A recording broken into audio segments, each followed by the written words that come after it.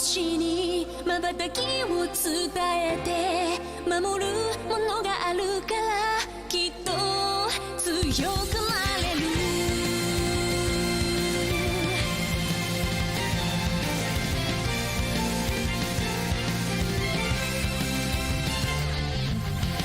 語るべき言葉なくした星の守りでは時の果て夢の果て闇に立ちすくんだ風を呼んでみたんだ空に向けて誰かを呼んでみたんだ光求めたソリチュードかすかなレゾナンス確かに届くロマンスそんな流れ星たちを抱き留めた明日が見えなくだって乗り越えなくちゃって奇跡の奇跡描き未来へつなぐ Growing High 心のフォトンが銀河にこぼれて道を強く照らすバニーブラ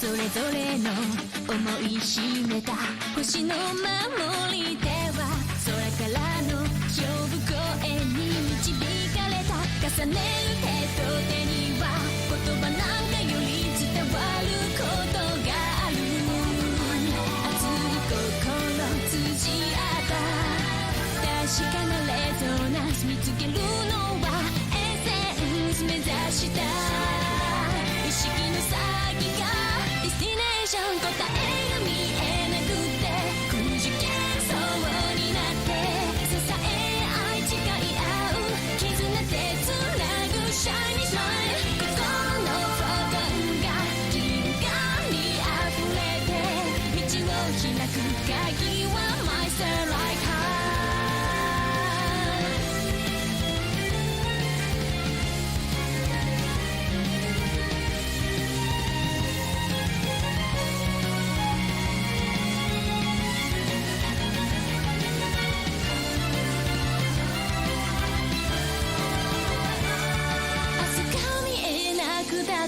乗り越えなくちゃって奇跡の奇跡描き未来へつなぐ Growing High 心のフォトンが銀河に溢れて道が開いたら羽ばたいて行こうよ乗り越えて行こうよ星空と溶け合っていつまでも行ける Fly High まっすぐ願いを世界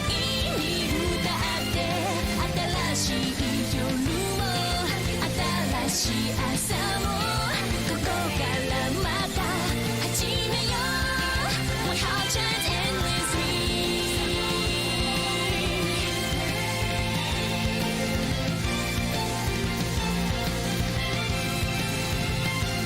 飛び立て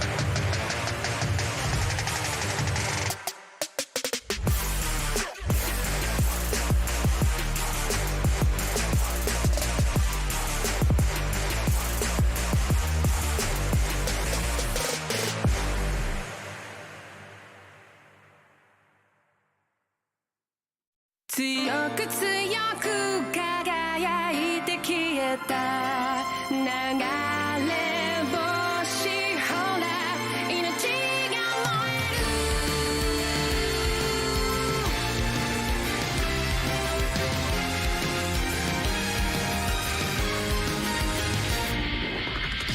何かに怯え走り続けたその虚しさのしじまに何を見て何を探してきた自分の声がただ響く幾千万の星の中で惹かれて出会った守り手たちよ回る回る時の輪の中で自分の弱さ強さの先に同じ空誰かが見上げてそう信じて消されない虹の奇跡が届けと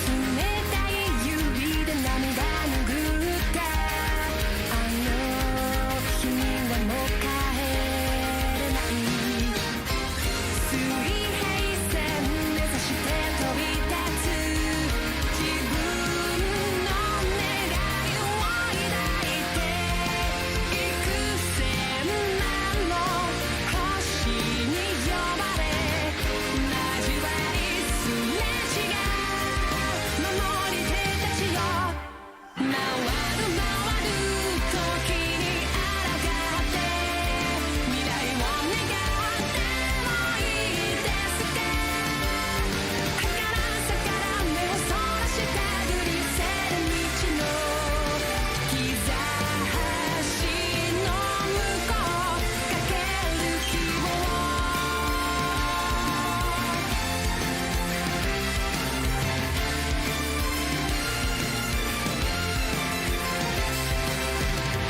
あなたの光あなたの命いたずらに知らさないようにそっと触れた記憶胸に熱く灯し約束の地へもう振り返らずに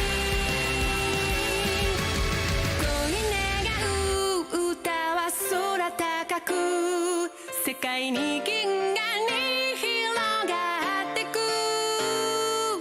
それがいつか風となり消えて新たな日が始まる越えてゆく時の輪の中で確かに刻みつけたきらめき同じ空誰かが見上げて信じたから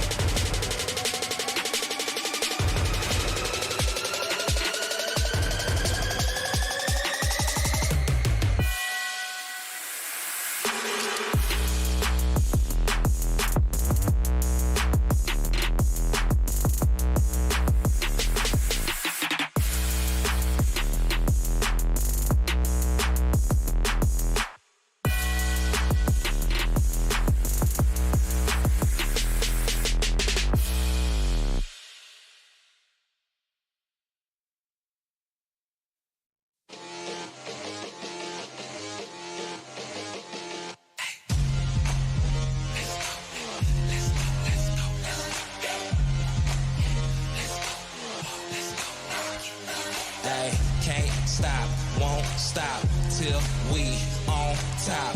Quit, I think not. Coming hot for the #1 spot, yeah. No key, got the game on lock, ayy. Big threes when I take my shot, ayy. On the rise and we ain't gon' drop. On the grind, it's our time, just watch. If you want it, you can get it. Life gets hard, but don't you let it get you down. Go get the crown because our time is now. Ayy, we gotta get it. Gotta get up, gotta go, we gotta get it. Ayy, they won't forget us. Made it happen and we all became legends. We gotta get it, gotta get it, gotta get it. We gotta get it, gotta get it, gotta get it. We gotta get it, gotta get it, gotta get it. We gotta get it. We can't be contained when we leave the game. My name will remain. We don't need the fame. You can keep this chain. We broke free so things won't be the same. Nah, on the mission, gotta get it, let's work. We were raised on the net, I'm raising my net worth. But it ain't about the money, nah, it ain't about the cause. All that matters is the world knows who we are. Stars. If you want it, you can get it. Life gets hard, but don't you let it get you down. Go get the crown because our time is now. Hey, we gotta get it. Gotta get up, gotta go, we gotta get it. Hey, they won't forget us. Made it happen and we all became legends. We gotta get it, gotta get it, gotta get it. We gotta get it, gotta get it, gotta get it. We gotta get it, gotta get it, gotta get it. We gotta get it. Know that our time is now. Yes, life can get hard, but don't ever let it keep you down. See, we are all kings and queens and we all deserve crowns. So don't wait. Get up, go out and get it. Now. Hey, we gotta get it.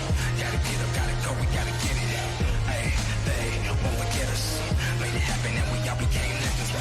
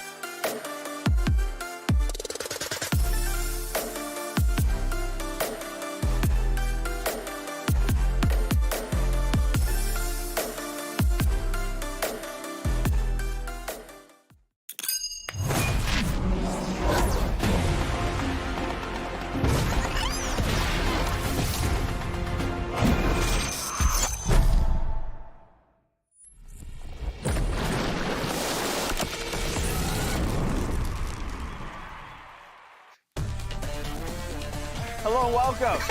Welcome back, that is, to the LCS and the LCS waiting room. Sorry, all of us just got stun-locked by Raz, like literally a half a second before the cameras got turned on. I don't even want to try and explain. Yeah, I don't even think it's worth explaining. We don't got this. I don't think we have could this explain. recorded. We're okay. All you need to know is that he just completely We went messed on with a our great heads in that vacation. moment. We did. The vacation Yeah, week. welcome back, everybody. Yeah, It's been welcome back. a couple weeks. Woo! Let's go! Hey! Yeah. Real quick, right off the top, Hooney's going to be joining us both on the desk and casting a game a little bit later on. But for this brief, beautiful moment, we do get to be joined by Kobe in the waiting room.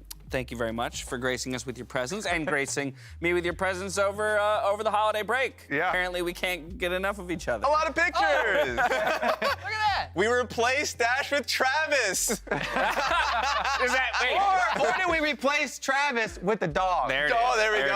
it is. I was going to say, am I the better driver or is Travis the better driver? No, Travis is cheating, by the way, because he has a Tesla. Yeah. You're right. That's not fair then. So Dog you for drove Kobe. them up and then Travis drove them back? No, so the drive with us is for 4th of July. We went down to visit my parents' place. So we just went down to San Diego for like less than 24 hours. This is pretty nutty. And Azula is the best road trip partner. I know. So that was the better road trip. There we go. There Are we you go. getting a dog soon? We're working Dog on for that. Kobe. Yeah. I like this A little already. mid-pivot, a Oh my mid-campaign pivot. It was hot, by the way. This is in Celsius. Oh, was it, Raz? This is Celsius. I couldn't tell by your tweet Look. that it was hot. People don't understand what the difference between Celsius and, Yeah. of course, Fahrenheit. So it was like 110 or something. Your Canadian Fahrenheit. definitely shows with that tweet. Look, sure. I still can't read Fahrenheit. I'm not gonna make the attempt. It's useless. That's fair enough. That's fair enough. It's a difficult thing to do. But I what? Not that really bad. not. No, it's not. But I'm just trying to cut the guy a break. trying to I'm appease trying him. to help the guy out here. 10% off, which makes it 36. You double it, which makes it 72. Then you add 32, it's 104. There it is. I See? will never. You got use that? You got that, Raz? Never.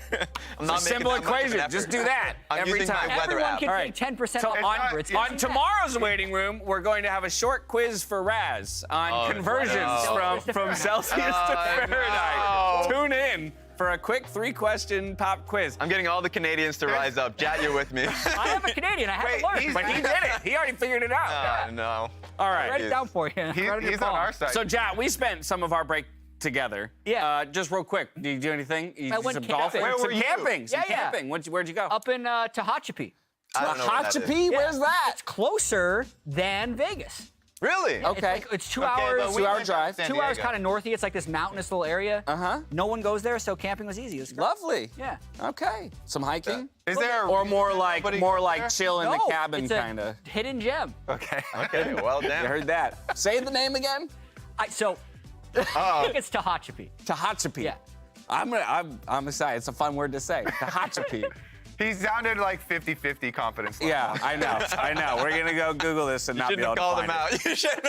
All right, we've killed enough time talking about ourselves. Let's talk about League of Legends because a whole heck of a lot of changes have occurred within the game.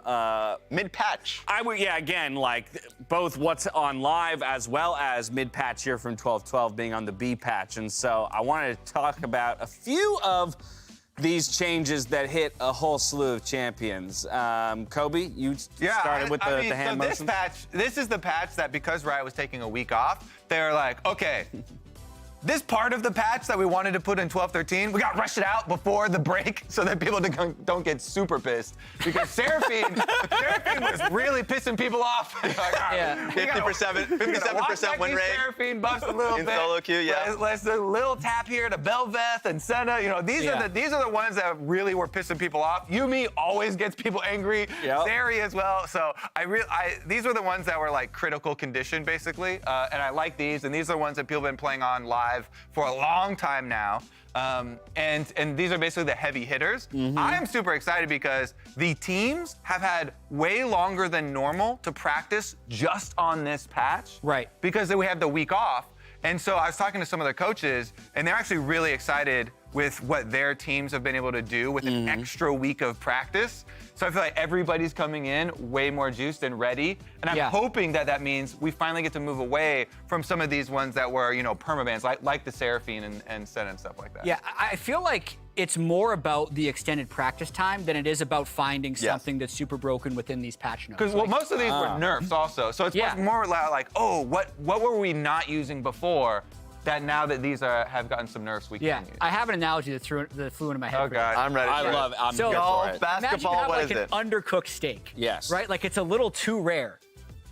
Like a real bloody. Yeah. So what are we talking about? Blue? Yeah, it's kind of blue. Okay. And you're like maybe a little questionable because you bought the meat from a place that is like, I'm not going to flame a grocery store. Right. Not a good grocery store. Sure, no, but I'm liking where this analogy's going. And that's like Seraphine. It's like it's a blue steak. Okay. Right? It's not.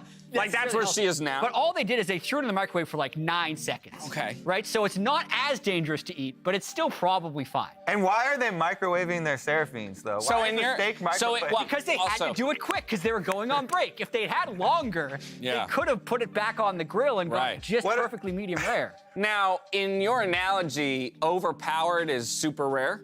In this one, yes. Okay. Okay. We're just I was making just sure. trying to figure out what the scale was Because once the in steak the is cooked, analogy. it can't be uncooked. Yeah, exactly. That's a good point. You can So, always you can't throw it back get in the more fridge and have it cooked. become Here's my problem. The analogy is supposed to make what you're explaining more understandable. This, I believe, does the opposite.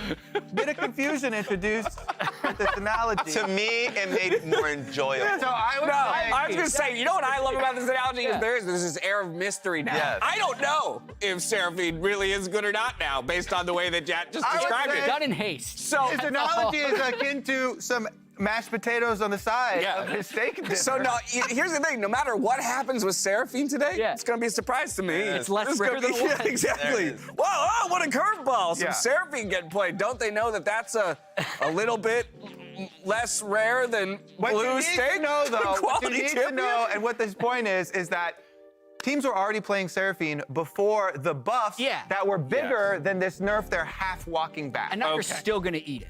Yes, They're still gonna eat it. It's a microwave steak, and they're And so- still gonna eat it. Yes, I don't think these changes really do anything in competitive to change the dial of whether people are going to play it. So like a good example is like the champion that, in my opinion, got hit the most is Senna. Yeah. But we've seen how much now Senna and Tom Kench in LPL, LCK, like it's still a really dominant pick. Yeah. It's not going to move the dial. And in fact, because of the large durability patch, because there are so many patches coming through, that people kind of look past it. Yeah. We're seeing now changes slowly coming in. We're seeing a lot more Gnar, even though he hasn't really been touched. It's just the change, people are realizing, oh, I can actually, I saw a first pick Gnar, I think it was an LPL. It is actually just going up so large in priority that they're like, actually, yeah. Pick Aurelia into it. Huni would do it. Huni would pick Aurelia into Gnar, and he would kill that Gnar. Huni is standing right there for reference. Yes. Kobe's not just pointing out into the ether for no reason. Huni! Huni would pick it. My boy Huni would do it. Kobe, I have one more patch-related question for you before we move on to the state of the league, and that's if I were to get you a 5-star steakhouse steak cooked to medium rare, but then put it in the microwave for 7 seconds. I'd still eat and it. return. Would you eat it? I would still eat it. You would still eat it. I'd still eat that. So there you have it. You would still Basically- eat it, and they'll still play Seraphine. Let's get to the Boom. standings. The analogy does See, work. Now, thank you. I finally understand it, so I felt like I would bring everyone else This into the B-patch fold. isn't all that exciting. No. This is what we're kind of getting at. Yeah. Okay, standings. Evil Geniuses. Just a refresher because they've had that week off, so Yes. nothing's changed, obviously. But Evil Geniuses alone in first at 6-1. We've got 2 teams in 100Ds and Team Liquid Honda at 5-2. CLG FlyQuest round out that top 5, 4-3. Before we jump to the bottom half of the standings, Cloud9 Golden Guardians, Dignitas, DSM, and Immortals Progressive still bringing up the rear. I think by taking a look at the standings, though, I now kind of want to talk a little bit about expectations for each of these teams, given that extra practice time you talked about, Kobe, that a number of the coaches are very excited about because, of course, that'll bring us to the schedule and closing out the first round robin. Most of these teams, not most, all of these teams want to end the first round robin on the uptick, on the upswing with a couple of wins. Yes. All of these teams want to end in first place, but that's, you don't get everything you want. And for a lot of these teams, it's not possible. I will say, for as far as teams I'm looking at for the biggest gains in their practice time, Cloud9 is very high on that list for me because they obviously have role swapping members, Fudge going back to top lane, Sven going to bottom lane. Any extra time is going to really help those players out practicing their roles. Sven right now, fun fact, has the most champion queue games played of any player in Summer, and that makes sense because he's role swapping over to support. So I think Cloud9 should have made really big gains in this off week. I know that Evil Geniuses probably made the least gains because they didn't practice at all. They went on vacation. Yeah. Sorry to jump in, just because you're talking about Sven and Champions Queue, though. I was watching your stream while you were watching Champions Queue. That Soraka game where the Dravens started 5-0 at 10 minutes, but then Sven's team ended up coming back. It was wild. They still won. Go watch Champions Queue. It's ridiculous. It is fun. Anyways, biggest gainers for me, Cloud9. Probably the smallest gainer should be Evil Geniuses because they didn't practice. They went on vacation, and so they needed rest time because they did MSI and all that. Also, though, one more big gainer I'm hoping for. Immortals, please, God, let Immortals have made some big gains because they had a lot of room. Couple important Immortals notes.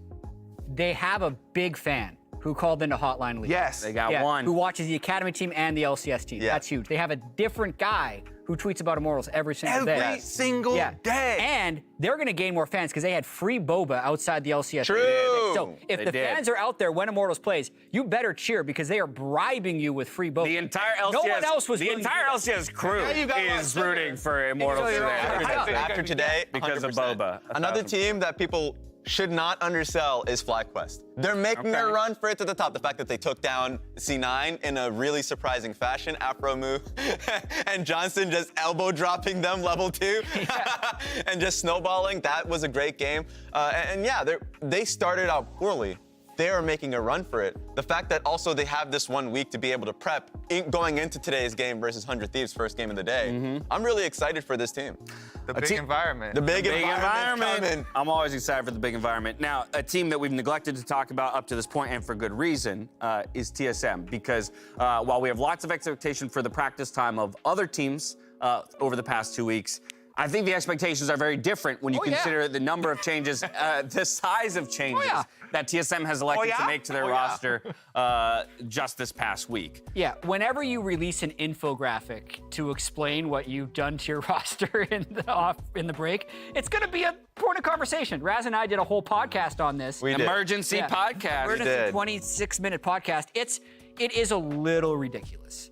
But I also understand why they pressed whatever panic button they have, and it doesn't seem like they necessarily had a huge amount of resources to pull from. Most of these are internal promotions. They did bring in Chime, but it really just feels like they're trying, it's like a shotgun approach. Like, we hope that one of these things is going to generate. Like they're blowing everything up with shotguns, or what? Yeah, that's a lot of shotguns. So for me, I didn't like it. The idea of like the holistic changes, right? Yeah. I'm the type of person who's like, okay, you brought in a completely new roster into this split. You had Maple, you have Mia. Like, for me, I would have liked to have seen them run through it because some of their games was really close. Their Evil Geniuses game was really close. Their 100 Thieves game was really close. The Golden Guardians game was just a draft, like a real draft difference. So I was like, okay, they have a week reset and they changed everything. So, I will say that we should separate the changes because I was about to do Huni has wrist issues. Yeah. So this is a medical issue change. Bottom lane is performance stuff. And this is a tweet where TSM is linking to a Reddit comment from their GM where they fully explain paragraphs basically on each individual change, including the academy changes. So if you want the full detailed explanation, you can go there. Some of it is very critical too. You know, especially some of the stuff on individual players and supports specifically. But the story is very long and a little bit detailed there. So I would definitely recommend getting the insight. But we also do need to separate the two because wrist issues suck, plague a lot of gamers. Yeah, absolutely. Again, as Kobe mentioned, if you want the holistic view and the detailed view, go check out that thread to get the word directly from the team. I also think it's important to recognize just now maybe what the shift in expectations should be, again, for this roster. I mean, it's a tough thing to continue to evaluate because that's been one of our criticisms to begin with all season long, right? It's just how much turnover the TSM roster has experienced through Okay. spring So, and summer. someone fact-checking the tweet that we got up here right now? It's not fact check. No. We don't fact check things here. Who's to say? If you make a wild enough statement that it's good enough to get off the show. Yeah. Without crunching the numbers. Maybe. Sounds like This it could be feels true. like a tweet they would make at 5 a.m. I Yeah. know different time zones and everything, whoever snapshotted this, but so- it would be a tweet that would be making disheveled, Yeah, like sleep-deprived. True or not, though, Yeah. right? The sentiment kind of rings true, Yes. which is just this idea that, wow, TSM has made more changes throughout this year than pretty much any LCS organization has in an entire, LCS year. And I think it makes it incredibly difficult to evaluate from an outside perspective what a team should even be expected to accomplish, particularly when you look at the position that they're already in, 2 and 5, right? Because you start talking about the hole that they're already in, strength of schedule, things like that. You're talking about expectations for players who didn't even maybe expect to get promoted in this situation, Yeah. in more of an emergency situation. You're bringing Chime in. There's synergy. It's like, oh my goodness, how do you even begin? Like, how do we now talk about or evaluate this team's success going forward? Yeah, for me, quickly, I think you completely reevaluate yourself and say that we're aiming for next year. That this is kind of what I would have expected when they came in with Kaido and Shenyi, is that we are in a developmental process. We are not looking for wins right now. We are just finding ourselves in a position in which we can comfortably say by the end of this split that we have at least a good base for next year. I think that could be the case if that's what they messaged. Yes. But with what, to me, TSM has done is their messaging has been completely against what their actions have shown, and then they're extremely reactive when it doesn't match up with their messaging. Yes. So what I actually expect to happen with this team is it to be 100% judged by the results. Yeah. So if this team this week goes 0-2, that will not be the team we see the next week. And so forth for what is probably the rest of the year. Okay. They stated specifically that they are very willing to, promote solo, any of the players on their academy team, Yep. and even still are open to looking at getting another AD carry. Yep. So yeah, they're very open about the fact that these are just the beginning of changes. They're willing to make more. Like, I'm just saying. Like, What are you just saying? You're in? I'm just saying, if you come in with He's some bought it. interesting All players. right, what are you betting? I'm just not a fan of it. So, like, I do expect the same thing. Yeah. Solo has been killing it so far. Their most recent game versus 100 Thieves wasn't the best, but that's a 100 Thieves Academy. They're one of the best teams in Academy at the moment. Yeah. They're the teams that's been pretty sturdy. But in general, he's been performing really well. You could say the same that, I'm sure Tactical and Mia are on standby. So it's one of those things we'll see week by week. Yeah. But I'm not a fan of the week by week approach when you have players who are clearly green coming into the LCS stage. I think the TSM Academy, they're also in a bad spot because those guys never played against each Yes. other. But the best of two they played against TL. Woof.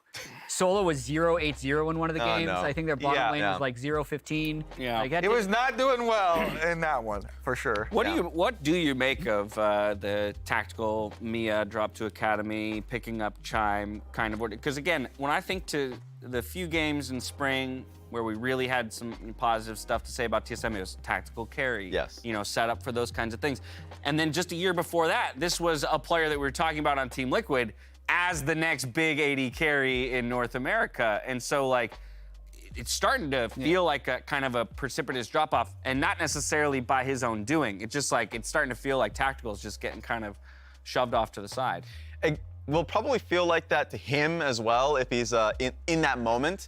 But I always say, especially this situation, it's a week-to-week thing. And depending on the academy organization that he's with, it's a good time to reassess what your goals are. Yeah. Right? Because you're not in that mode necessarily to just win now. You're like, okay, what are my core issues that is putting me into this position? Like, a good example is like week 1 versus 100 Thieves, where, he gets picked off in Dragon. Whereas, like, you can look back at that and be like, okay, am I playing way too aggressively in these moments that's, like, catching me off guard? So I think it's good sometimes to be put in Academy and be like, okay, now I actually have time. I can take a breath and look at these issues. But I don't know if he's in that situation with TSM Academy because they're also under fire. Well, You know the mystery beans in Harry Potter that can be any flavor? Oh, there we not go. Just, Yeah. Well, that's Tactical. You never know what you're gonna get. there it is. There it is. Steak flavor? That, Because it he can could be play any Seraphine. flavor. He could play Seraphine bottom. Yeah. Here's the key, Kobe. They're all steak flavored. They're just anywhere from blue to well done. Don't know what you're gonna get, but you'll eat them all. And there you have it. Analogies and metaphors by one Joshua Jat Leesman. That's I'll be also here the all end of Waiting Room. We're sending Kobe up to the desk or just away. I don't know if you're casting the first set or the second back to the set. desk. You're leaving. Hooney's coming in. We're starting the show. I'm See you in a leaving bit. too. No, you're not. Yeah, You stay right I'm there. leaving. Let's go. Yeah, last time we played EG, we got stomped 3-0. Geniuses will just slaughter You know, the biggest moment I'll remember is when Danny stole Baron and killed all of us and got a penta. That one will always stick in my head. Kill number 1. Here comes kill number 2. Danny's in for number 3. From 4, the king of pentakills. Oh my God, you gotta be kidding me. So the Baron play starts off as me in mid lane, but then I see the Baron's like really low. And then I was looking at their HP bar, trying to get vision, and I was like, yo, Danny, this is a penta.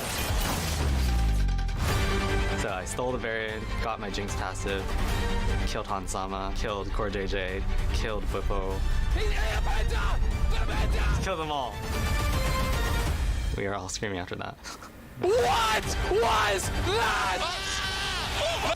Goal to Danny with the most incredible play. I think the way to beat EG will come down to just like all the small team fight stuff, because that's kind of how it feels when you're two good teams playing each other. That's kind of where they outshined us last time, and that's where we're hoping to outshine them this time around. I think Team Liquid definitely want to get revenge on us. I mean, I'm not really scared of them anymore. There's nothing else in my mind. I really want to win a trophy, and I really want to beat EG.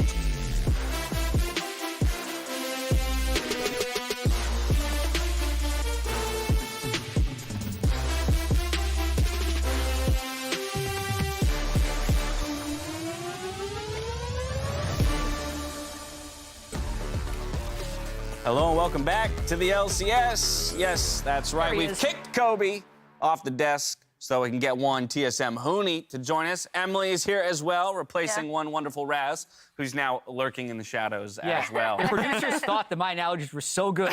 That's what it was. I had to stick around. I learned that you microwave steak, so I am very not okay with No, I love it. I love it. The producers, they're setting a bar. They're saying, hey, that's the example. Three metaphors per waiting room. They must all be bad. Looking at each other. We're just and like, I we don't was really like, know what's going on. I don't know. How do you eat your steak?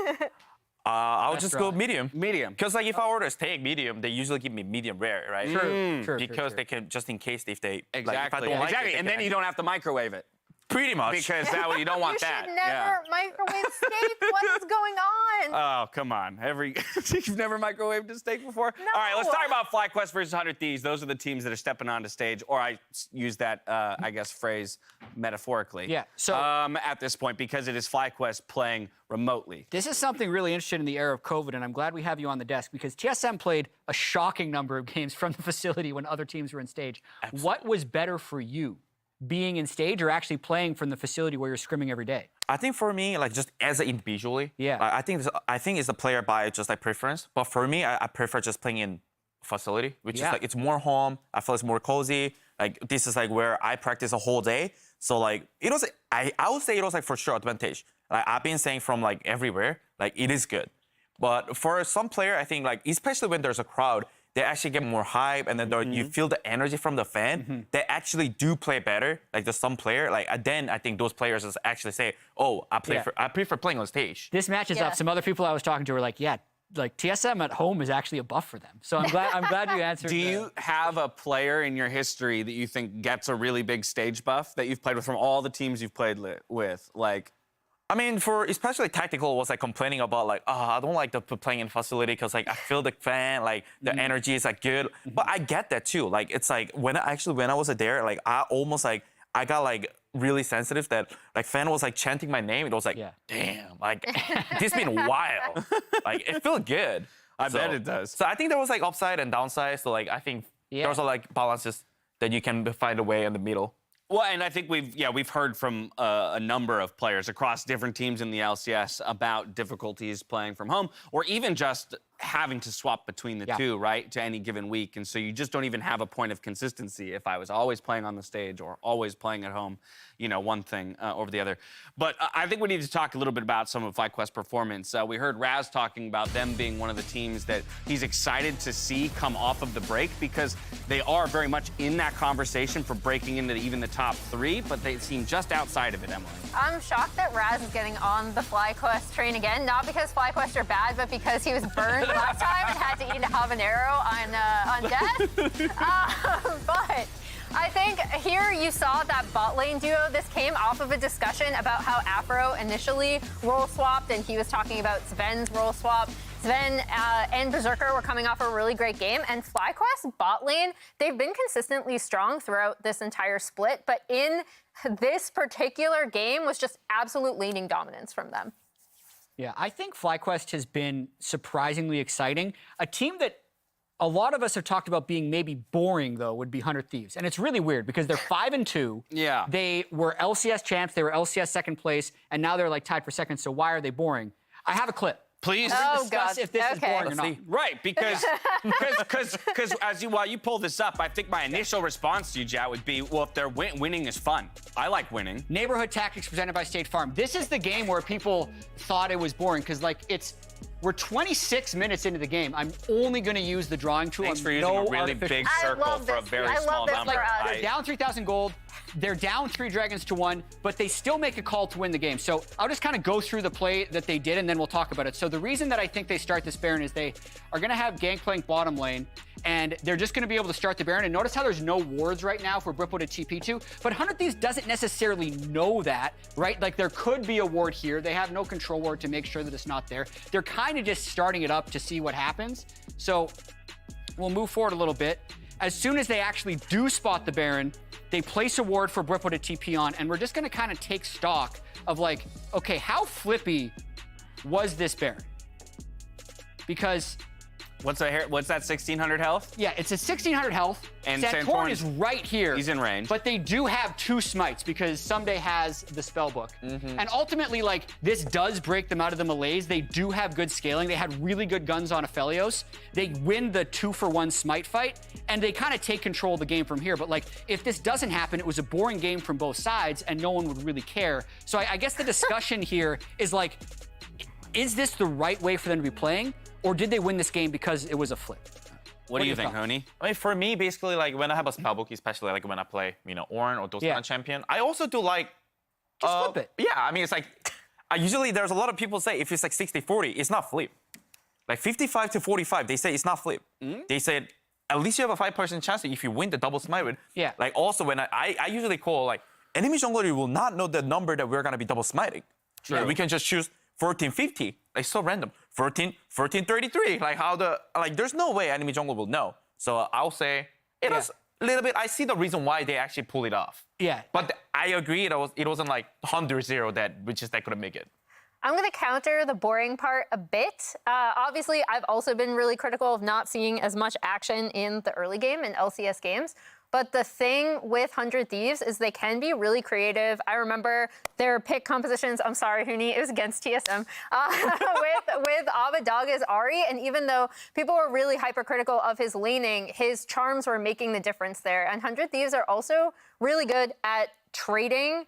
So, like, when I remember a specific player on, like, 16 minutes, Abadaga gets dove bot, they actually get mid-tier 1 and a push top off of it. So I wouldn't necessarily call them boring because their team fighting can be really creative and really fun. I might still call them boring. But what I will say about that play... You guys... Sorry. We're trying to hype Yeah, I thought it was going to be a straight-up flip until I rewatched the clip. And now I'm on with 65-35. So that's the thing is, I'm with Huni for 2 reasons. Number one is, with the double smite, I just would never call that exactly 50-50, which is what I would consider a flip. But the second piece of it is that they win the fight afterwards. And I have to imagine, to some degree, their calculus was, even if they contest, we believe we win the 5v5. And so... even if we lose the smite, if we then kill, 3 and trade 1 for it, like, we might be able to push off of that. So, again, that might have made it what the 60-40 play they evaluated was. So, boring is one thing, winning is another. And at the end of the day, these players are out there to win. So I will never fault a team or a player for going with a winning strategy, even if it's a little less fun for me to watch. Really, for me, the boring comes in to the fact that there were 2 kills at 26 minutes. Do we have I just want to see more fighting. Do we have time for predictions? We're going to do predictions, I know. Yes, I'm going to go to you first, Jet, because we can do this now. We can go out of order. Ready? Go. 100 Thieves. Yeah. But it's not going to be super exciting. I think they're going to fix the scale. So their predictions are showing up in the back wall behind everybody. I'm going to go to you next, Huni, because I'm kind of curious. I chose FlyQuest. Woo! Yeah. I feel like, honestly, it'll be really close, but I think I just want to see, like, if FlyQuest actually if they beat it, like, I just want to see how they beat the 100 Thieves. Okay. So I chose the. You think it's gonna be a challenge, but it's very doable. That's what he said. It's like, if 100 Thieves win, it's like gonna be boring, right? If FlyQuest win, then it's not gonna be boring anymore. That's my boy. Huni wants an exciting game. FlyQuest victory will bring it. Emily, where are you going to break the tie here? So this was actually the most difficult game of today for me to call, I think, because FlyQuest have been playing so well, and because I think both of these teams will default towards more like mid to late scaling team fights, but I did end up choosing 100 Thieves. 100 Thieves. Okay. In a boring way? In a really that's the third worst early game in the team-fighting, league. fun way. I think we should add that to all of our predictions now. I think we should. Who wins and was it fun? I think we should strike boring from our vocabulary. I agree, actually. That's a stupid word. Slow. Get it out of your vocabulary. Now, as we head out to the arena, FlyQuest are giving us a lore lesson on the origin of Tuki. Take a look.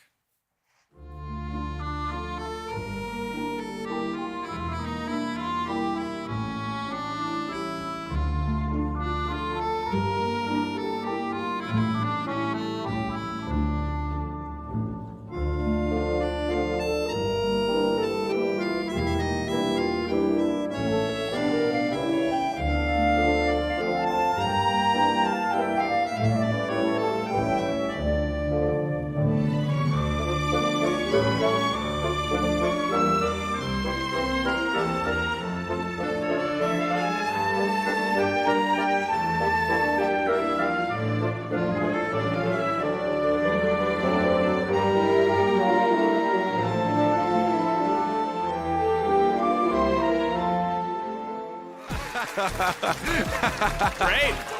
I was expecting something serious. It was not. That was so good. It was good. The Legend of Tuki, and why everyone chants it for Jose Deodo's streams. Yeah. I actually am more curious now in the side story of Edgar. Yeah. War general, famous war general. It's probably got some good league tactics. Sign him assistant coach, get him in there. Like there could be all kinds of just incredible knowledge to be had.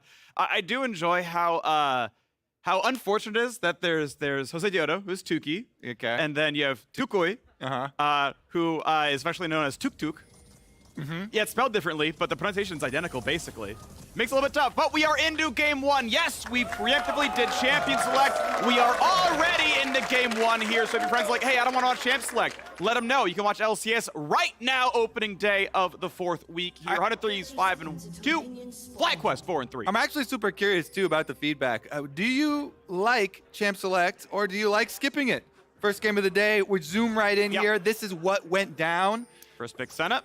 Love it. Yeah, Senna right now. I mean, we mentioned, on the B patch, got a little bit of a touch, but Senna completely fine and enables so many carry supports. Funnily enough, just last night, Huhi was playing a Yasuo carry to a Senna as well, a fasting Senna, and we'll see if they can pull off the wombos here. I do like the answer from FlyQuest as far as the Lissandra, though.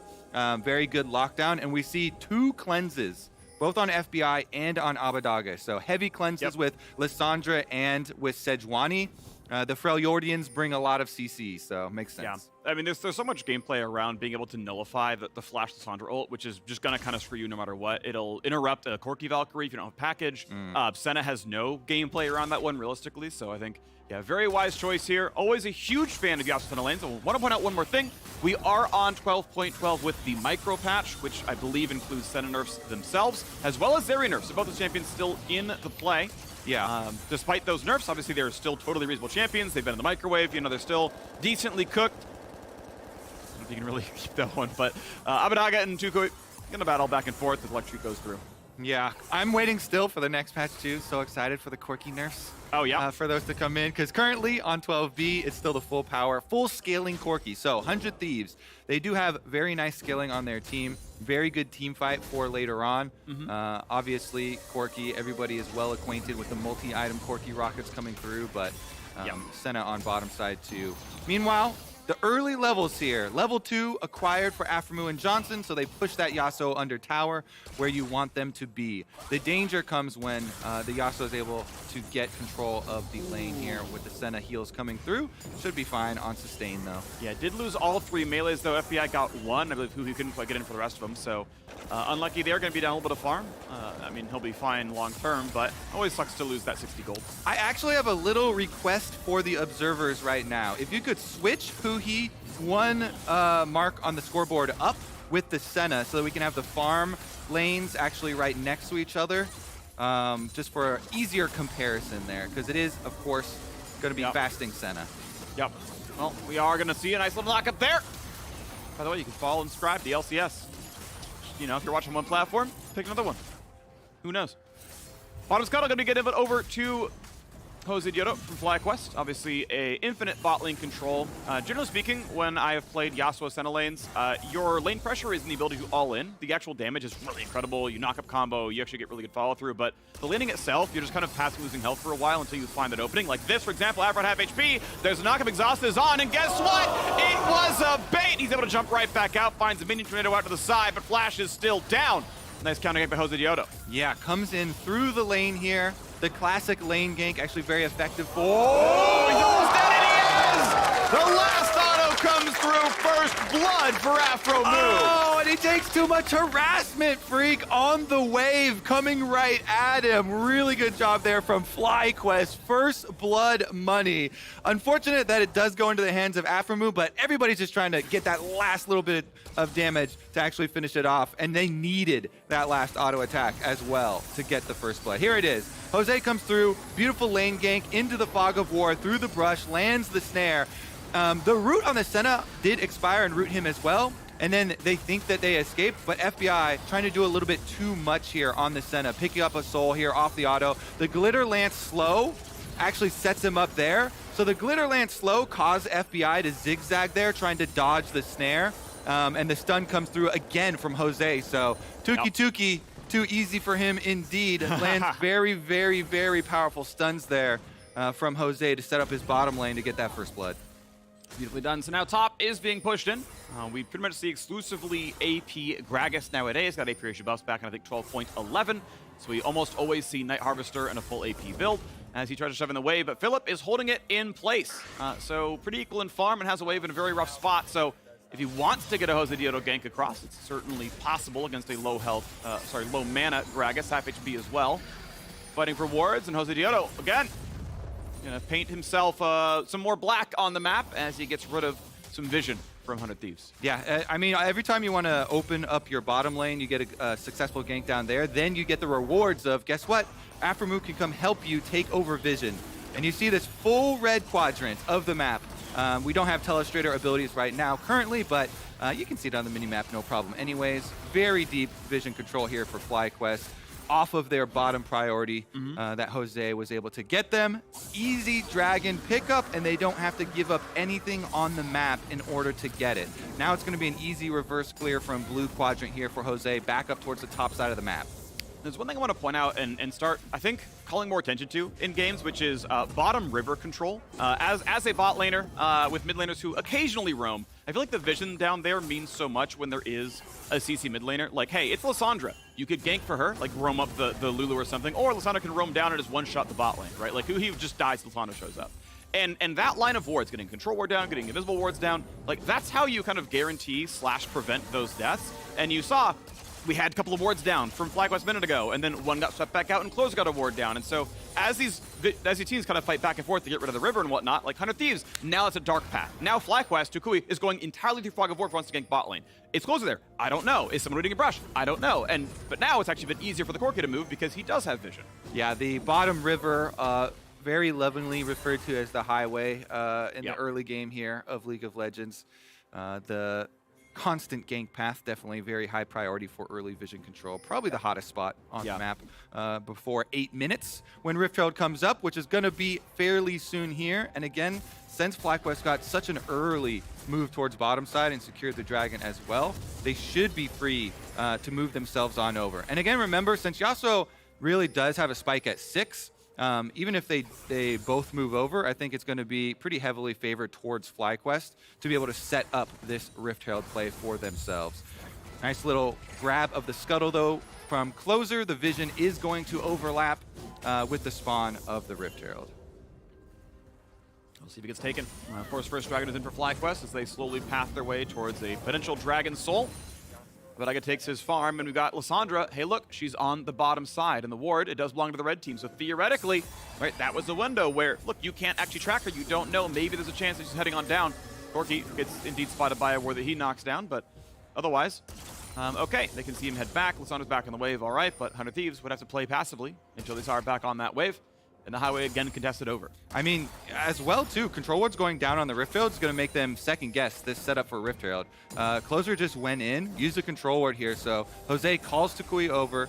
Takui is able to push in. And again, Lissandra here in the early stages versus Corki, looking to move around, looking to make some plays.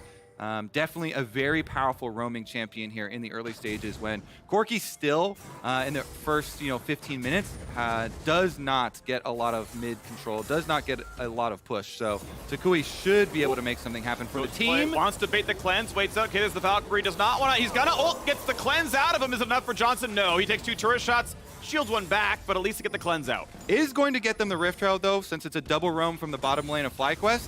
I think they might have over-invested a bit since there's no contest here from 100 Thieves, and it leaves the bottom lane completely open for FBI and Hui to push up. So free farm for Yasuo and possible turret plates down there as well as Senna and Yasuo on the turret on bottom lane. Let's see if they can actually get that turret plate in payment for the Rift Herald.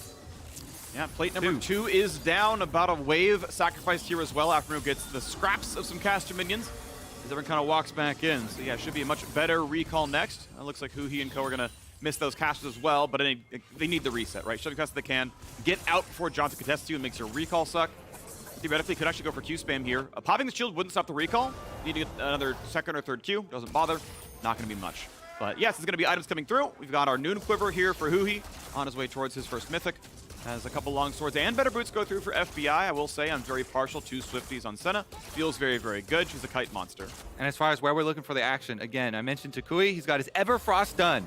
Lissandra is so much CC right now, and there's no cleanse. They just burned it on Abadaga. So hopefully, for FlyQuest's sake, they can make another play on that Corki while the cleanse is down. You can CC lock from 100% to 0. With Ultimate, with Everfrost, they just need a little bit of damage. Everybody recalling, though, for FlyQuest in the bottom river, so it's not going to be quite yet. A few more seconds left on that Lissandra ultimate from Takui. So I'm surprised to see a second recall so soon. It's because he wants to finish Noon Quiver, because they had gone for the Rift Herald play, recalled, got to the bottom lane, and they got a buy-off. But unfortunately, like, oh, I spent money is not as good as I upgraded the most efficient component item in the game. Noon Quiver is incredibly overstated, incredibly efficient. Obviously, there's a reason he has one as well. It's a very, very good item. Says, okay, we're going to take another recall. We're going to be a little bit late to a dragon play. We can't get its bottom lane until it's on our tower, but if FlyQuest want to go for dragon number 2, they've got the items to do so. Yeah. Does mean the bottom lane of 100 Thieves gets to push out first. So you get first move for the setup for this dragon, and there's no advanced wards real deep in the jungle this time around. Only thing is that Closer currently at top side of the map means they don't have jungle. They cannot contest here, so it should be a FlyQuest dragon. Yeah. If you're on Gromp when it spawns, you're just giving it up. Yeah.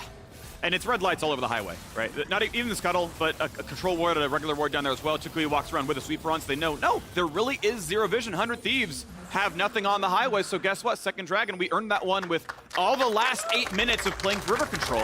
They kind of ensured they maintained the wards and said, yeah, you're not going to walk in a fog. Like, you have no idea where Lissandra is, and half you don't have cleanse up right now. Yeah, even with cleanse in mid lane here, having Lissandra, okay. Oh, what a Takui's spot. fine. Wow. I don't know if he saw him or he sensed it or what, but really well done by Takui to get away. Yeah, easy peasy there. Because you've got Corki, which is kind of a soak in the mid lane of power, you have no mid move. FlyQuest have been able to leverage that. Even though there are no bloodiness around mid lane, they have been able to leverage it and their Lissandra advantage into all of the early game neutral objectives. Both dragons plus the Rift Herald here for FlyQuest, so well done so far. Yep. And as far as 100 Thieves' game plan, they're still going to be looking for their big team fight. Corki scaling on in the mid lane as well, just looking for more farm. You just saw a microcosm of what that bot lane looks like, by the way. If you were tracking it, Kuhi like went up, got 2 stacks of his Q, and you saw like was like, we're out. Wave's yours. Like we're not gonna fight you on this one because the knockup combo could be too good. Even through Lulu ult, through an exhaust, it could still be scary. So you saw them kind of back off prematurely because that was the all-in angle, and that is how that lane plays out. It's all about gets the stun. Gets not quite the Aerofrost. Keep in mind, Cleanse was up. I think if Cleanse was down, you could flash ult and guarantee the kill, but presses 1 summon, you get worse cooldowns for it. Mid will be summoned though. Turret will drop the half HP. If they get to do extra work, they can find a 3rd plate, but otherwise, this will just be 160 each. And I like it using it here anyways, even though you're only going to get the regular value 2 turret plates out of the Herald, taking away Corki's tower early on, so Corki can't farm as safely, and Lissandra gets to roam and make those plays that we've been hyping up and looking for, Freak. Yep. Hopefully this will mean Takui will be unlocked from mid lane. We'll get to roam around and try and make use of those Lissandra ults on the cleanseless champions on 100 Thieves. Indeed. Yasuo, he has a shield and whatnot, but Windwall, it doesn't block Lissandra ultimate, it doesn't block Lissandra W, and if you're stunned too early, the Q gets through as well, and of course he is cleanseless, so can be a reasonable target. Lethal Tempo, of course, wants the longer fights, as expected. Shield Bow on the way. And we'll see if he goes for like a QSS something, right? If he goes for something early on to get extra defensiveness. We'll see. I don't know. Might have enough space given to him by the Shield Bow, by the Senna.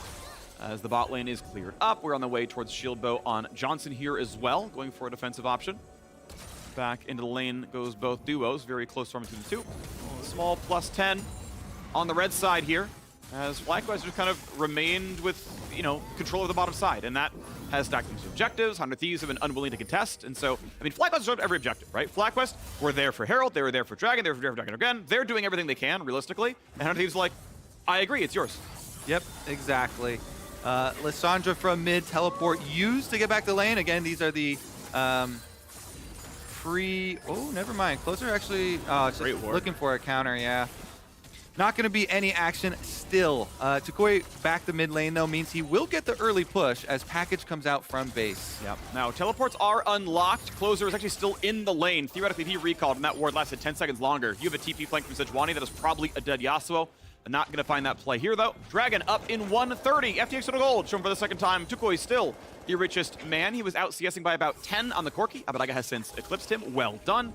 Of course, the Herald money matters a little bit there as well, as Afro still pushes towards his first mythic item off that first blood he gained in the 3rd or 4th minute. But I feel like Dragon is the play again. 100 Thieves now, I think, turning the page, saying, all right, look, it's going to be time for us to contest. Cole will be done for Abbedagge in time to get a recall off at the last minute, grab package, play for a power spike. And they're going to clear out all these wards, actually. Bottom river's gone. Okay, we'll look for top river. Yeah. Finally, 100 Thieves decide to kill something. Yeah, I hated that ward. I always hated that ward. The only problem is wards are coded as minions, so they're still only killing minions this game. There we go. They all right, well, an epic objective. On the spicier side, they're preemptively getting Herald number 2, so this does not preclude them from actually attempting to fight Dragon number 3. They don't have to, of course. It's just Dragon's sole point. It's not going to be the end of the world if they have to give it up and they decide, oh, we want more scaling time for Corki. We want more scaling time here for Abbedagge for the Rockets to hit a bit harder, but they will have the options to do it. You mentioned the unleashed teleports from topside, easy peasy for them to get there. No package, though, might mean they want to just give it a little bit more time till they have a safer setup. Well, Harvester is done. So is the Iceborne Gauntlet topside. 10 seconds in the Drake. As you mentioned, it is giveable by 100 Thieves. Will they play for it? So, funnily enough, too, there was a nice tweet out today, announcement from some of the designers talking about some changes that we have coming to the game in the future, in which they want to solve some of the viewer issues we're seeing right now. We're in yet another game where not a lot of early confrontation, and the designers have been working already. Next patch, they're looking at implementing some changes to get more action, more kills into pro play. So hopefully those ones will find their mark. Also, a slew of pro-focused champion balance changes, in which I noticed that they were buffing some mid lane assassins like Akali and LeBlanc. Nice. So those should be exciting as well. I already talked about, next, on live, Corki is nerfed with the Rockets too. So you won't have to sit through so much mid lane farming and seeding of objectives. Yep. But in the future. In the future, yeah, we hope that there will be more attacks happening right now. Meanwhile, our attacks on top side, we can watch these all days. Really? You just like seeing health bars go down to half? Just and back up have to them full? body bump each other and continue farming. All right, wow. Yeah, Trilliordian Civil War, but point out, bot lane is winning. I do love me some Yasuo lanes. Yasuo actually has enough bot lane control to knock down the turret with nearly no intervention. So one objective on the board. Teleport, baby, let's get it! TB the bottom lane. Philip is here, and they're going to target. That's going to find a kill. Down goes Senna. Huhi able to get back to safety as well. TB coming in as well, but it's going to be deletion dash. Teleport. Soft 1 versus 5, and someday goes down. I appreciate the shout out. Thank you, Of course, sir. you have some of the best one-liners, Kobe. Oh, what a play, though. That's your reward for taking the tower, freak. Your prized Yasuo lane that you love so much. Yeah, but the Senna died. They take the tower, and then they get teleported on. Teleport flank from FlyQuest. Beautiful stuff. FlyQuest have been proactive all game long. We should give the rewards here to this team. They stack the dragons. They're on soul point. They took the Rift Herald. They take the first move as far as flank teleporting onto the bottom side of the map where their jungler had already secured them first blood. I mean, FlyQuest are doing everything right today. They woke up, they decided to choose violence here. And Philip in onto the bottom side. Since the Sejuani was first, it's first kill. And then this is one of those doomed teleports where you're like, all right, they already lost the fight, so we're just waiting on the next meal to arrive. Thank you, Grubhub, for the delivery. I feel like that was something not realizing it was a double TP. It was Tukui as well as Philip, because if he's matching a top laner, it's like, that's probably playable. But Abadago's attacking a ward in mid lane to the point. He doesn't have TP. Like, this was a guaranteed, 4v5 you're showing up in, and I think maybe miscommunication, whatever it is, but yeah, definitely a late teleport when he's already outnumbered. I just love, too, because we had this question, like, which team would come out quickest and hottest from the extra week of practice, from the week break here? And FlyQuest have just done everything right thus far, so big props to them. They came out aggressive here. Let's see if they can finish it off, though. They are 2 minutes away from the Dragon Soul's arrival. Fairly early one at that. Ocean Soul gonna be nice. Was a nice play. FBI's gonna flash. Cleanse, get out just for barely safety. Mid lane turret will still fall. Earlier, Herald certainly helped. Turret drops. Gold lead shrinks to 300. Worth noting, though, the 100 Thieves have been out farming. You can see really amazing season numbers for Abadaga now. He's up to 250, which is absurd, as well as a 24 CS lead for the top laner someday. That's your super exciting Corki gameplay, freak. Yeah. Woo! I mean, Abadaga is hot. So 12.5 CS a minute if my numbers aren't completely trolling. Like, that's absurd. Yeah, that's a really high number. I'm only half joking. Because pretty soon you're going to be like, oh my God, why are these rockets doing so much damage? Well, he's been hard at work in the lab, farming away. Minions stand no chance. And he's got a bounty to show for it. So 300 gold on that Corki. If you can catch that plane, take him down, FlyQuest. See what you can do about it. All going to come to fruition here around this Dragon Soul arrival, though. 50 seconds. All right. Ocean Soul and FlyQuest have actually not only grown a bunch of plants, good for their branding, obviously, but gotten the gold lead back here as well. Will it be the Ocean Soul? Because this is the time where 100 Thieves will have to fight. We are very close to Muramana. It'll be just about transformed. But of course, he's got his Sork Shoes, he's got his Ravenous. He's got a lot of ability haste. He's actually delaying his Mythic as a result. I will say, too, the biggest thing with Corki, this is not just a universal, oh, great, you automatically win objective fights later on in the game. What you have to do is find time to get your poke down on the enemy team before they engage. But FlyQuest are actually well equipped to engage. Philip here, youngest player on the roster on that Sejuani, has had multiple pretty strong engages here thus far in the game. You can force the fight on the Corki, not give him time to get the poke down. Abadage, though, with the package, is ready to split them. looking to split this team fight here with the package. He's got package, red buff, and they're ready to go. The Zeri poke lands a little bit as well. They find the first shot. There's no defense. Summoner's up, and he's going to drop. And now, are you going to even fight that one for more? Zeri lands another one. Someday waiting the wings, and Closer is on the way out. Does leash back over, but honestly, unless you get a really sick big one, this is simply Ocean Soul Someday can try. How about I can try? Closer still just on his Krug, going to take his 120 gold. And this is really a delay of game here. They're like, are we sure they're not around? We're really sure they're not around. Smite is up. Package timed out. They went to that one out as well. Controller to the brush. This is extreme delay on it. Yeah. Here we go. Gonna snipe it, gonna burst it. There's Ocean Soul claimed. And once again, 100 Thieves walk away. They found some turrets. They have yet to find a champion kill.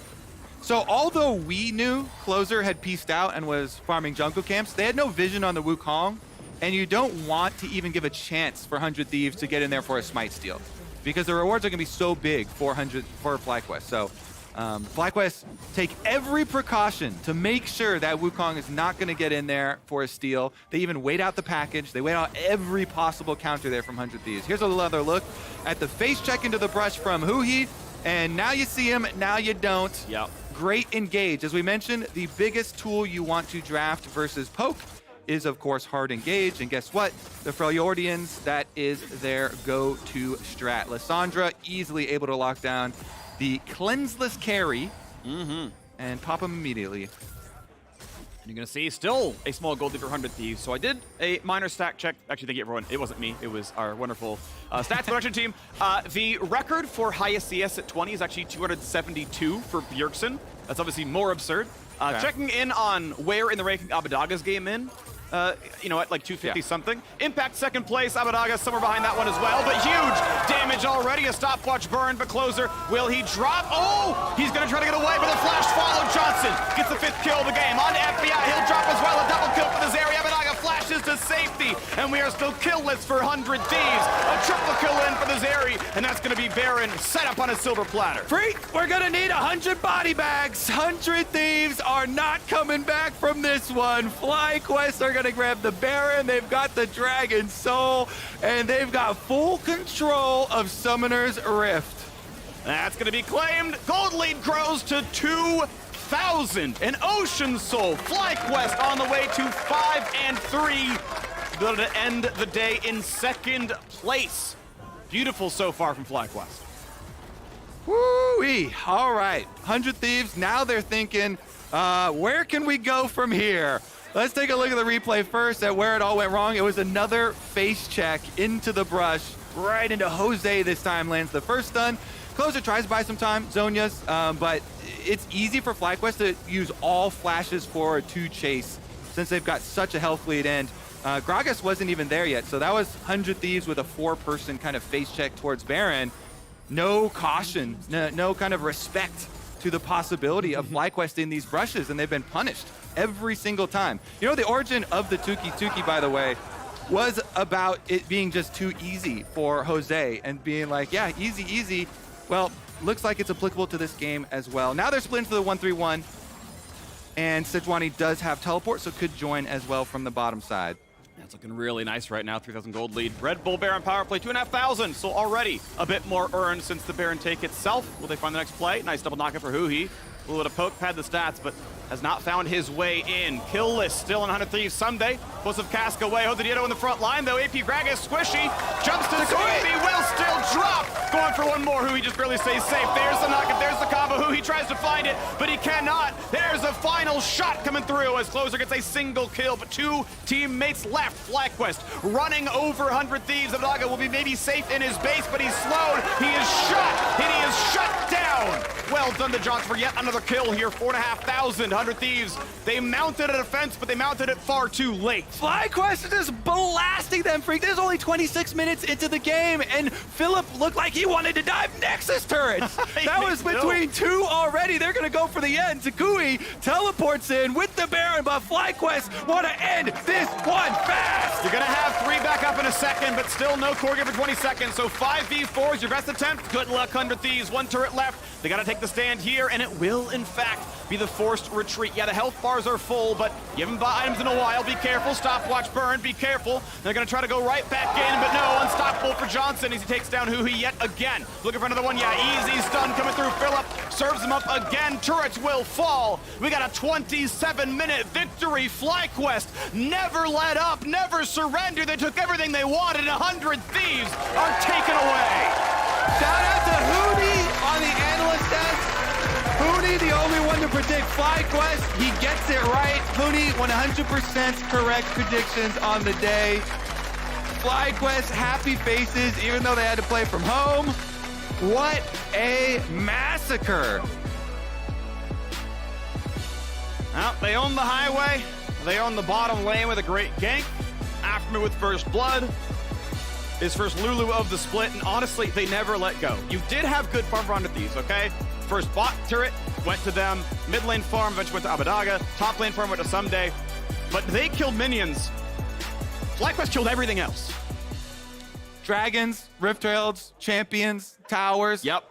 Yeah. Careers. Careers. Stay tuned for 2023. Who knows? But yeah, it was really well played, right? Like, they had a productive game plan. You do have usually lane pressure in that bottom lane. You can try to get deep wards to track a jungle counter gank, right? And we saw the one time we saw anything go for the play. Yeah. Tuki, right? He's here. So it was hard to find the all-ins on the Yasuo side. And because they had mid push, because they had bot push, they own the bottom river. They can make those movements whenever they want. Yeah. And they had that one big double kill where the double TP came across. And at that point, it felt like 100 Thieves never tried again. I really like the coordination that we're seeing from FlyQuest. It seems like this extra week of practice, they've really come in super focused, good game plan. They executed, and they didn't waste any time. This is one of our fastest games that we have had since the durability patch. Really good stuff there from FlyQuest. Really impressive. We are going to be breaking down that game with Huni and the gang at the State Farm Analyst Desk. Thank you very much, Freakin'. Properly said, Huni and the gang, because Huni was the only one who had the faith in FlyQuest to take down 100 Thieves, and they do just that. And they do it in a pretty dominant fashion. As Kobe mentioned, one of our fastest games since the durability patch was introduced. And so, Emily, I'll return to that conversation that we kind of started, and that I know Raz has played a party to in the past around FlyQuest, but the excitement around this team and how they had shown up so far in summer, and that question of, can they jump to that next tier? And by all accounts, it looks like they just have. Yeah, first of all, their bot lane is playing really well. Looking at this draft, one of the champions I was looking out for going into this week for LCS, I was like, are they going to pick up on the much heavier list prio that I've seen across other regions? While I think you can do more with Lissandra early with that push, I think they could have pushed it even further. Chukui's team fight targeting in this was really, really good. I think she's a really strong pick. And FlyQuest historically has kind of been a team who will realize that some of these picks are strong ahead of other teams, whether it's because they feel like they have to or they're just a creative team naturally. Sorry, I got hung up on the red solo cup. You said they're playing from home, put bringing out a red solo cups for the game day. We saw at least a little something interesting out of 100 Thieves, just referring to the draft specifically down there in the bot lane. Yeah. Senna alongside the Yasuo that Kobe had mentioned he had seen who he playing just the night before in Champions Queue. But for all the creativity that they had in the bot lane, they were still the first death of the game. And so I don't know, Ja, where do you land on 100 Thieves after the segment you ran? It is more of the same. It's just this time they weren't able to clutch up after the other team had 3 dragons. Because if you compare this to the Team Liquid game that we talked about in the pregame, it's like they had 0 to 1 kills. The other team got most of the early dragons because one, they don't have much early prio, and they oftentimes will trade Herald for a dragon at some point in the game. And then, when the 4th dragon fight happened, Huni just walked up. Yeah, Huni just walked up and got one shot. Yeah, Huni wouldn't have done that. Huni wouldn't have done that. Not at all. Huni, he's never made a play. How do you evaluate where the game was won for FlyQuest, lost for 100 Thieves? Because the gold was really close for up until 22 minutes in the game. I mean, honestly, in my opinion, it starts from the draft that 1 to 3, they take Senna, Yasuo, Gragas. It's pretty good, but you just see the bigger pictures. What does one Senna, Yasuo, and Gragas want to do? You want to skirmishes. You want to take the fight after level 6 as much as you can, but as soon as they pick Quirky, and I think even Wukong is fine, But I feel like the fact that they have a quirky is like it's impossible to take any fight. First dragon, first herald, like you saw, like they didn't fight the second dragon, third dragon, like not at all. And then like, oh, you mentioned it, like 22 minutes. Oh, there's a soul, and we gotta fight. But how we can't. If you find a way to swap the mid laners, the comp makes a lot more sense. Like if they have a Lissandra who can then play off the Yasuo or play off the Gragas in the top lane, it's a lot better. Absolutely. Mid-prio, it's important. It is really important. Mid-prio also. Meet 10 seconds earlier so you can move to the rest of the map. Yeah, absolutely. I mean, okay, so FlyQuest then. Where do we land on this roster? Are we officially, are we hyped about him? Wow. I mean, Kahuni was already there. He was already hyped. I was already hyped for FlyQuest. He's the one driving the train. I mean, honestly, like I also surprised, like even the FlyQuest aside, like they had to snowball the game. Like they had to stack up the dragon. Yeah. Like I feel like they actually play really well around like their win con. Like imagine they were a bad team, they would have not stacked the dragon, they would have not get the first herald. They're not making the decision making quickly enough that they can actually snowball the game. And they actually did it. That means like they're a pretty good team. They're a pretty damn good team. You heard it here first. On the other side of the break, the reigning LCS champs return to the stage, so don't go anywhere. We'll be right back. Oh, baby, let's get it! Team in the bottom lane, Philip is here, and they're going to target. That's going to find a kill. Down goes Senna, who he able to get back to safety as well. TV coming in as well, but it's going to be deletion. Find that one as well, but huge damage already. A stopwatch burn, but closer. Will he drop? Oh, he's going to try to get away, but a flash follow. Johnson gets the 5th kill of the game. On FBI, he'll drop as well. A double kill for this area. Abanaga flashes to safety, and we are still killless for 100 Thieves. And turrets will fall. We got a 27-minute victory. FlyQuest never let up, never surrender. They took everything they wanted, and 100 Thieves are taken away.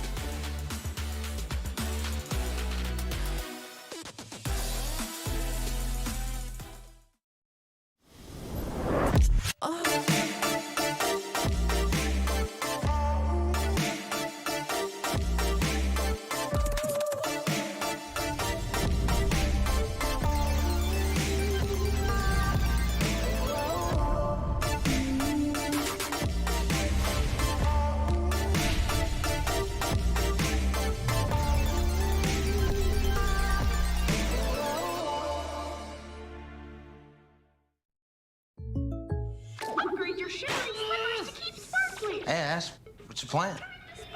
A new and very serious game, Jake from State Farm, but these in-game purchases are wrecking my wallet. I can't keep sparkling, Jake.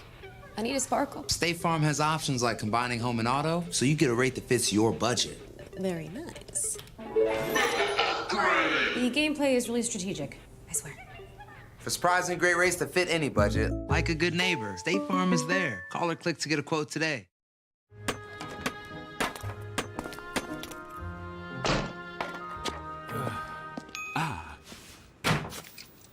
Red Bull gives you wings.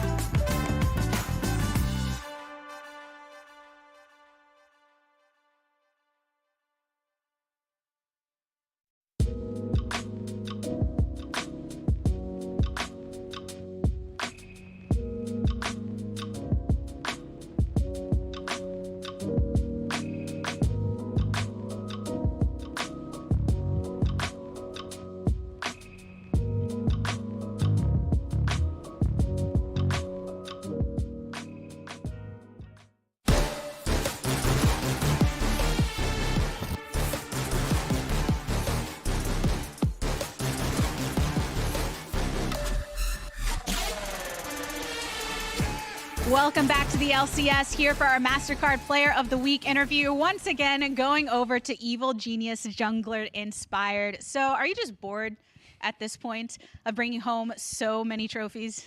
Yeah, I guess I will get my overall fair time already, so it gets a little bit boring, but I don't mind.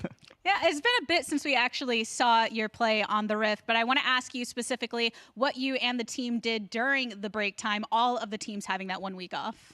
I mean, most of the players just went back home. Danny and Jojo went back home to take a week off, and Vulcan and Impact were just chilling. And I went for low-key vacation in Vancouver to visit with my friend. And yeah, I was just walking around a bit. But honestly, I don't really like vacation too much. I'm a bit of a gamer, I guess, so I like to game all the time. Interesting, because a lot of different players and people talking about, oh, maybe EG will love this break because they've needed one since the MSI times. How do you feel this has impacted you as an individual or maybe others on the team? I think we talked about it as a team, and some of my teammates wanted a break, so we decided to have it just for them. But I would be fine with either of it, either having it or not. But yeah, it's always better to do something for a team. I know you just said that you like to play, but you did say in EG Files that you want to see the Hollywood sign in person. Is that still something on your agenda to do? Yeah, I think so. So hopefully, I mean, I will still take some time in LA to stay here. So I will have eventually a time to see it. But yeah, it's for sure on my to-do list. All right, EG, make it happen. We do have gameplay to come, though, so let's go on over to the analyst desk. Welcome back to the LCS. I gotta be honest, EG. Here it is. Hollywood sign's not that far away. Driving I feel like it's a pretty easy one to accomplish. I'm gonna challenge them to get that one done this week for Inspired. The man's won 2 MasterCard Player of the Weeks for you. Boom. You get the man to the Hollywood sign. He definitely deserves it, but the gas prices are high, Dad. I just read a headline that said they've dropped for 30 days in a row. Gas prices. Yeah. Okay, you're probably, up to date. Probably still higher than they ever were before that. But the point is, trending in the right direction. Speaking of another team that's continued to trend in the right direction, it is Evil Geniuses. But as we've talked about with all of our teams having that extra week of practice, it's a slightly different tale. When it comes to Evil Geniuses, because this is a team that I think rightfully so elected to take this week to actually use as vacation, as it was the team that was in some senses robbed of that by virtue of going to MSI. Jojo chilling, relaxing. All right, what else we got? I want to see a little bit more of it. Inspired's vacation. Oh, a little bit of sunlight. That's important. Where was that taken from? I should know that bridge. That was Vancouver. That was Vancouver. Thank you, Big G, for helping me out there. Another haircut. That's his vacation. Danny always getting his haircut. Better haircut than specific individual. Whoa. Well, I gave him a great haircut. Oh. Yeah, debatable. And Vulcan did some reading. Actually, I remember this tweet. Apparently, the writer sent him this book. So this was sent. He said it was the first time an author's ever reached out and sent him their own material. He said he really enjoyed it. Please write the sequel faster. Because I guess there is a planned sequel, but also plans. I'm forgetting the author's name. I'm very sorry to whomever that is. Okay, I'm just saying, 3 years ago, I've never seen that Vulcans was reading the book. Oh, oh no! That's the evolution. It might be just of like Instagram photo. You know what I mean? Fake reading. Yeah. Do you think a break week will help them or make them rusty coming back? Because there was 2 weeks, they took a week off, they've scrimmed for a week. What are you expecting to see out of EG? I mean, honestly, like in my whole experience, like they will get burned out for sure, no matter what after MSI, because that happened to me when I was in Fnatic, when I was in SKT. Like that actually happened. So you just gonna need to find a good balances between, like, you will get rusty as mechanically, no matter what. But also, if you keep playing, you will get rusty anyway because you lose more motivation. Yeah, there's a chance that you lose more motivation.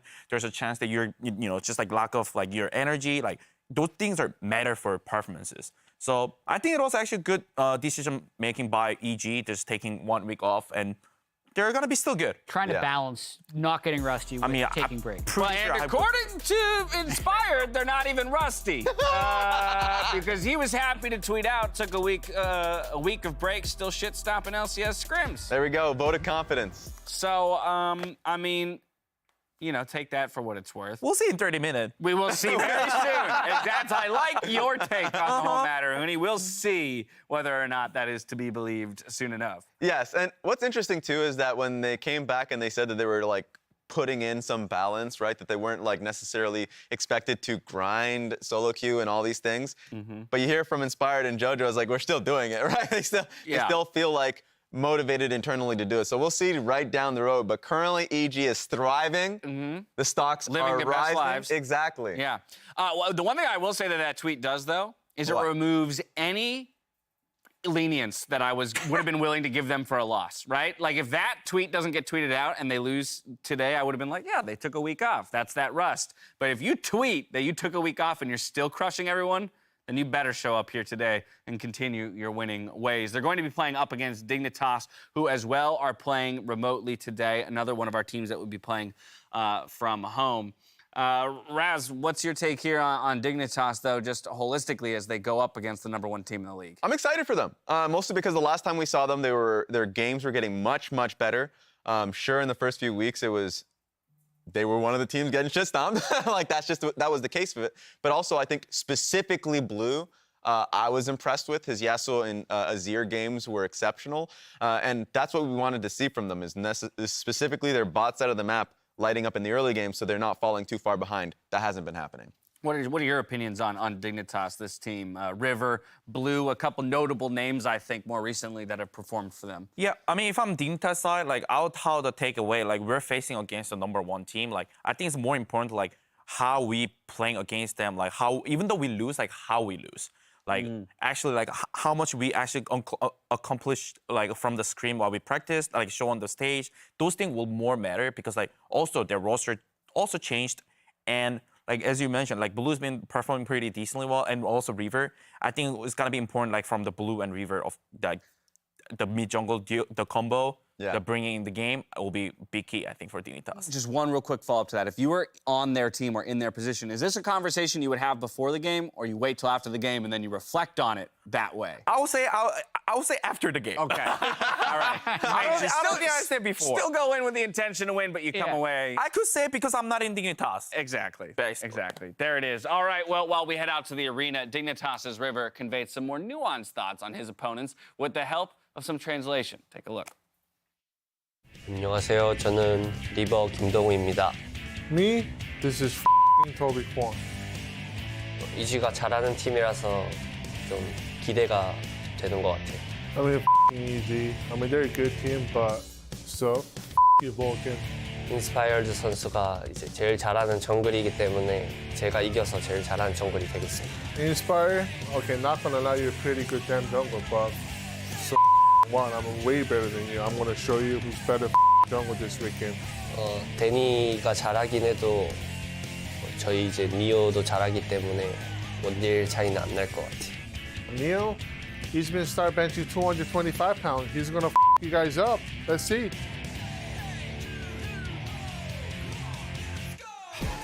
That was a good interview. It was. You know what I took away from it? It made me want a bleeper so I could bleep you when you say stuff. So I want to be able to personally bleep. So you're like, a pun's coming, I just don't want to hear it. Yeah. And it's going to make you sound way more badass. Oh, it's true. Because it's going to be like, whoa, freaks going off today. Beep, beep. Hey, Kobe, what's Yasuo's favorite kind of chair? Beep, beep. Yeah, okay, good. Yeah. You did it to yourself, and you're not on camera, so it didn't work at all. No, you can all imagine I said something really hilarious, and you can't prove me wrong. Dignitas and Evil Geniuses heading on to Champion Select now. Dignitas have had a rough start through the split. I do think they've come very close a large number of times, but EG, they said they hit the ground running at the start of the split. They kept MSI, big patch game for the mid-season with the durability update, all the healing cut and whatnot, and so they had been grinding from the very start. They took this week off. Apparently they're stomping anyway, according to Inspired, so I've just been impressed this split with how Evil Geniuses have come back after MSI and not missed a stride at all. I mean, you look at LEC G2, 50% basically up there. Meanwhile, EG still #1 top spot here. They took a vacation. Will they get memed on for their vacation? Or will they indeed come back and take care of business versus Dignitas? Speculate on your vacation memes now. Well, Senna still at the table, Corki at the table. We are not getting safe scaling out of EG onto this one. I mean, there's other options, sure, but Rivers Jarvan also going to be gone as well. Certainly did get some small buffs in 11 or 12 and has a lot of early pressure, has been a trademark River champion across the year. Has more early game. It's interesting because EG are banning a bunch of early game bullies and Dignitas banning a bunch of scaling picks. Yeah, I mean, I always look at River as well. I don't blame EG here. Kind of hyper-focus on him. River is, to me, definitely the star of this team. Creates so much action for them. And even he was giving props to Inspired. So we'll see. Looks like only jungle ban is still going to be the J4. Everybody else, of course, focused on the bottom lane, as is customary. Danny absorbs a little bit different bans there. The Seraphine, he's one of the AD carries that has played it carry bottom lane as well. And again, the patch nerfs to Seraphine were only walking back the buff about 50%. So didn't really feel that one. Well, we know Zeri is up. Zeri Yumi, a pretty popular combo. We saw Zeri Lulu in the previous game. That one worked just fine. So get around the world as well. Still a very popular pairing and may well be the lock-in. So yeah, we got rid of the 3 best bot laner picks. So we'll grab number 4. Be happy with Zeri. Yeah, especially like you mentioned with the Yumi, Neo and Biofrost got the combo one time. Pretty good showing from them. But if you mention pairings of players and champions, Danny on the Jinx is a classic. Big of course stuff during playoffs, and he has always still had the confidence to go back to it, even though the champion got some significant nerfs, especially for lane phase. For sure, but yeah, loves the champion, getting Flank Force through as well to be safe. And is it going to be support here, or is it going to be a premier mid laner before the second round of bans? Of course, if you think there are 3 good Zeri pairings, you don't care which one you get, then sure, leave it up for a while. Yeah, I'd say the Yumi, the Lulu are my 2 favorite ones for really good scaling with it, but definitely can leave up some versatility here. And since they haven't absorbed any support bans in that pool yet, they feel fine to lock in the Sylas now, which has been gaining a lot of priority recently, even as a blind pick here. Jojo, I believe 100% hover rate on Teemo across his career that I can remember. I feel like I see it so constantly, that happy little Yordle hopping around behind the nameplates. I feel like they look a little similar. I think the shape face, reminiscent for me. LeBlanc is going to be the grab. Love to see it. All right, he's going for excitement here in the mid lane. Yeah, I mean, the crowd groans, but I love this pick. This is JoJo's iconic pick. So aggressive in lane. Always looking to set up kills here. Now I'm just looking at jungle picks to pair with the LeBlanc. You want an attack damage jungler. Viego's already been taken away. Lee Sin, stuff like that is up. Lee Sin, LeBlanc, baby. That is a combo made in heaven for early action. JoJo, again, always plays his matchup as aggressively as possible, and Sylas has to lose health in this lane. So we'll see if Evil Geniuses can get a strong jungle, AD jungle matchup there for Inspired. They should feel fine. They're banning away the supports that we mentioned, the Yumi, and I wouldn't be surprised if a Lulu was there to follow. Meanwhile, Dignitas, they're showing they want to go Enchanter, so they're banning some all-in supports, Nautilus, maybe Leona as well. Yeah, Leona was one of the buffs in the 12-12 micro patch that we are on, so no, it's going to be Sejuani to leave up Lulu as an option if it's wanted. It's a takeaway. You could play Lulu Jinx, honestly. I think it would be playable here for sure. Yeah. So then what's next? Are they sussing something out? Are they aware? They're like, ooh, if you take Lulu, do we, and figuring that one out there. Sejuani, of course, believed to be the best answer to the gangplank that they've blinded. Xin Zhao taking on the table, getting more early game jungle pressure. Yeah, one of those early game attack damage junglers that we know they're going to want to pair Inspired with JoJo's LeBlanc pick here. Let's take a look. Supports or jungle? What are we locking in first? Oh, yeah. Looks like jungle. We have seen Poppy coming around a little bit in recent history. She works against every single champion on Dignitas' roster. Every single one has a dash that she can block. And is really underrated, in my opinion, as an attack damage jungler. Yes. People think of her as a tank, but Poppy, early levels especially, base damages carry this champion. Yep. Huge burst damage is possible. The Q is actually massive, and if you have gank setup like a LeBlanc, you can actually get Poppy in there to deliver that damage. Sometimes it's hard to finagle a gank for Poppy if you don't have a lane with setup. I mean, this is not a surprising thing, especially if you've been watching LPL, LCK, or Champions Queue, because top lane Shyvana is just taking over. Super common. It's usually full tank Shyvana. I personally really like the ones that get in an early demonic embrace for some more offensive power, but you almost always will go your Frostfire first. It gives you the slow. You can chase people down. It's much to the, the Darien days even, all the way back to the origins of top lane Shyvana. M5 Darien style takes over once you get your Frostfire. You're level 6 and you can just run at people, bully them over. It's definitely a snowball top lane champion.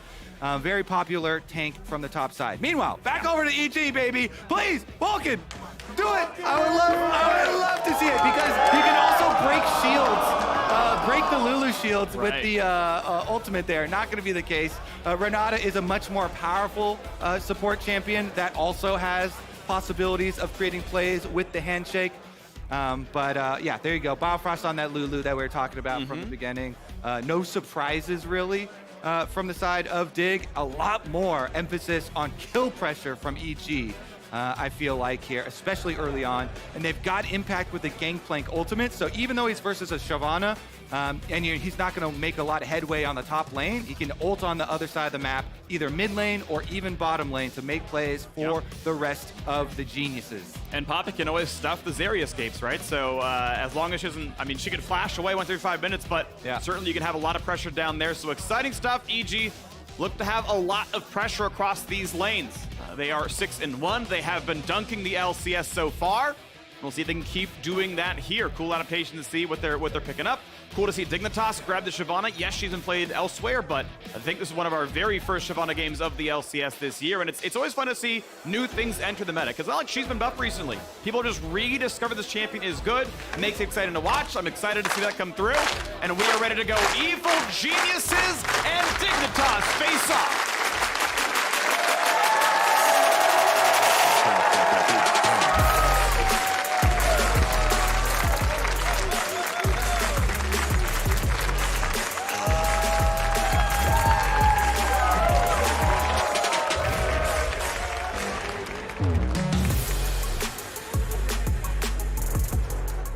Welcome back to Summoner's Rift. And welcome back, Shyvana, to the LCS as Gamsu is on TP Ghost. We got some much more exciting drafts.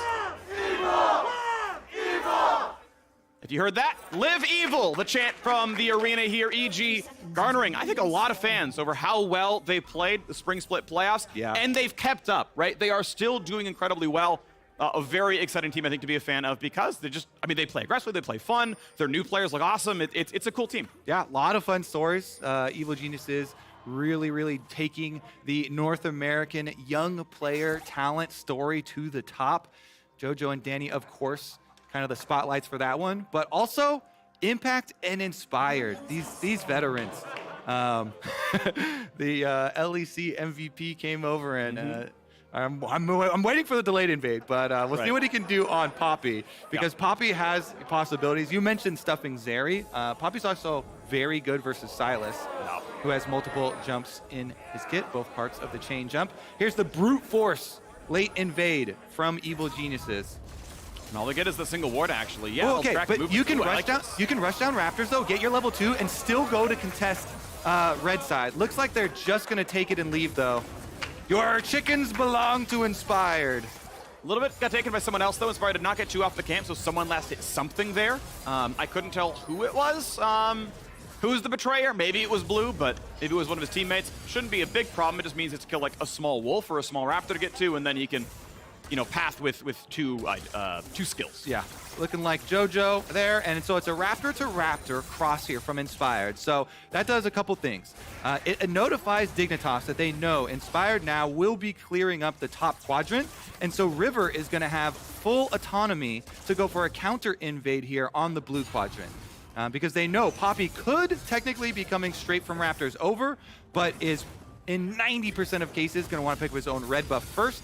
And River will have time with a pushing bottom lane here, allows you to go for those invades. So Zeri plus Lulu doing their part to support River in his endeavors to not get super far behind in the jungle. Here's the critical point though, when Inspired crosses back, and they do have that ward up behind. Ping goes through. They saw him crossing over that blast cone ward, and River gets out of there. It's so delicate. Like, I know for me, if I get counter jungled, I'm like, okay, I know I have to go counter jungle you and get something back or I'm screwed. And it's like, when does their bot lane show up? Like, we have pressure, but like their support's still closer than mine is. Yeah, I think a lot of where's their jungler? Like, you get scared, I feel. I think a lot of times people do get trapped in that mentality of you have to go then counter jungle then back too. That to me is actually not even the case. You can, especially looking at the state of the lanes, also get some early effectiveness out of forcing ganks. Jojo here with a double stacked mid wave on blue, gonna get some harassment down while he tries to even up that CS. So a Raptor steal versus a blue buff steal. You can look at the overall camp count. It's going to be about 5 each right now as Gromp is down and Poppy's on the bottom side. So River doing pretty well. Yeah, decent damage to the chain's not going to land on a blue. Ignite will lower his health bar.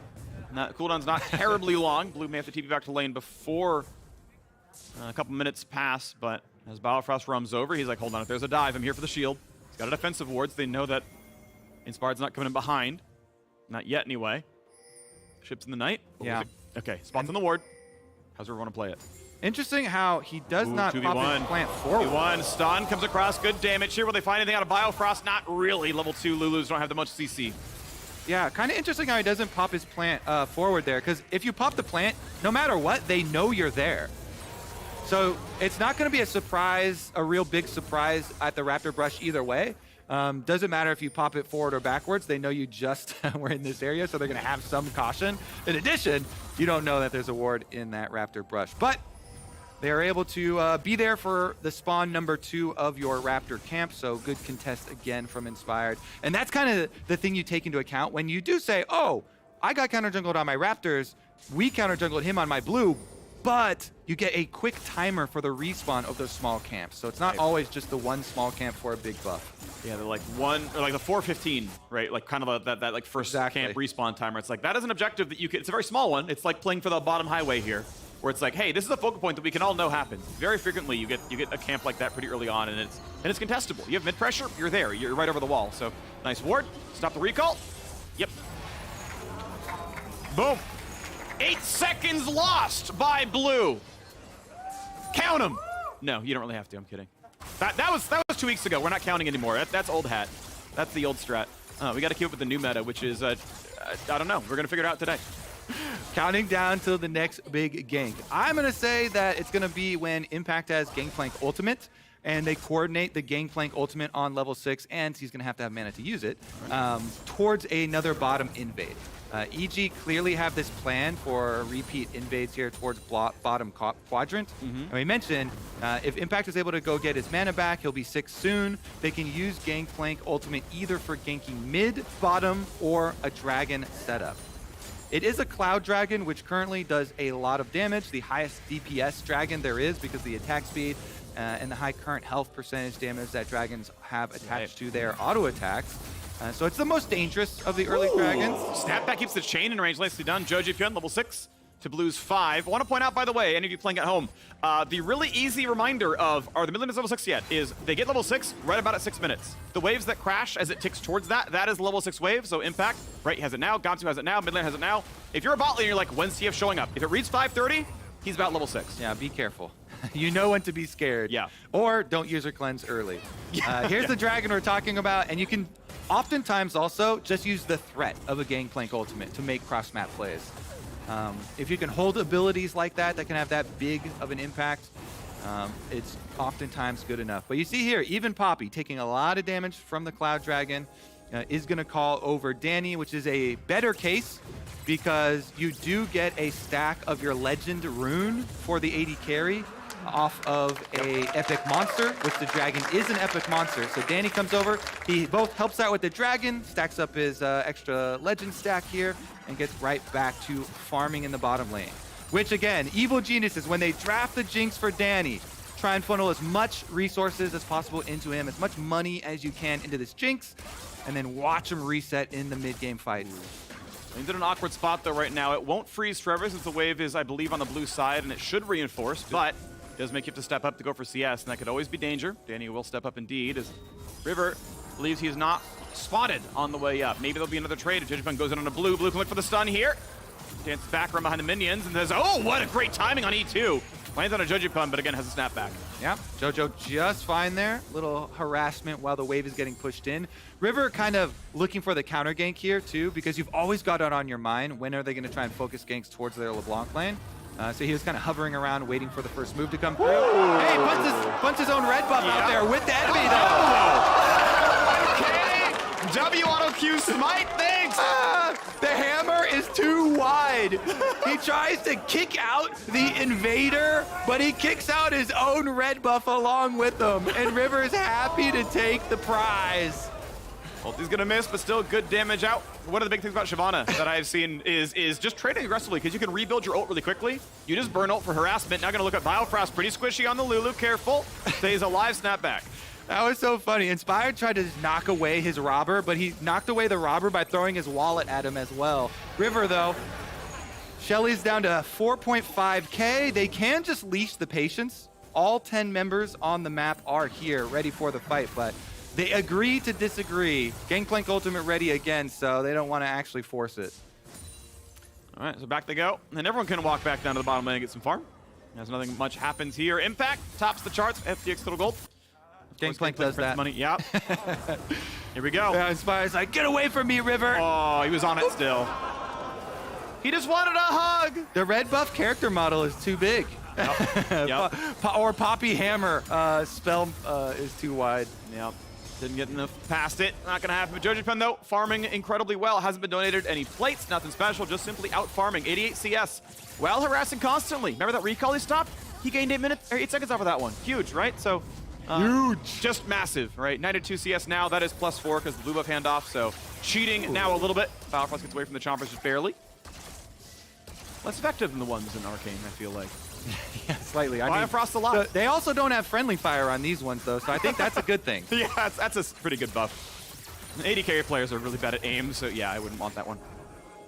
All right. You see some Varus Ultino just flying across. Round 2, Freak. You ready for this one? Rift Herald charges! This is a really good timing, actually, because look at the bottom lane. They just went with a split recall, so this is Evil Geniuses giving up this for sure. Really good timing here from River. Decides to force on it because of that bottom lane stop.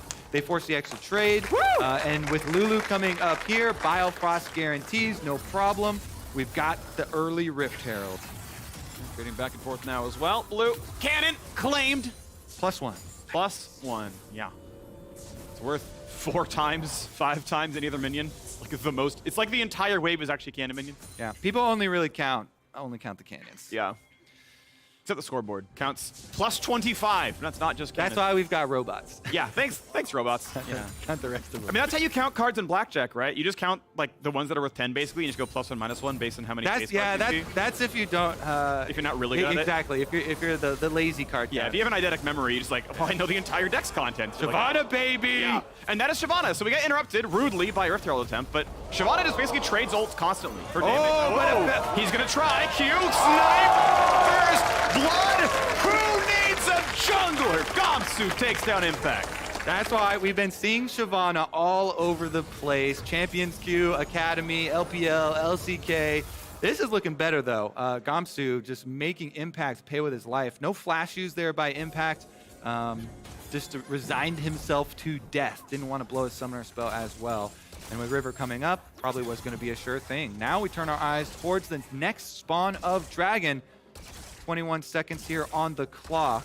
And he's not going to have his Gangplank ultimate, though. So Impact decided not to use his flash, but did invest his Gangplank ultimate, which now they won't have for the Dragon fight. It's going to make it a little bit more difficult. Jojo working some magic, though. Very fancy. Ultimately, Blue is going to be safe, but still down 30 CS as it happens. Dragon up in 1 second. River coming around. Jojo should have at least one spell available. Just walks past the stud. I think River predicting a juke backwards. Jojo goes in a straight line. All right. Let's see about this Poppy movement bottom side for Inspired. He's just going to get spotted on this ward, so no force on the gank, but should be able to help clear out some of this vision in preparation for the Dragon. They've still got 50% on their Gangplank ultimate, which they probably want to wait for before forcing themselves, but clearing out the vision beforehand. Yeah, decent damage course. Turret shots painful, down to 400 HP. Machines look good. That's River completed. Gamsu still will be safe to recall. Problem is TP is down. There are some honey fruit here. Yeah, honey fruit in the river.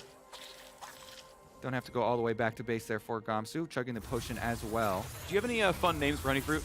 No, I just really like the noise. I always make the noise that they make. The squish? Yeah, the squish, which annoys every single person in Discord. Oh, you make the sound? I make the sound. You're a Foley artist?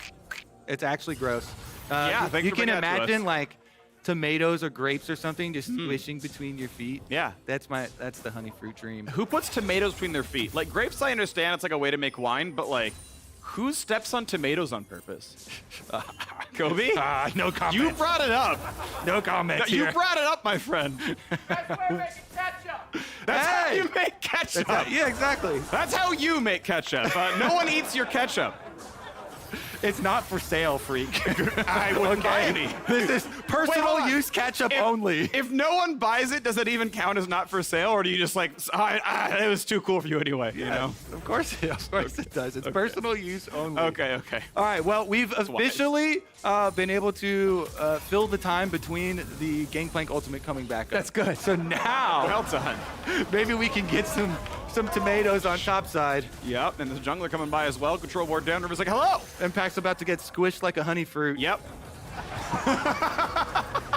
Ulti comes down, 2v2. Big damage. Oh my word. And even the Herald got sent home. Inspired carries a big hammer. Yeah. We definitely can say He's that. back. Oh, it's not going to matter. They're going to kill this.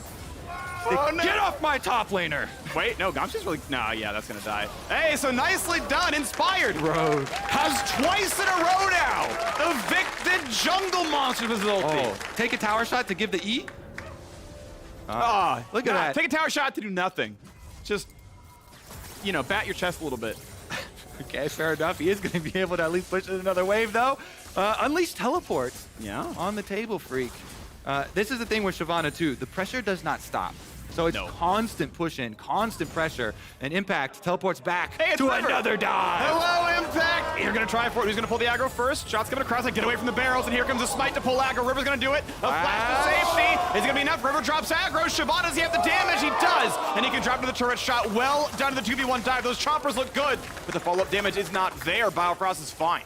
Really good tower aggro juggling there. River takes just enough, then walks his way out. So even though Impact feels like he does a lot of work and makes them take a lot of damage, still can't get any counter kill. And blue team were about to give up this dragon anyway. It's just dragon number 2. One of the lowest value dragons in the game because it's not going to get you to any real pressure points.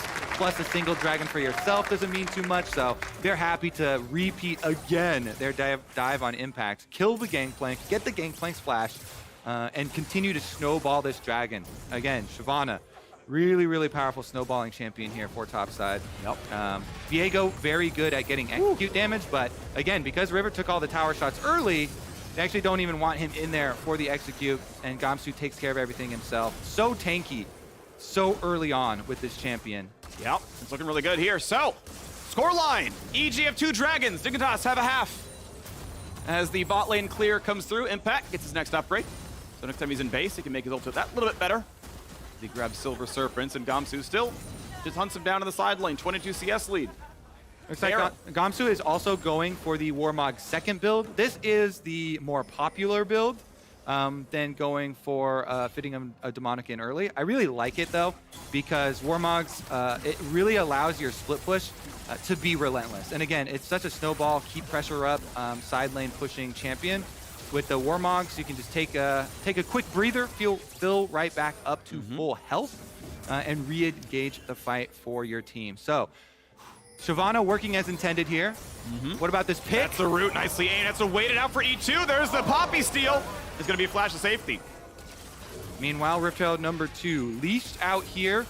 Jojo fishing around on the top side, maybe looks for a little bit of harassment, but it looks like EG as a whole are committing to keeping Impact bottom side, so they will give up Riftchild number 2 in favor of a free-farming Gangplank and a little bit of a chase onto that dragon. Gamsu running for his life between his own jungle, but gets away from the rest of the squad and gets back in time at least for most of the experience of that wave.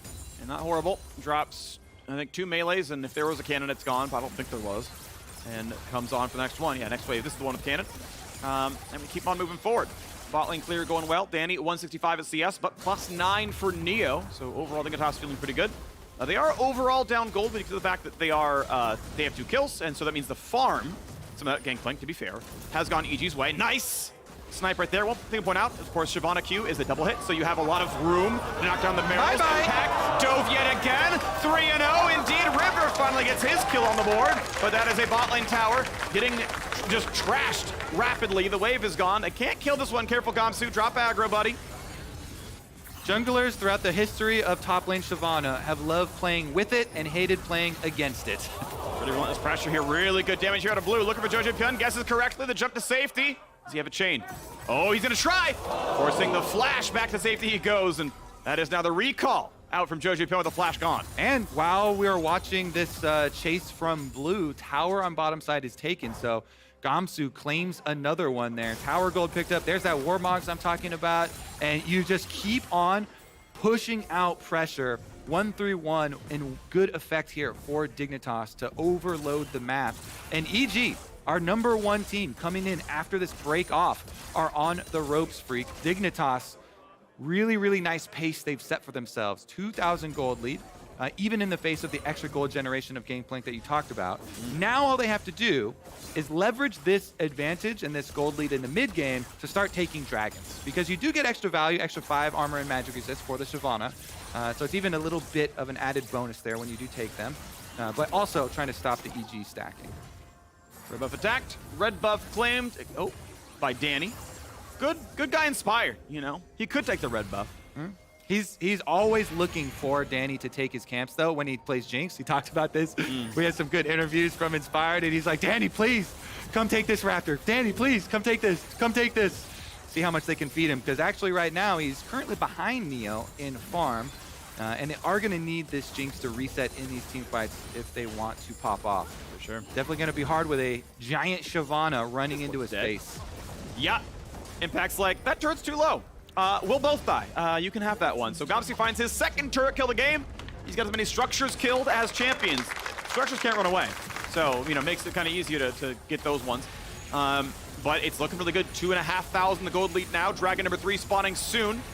The Herald Summon will not kill the mid lane outer turret, but it will drop below half HP. And another eviction, but this one will still be in charge range. Looks like she hit the little wall there as well. Shelly comes right back, tells Inspired, I'm just still going to get my job done. Danny, though, get a little bit of harassment on the way out. Move speed is nice. Any long range AD carry like that, you know, a Kog'Maw, Rocket Form, Jinx, things like that, they really love move speed buffs because if you turn on me, I have enough room to like get back out of range, and if you run away, I just stay in range forever with the move speed buff. So it's what makes Lulu feel really good, what makes Renata Glass feel really good, because you kind of just zip in there and keep the hits going. And so obviously great synergy there. Dragon will indeed be claimed. Dignitas basically unable to be messed with here. Jojo Pyun. Yeah, he's a 1v2, but Distortion used. Flash. Nice try. Really good reflex. Let's charge with the W. Nice. Well done by Jojo. Yeah, again, good call on the reflexes there. Jojo get some value out of his R distortion away, and River just blows the flash for an attempt.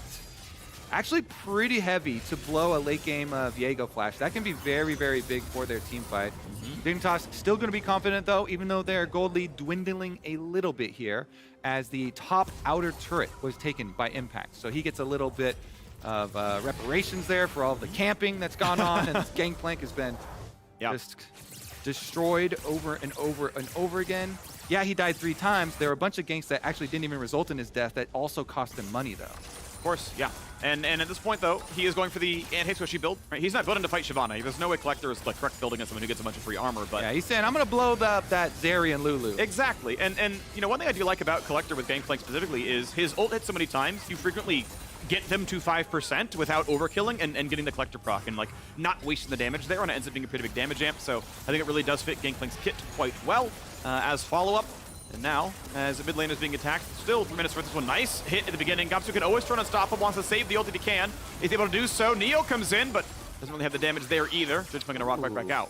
This is very good for Evil Geniuses, actually. Those are some pretty big chunks onto Shyvana, as well as Zeri with no ultimate, not nearly as scary here in those long chase down team fights. So once Neo, the stacks fall off from the ultimate there, EG pretty happy with breaking up that siege from Dignitas.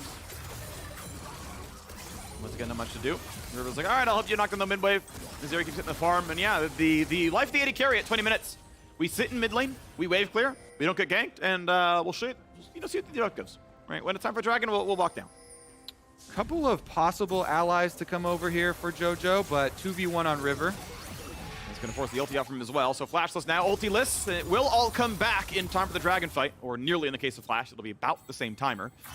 Baron, of course, is up, but look like no one is strong enough to make that play really happen. Gamsu does get slowed down. Nice little barrel damage. At this point, Impact is pretty much able to safely farm and trade back and forth. Now he's down level, he's down some farm. Sure, that's probably not going to change. But if the 3-0 Shyvana is just trading farm with you, that's not bad. Yeah. And it's a full tank champion, so while it is really hard to deal with toward the kind of middle stages of the game, when you start to get really, really late, and there's a lot of extra damage from the carries flying around, the effectiveness of Shyvana does fall off later. We're not there yet, but moving towards that point for sure. Lulu Zeri, though, always going to be a very, very relevant carry source from the side of Dig. Spy gets a little bit of money from the dead medium Krug, but about 39 gold sitting there in that camp, about to decay. It's a third of a cannon. Those just little gold pennies sitting on the ground, the tiny little Krug pennies. Minus 0.4. Yep.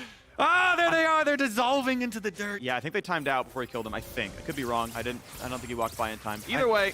Yeah, because if you kill them, they explode and you get the gold. If we saw them just sinking into the dirt. Yeah, if they went Thanos, then, you know. They were snapped. He disappeared. All right, new champion. We get a Thanos champion in. It only has one ability, and you can use it one time every 10 minutes. And it randomly deletes 5 champions. Yeah, yep. Could be all of yours.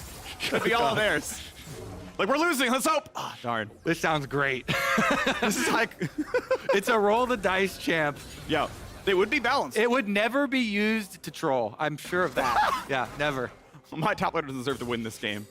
43 seconds left on this Dragon Freak. When's the transition of vision? Look at this. Not very much vision already moved over towards this Dragon, so that makes me think they aren't too concerned about contesting it. Meanwhile, it's just going to be the early mid shove here for Dignitas first, and they'll slip right in. So it seems like, yeah, EG not too concerned with giving over second Dragon there to Dig. Still want to keep on farming. JoJo on top side. And it is Dignitas who still seem to own the bottom river the most. Yes, Gangplank shoves in bot lane, but he's going to take a safe route back to his team. Dignitas want to shove in mid first. You're seeing Neo always is first at the wave. You get a little wave clear coming through for Gamsu as well. This should be the wave going down, and they can look briefly at the river. Now, EG will not be far behind. Barrel chain attempts. Impact knows with first strike not triggering, no one is in that brush. Yeah. Oftentimes, yeah, you can tell how they're going to play it out if you just look at where they're going to invest their resource and their time ahead of the spawn of the dragon. Since they don't want to get vision in there, they do not want to fight that. If you have Gangplank and stuff like this, you really want to get to an objective early if you have any idea of fighting it. So you can have those barrel chains coming from the brush and surprise your opponent backline. So EG, they make the call early. We're giving it up. We're looking for a better angle later on in the game. JoJo's starting to hunt around on this LeBlanc too. He's pushing the top wave, then keeps on moving into the jungle.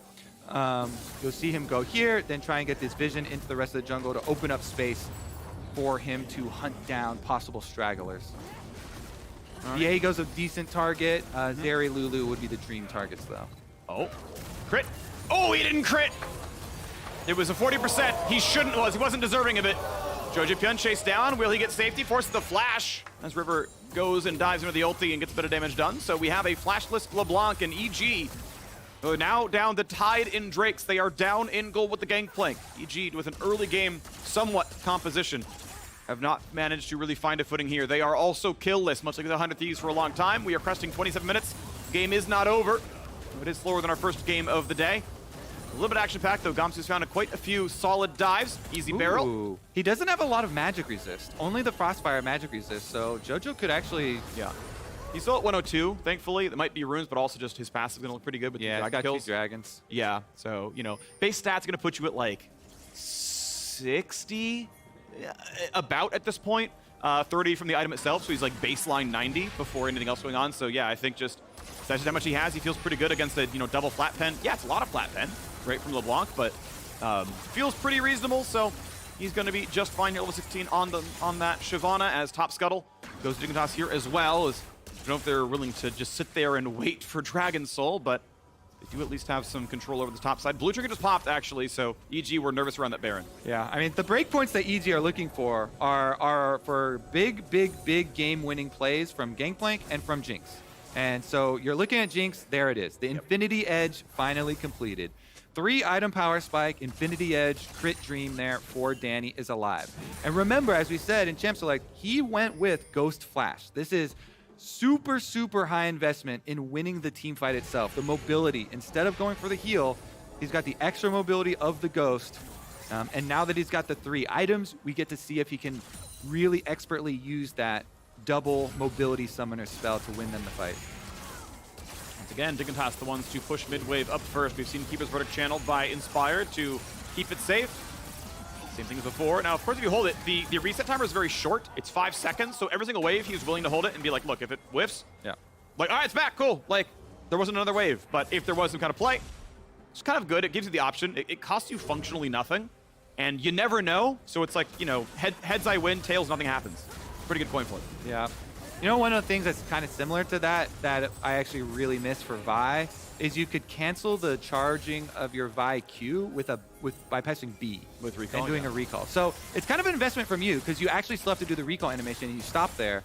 And it doesn't mean like you can just cancel it at your whim, but it would cancel it for you. And now you can't do it. You have to release. At the very least, Kobe, the best use of Vi recall still in the game, which is playing Neon Strike Vi and spamming it. 100%. I'm glad you actually You knew where I was agree. going, too, as soon as I said it, right? Glad you actually agree. All right.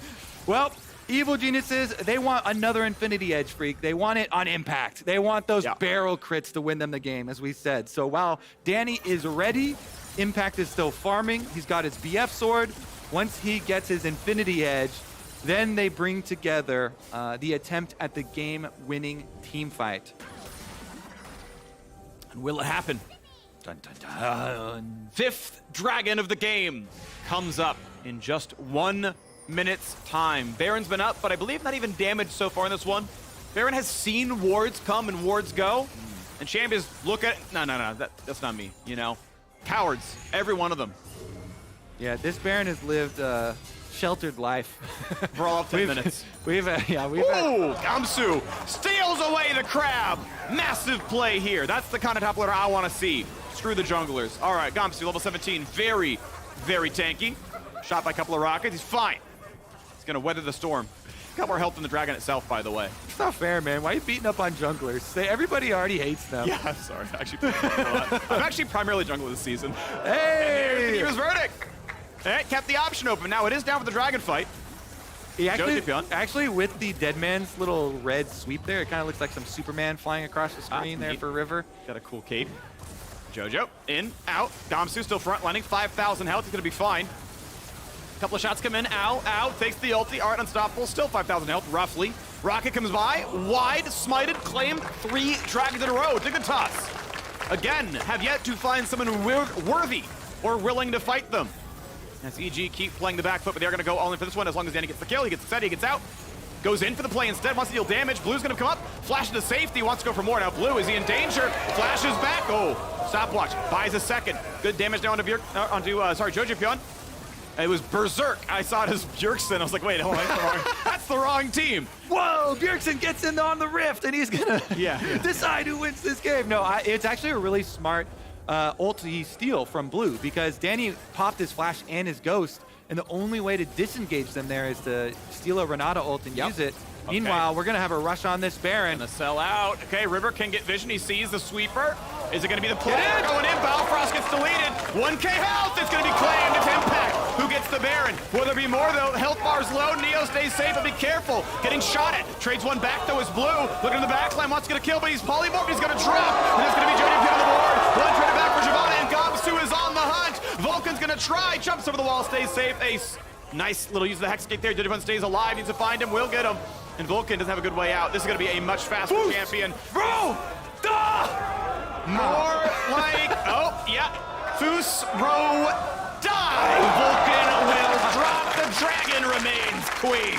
Oh, that's a new combo. I've never heard that one before. Thanks, man. 2 alive, and 2 for both sides, really. But Baron was indeed claimed by Evil Geniuses. So 2 members wearing purple, royal colors. Dignitas on Dragon Soul Point. All right, Gamsu, the last one left standing there. Chases them all down, but Baron buff acquired and still on at least Inspired, as well as JoJo, I believe, got to live it. So 2 Baron buffs and 1 is on a split pusher.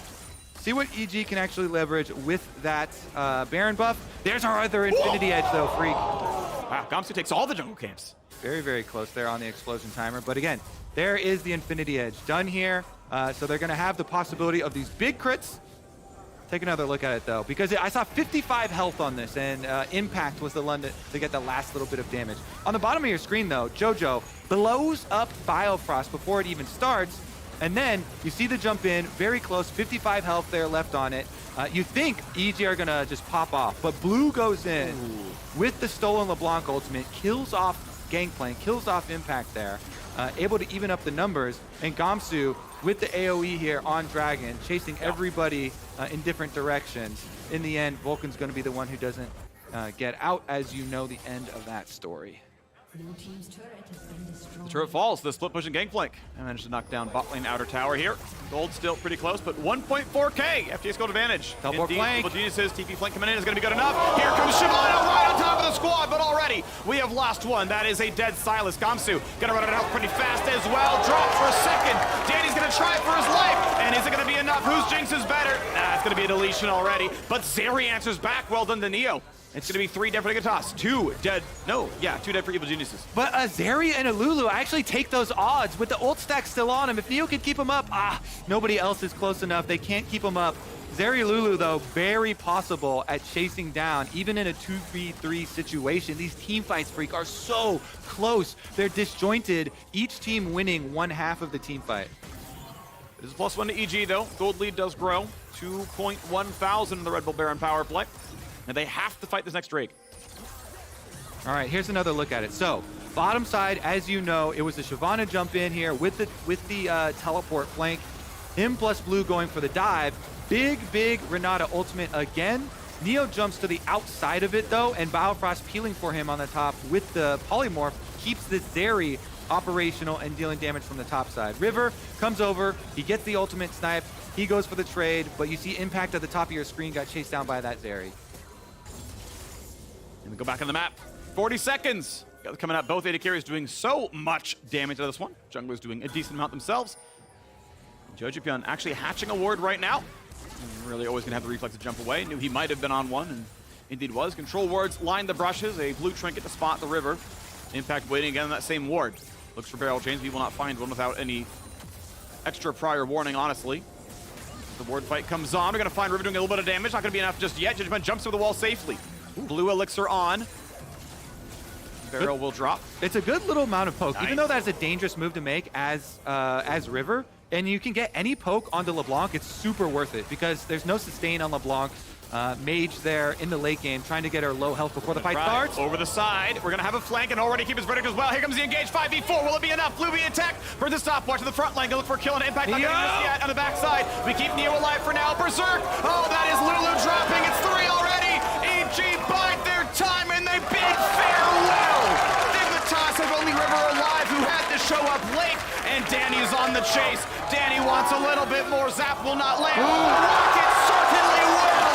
And these 3 Evil Geniuses have come back, and they're going for broke now. Trust in the crits. Evil Geniuses got their Infinity Edges, and they made them do work. Danny on the chase, EG into the base. As the crowd chants, "Live Evil!" Dignitas dies. Friendly? I don't know. That was not as impactful as I wanted it to be. But we have the game ending. The Nexus will fall. We live evil again. 7-1, still in first place.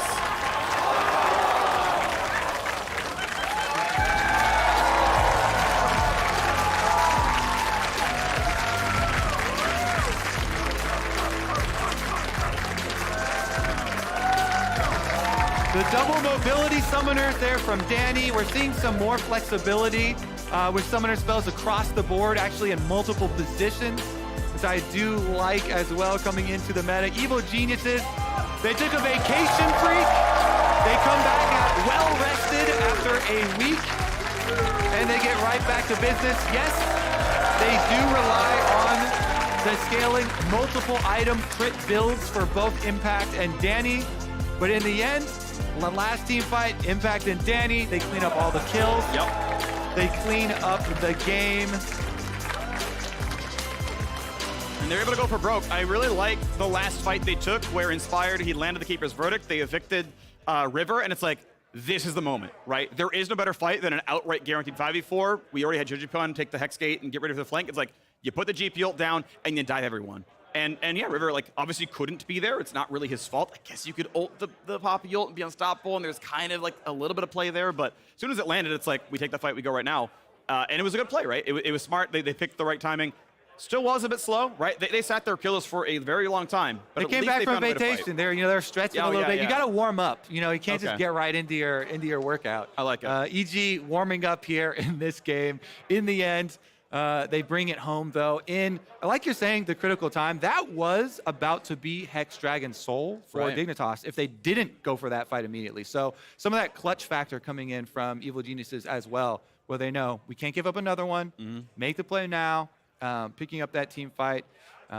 Impact also with the triple kill, that Gangplank. That was good. He was abused. He was. A lot this game, early on. Impact, tilt-proof. That's my honor for this game. Yeah. Tilt-proof or Impact, he gets dove probably 6 times in that game, but he comes back with a triple kill in the game-winning fight. But you're given great shot calling too. Like you get one honor per. Like we got tilt proof. You can double up if you want or triple up. Tilt proof for Impact. And great shot calling from Inspired. Okay, yep. And loved playing with you, Vulcan. Don't ratio me, thanks. I want to point out, by the way, speaking of Vulcan ratioing you, you open it up with like, people talk about the homegrown talent with Danny and Jojipyeon. They've got these really good players. I like said Impact. young. I said young as well. You did say young. But you sung everyone's praises but Vulcan in the opening. I'm just because he is North American talent, but he's a bit older than the other two. Yeah. Vulcan's kill speaks for himself. We don't need to talk about it. He's so good. We're heading over to the stage to join the ratio warlord Vulcan himself for our Verizon Post Game interview. Don't ratio me. Thank you so much. I've got Vulcan here. A victory to start off the week. Fans definitely seem to be pretty hyped to see you take to the stage for some words after. I do want to ask you about this game specifically, though. Dig had, I believe, like a 4K lead at one point. What was the key to chipping that down before that Baron play where you really flipped it all? The key was staying awake, because I think I was having that thought in the middle of the game where I think I didn't use my W for like the first 20 minutes of the game, because there's literally no reason to use it. And I was just running around pressing E and speeding my Jinx when I had Shrillias. So that was like the main thing to do in this game. And yeah, just focusing on, staying awake, waiting for the big team fight to come around and making sure I'm sharp for that. Keeping the eyes open. Speaking of the team fighting, I mean, that's something that everyone always talks about with EG, how strong that team fighting is. Why do you think that is, that there's such a gap sometimes between your team fighting and some other teams? Well, I think we're all very good individual players and kind of know what our job is. And we also like to talk about what we should aim for and what's like the key elements that we need to make sure we cover before a team fight happens. So we'll be ready beforehand. And we also have Danny, which is pretty self-explanatory. Danny putting some work in on the Rift, that's for sure. Seems like he enjoyed his vacation time as well. We've been talking about EG and the different approaches to that. Can you give us a little more info on how you spent that time and how you feel that affected you coming into this week? I was playing CSGO. Sorry it wasn't Valorant. I hope Riot doesn't find me. I was rushing B on Dust 2 and chilling. I was playing some solo queue, but mostly we were just taking some time off, making sure we want to avoid burnout, right? So we're pacing ourselves and trying to make sure we peak at the right time. So that's what we did. I know you shared some of your reading as well. Huni said that he never saw you read a single book when you were on Clutch together. So any response to that? Well, I wasn't reading back then. I picked it back up back when I was on C9, I think. So I'm very glad that I picked up that hobby back because I was a big fan of reading back then. And shout out to Brian. I can't say his last name properly, probably McLellan, because he sent me a book. And that was the first time an author actually sent me a book. I thought that was very cool. And I just finished it last night. And I thought it was very good. So I recommended it to all of you guys right here. Go check it out. I feel like a lot of readers come out of C9 actually bringing that out as a habit. You do have another game to play this week, though. You'll be facing off against Team Liquid. And in your Infant Global interview a couple of weeks ago, you had thought of them as one of the teams that would be going with you to Worlds. Is that still a perception that you have in them as an opponent? They've had some wins, but some losses as well. Yeah, I still think that by the time World Qualification comes around, they'll be at least top 3. I do think they've been kind of shaky and not their usual selves, but I don't think that this will last. I feel like with the kind of players that they have, all the experience they have, I'm sure they'll be able to turn it around. And we'll see. I mean, tomorrow is just another regular season game, and it's not more important than today was. And talking of that, I'm very glad that we won this game, because that would have been very cringe. But, you know, we take those, and we're just looking to get the win tomorrow, make sure we stay first, and looking to get first seed into playoffs. Regular season game, but definitely a fun one for sure. Looking forward to it. Thanks for stopping by, Vulcan. Thank you. We got more on the docket, my friends. Cloud9 and TSM are taking to the stage soon enough. We'll catch you for that on the other side of this break. Is a double hit, so you have a lot of room to knock down the barrels. Impact dove yet again. 3-0 in Impact. Who gets the Baron? Will there be more though? Health bar's low. Neo stays safe, but be careful. Getting shot at. Trades one back though is Blue. Looking in the backline, wants to get a kill, but he's polymorph. He's gonna drop. And it's gonna be Jody on the board. One credit back for Giovanna and Gob. Assuming gonna look for a kill on Impact. Not gonna get yet on the backside. We keep Neo alive for now. Berserk. Oh, that is Lulu dropping. It's 3 already. EG bide their time and they bid farewell. We live evil again. 7-1, still in first place.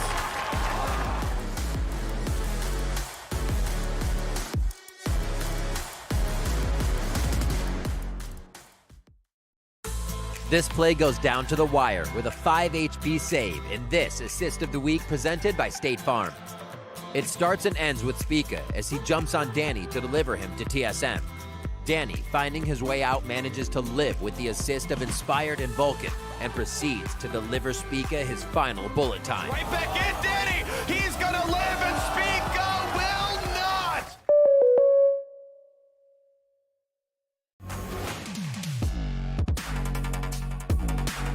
This is the sort of pride that gets you in those big moments, allows you to take down giants.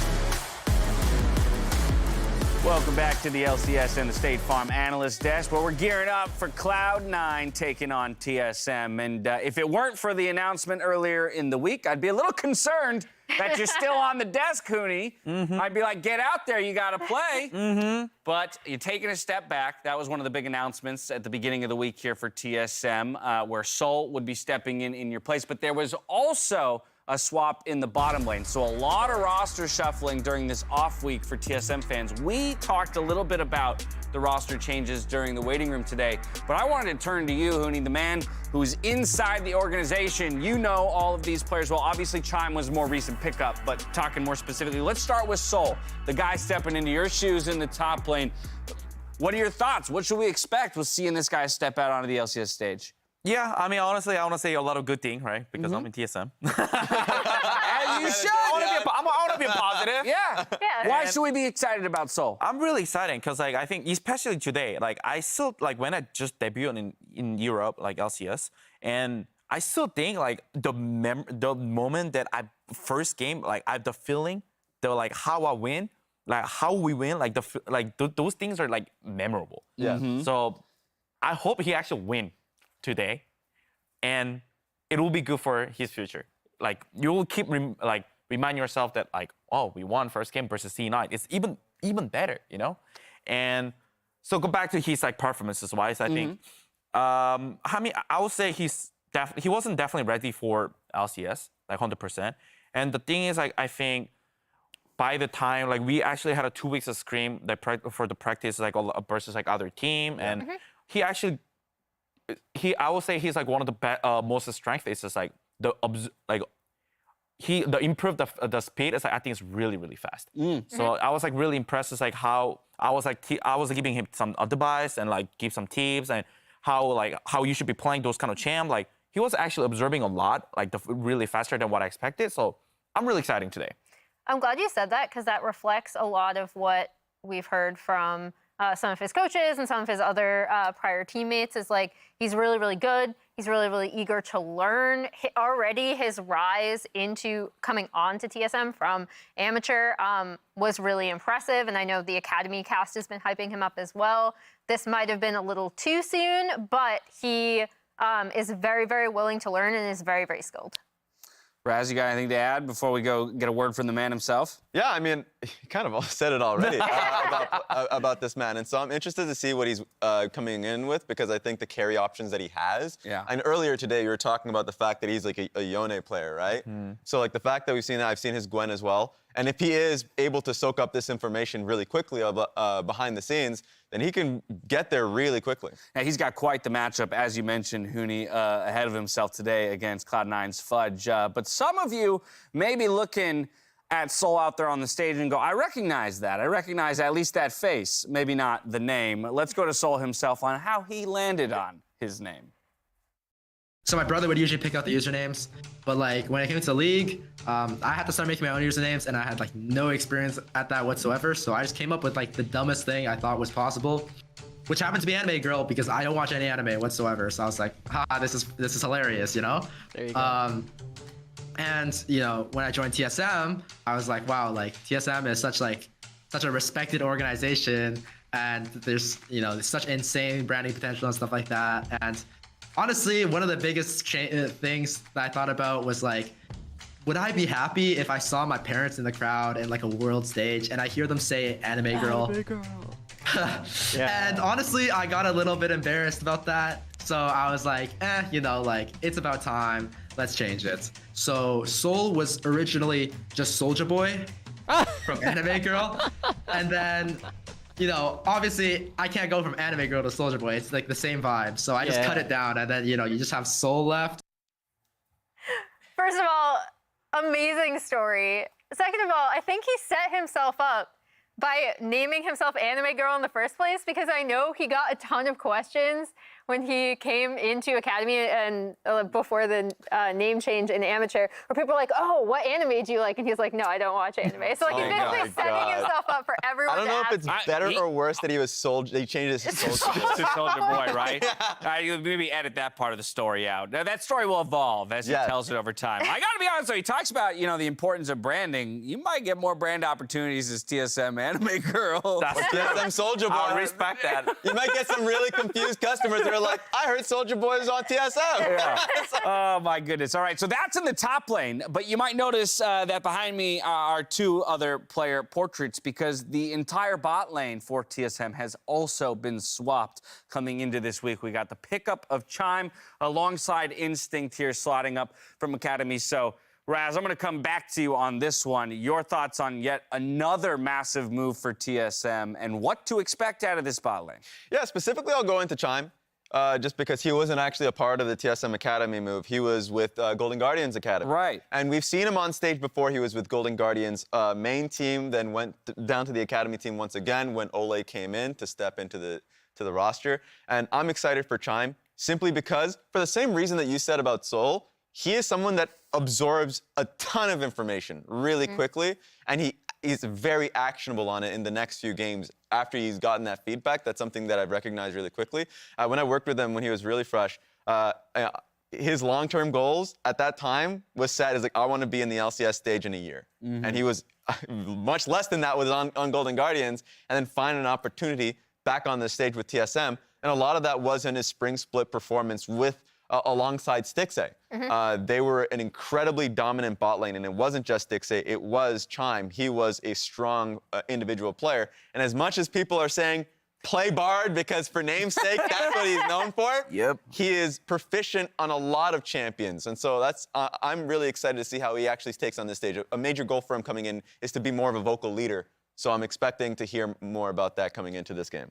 As a fun player fact about Chime, too, tying into the name thing, he also was like, oh, I regret naming it because I actually was a Thresh one-trick when I first started. That's brutal. I believe, yeah. So we've got some interesting naming conventions coming into All right. We're about 3 or 4 minutes away from game time. Hooney, I know that Captain Flowers tweeted out earlier in the week, I guess figuring that you'd be game for it. Hey, do you want to cast a game this weekend? You jumped in with a full-on let's go. You still up for the challenge?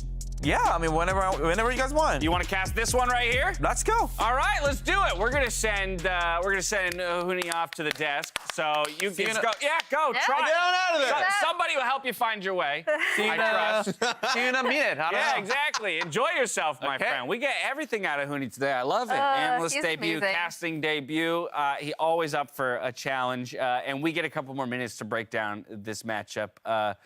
Again, we've talked entirely about the TSM side of things. I think rightfully so because of the changes that they most recently made.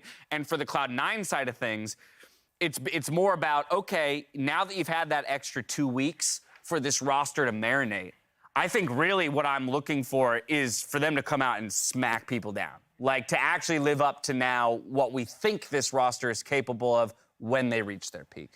Yeah, I agree with what Kobe said in Waiting Room this morning, where C9 was the team he was looking at as to how much they've improved over this break, because we already saw some like really brilliant individual performances from them, and then it was just about, okay, how much more time do they need to kind of gel together and be consistent about it? I really want to see C9 come in and just look incredibly strong together. Yeah.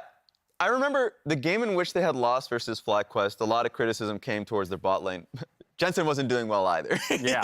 He was getting out-traded. He was actually not doing well in lane. And I want to see that game as more of an aberration because before that, those games were good from C9. And I thought that they had improved actually much faster than I would have expected. I thought this team was going to take time like week 5. Absolutely. Yes. Yeah. With how many changes this team had, I was like, okay, week 5, I think, especially Sven would need that time to get there. That isn't the case. I heavily favor C9. What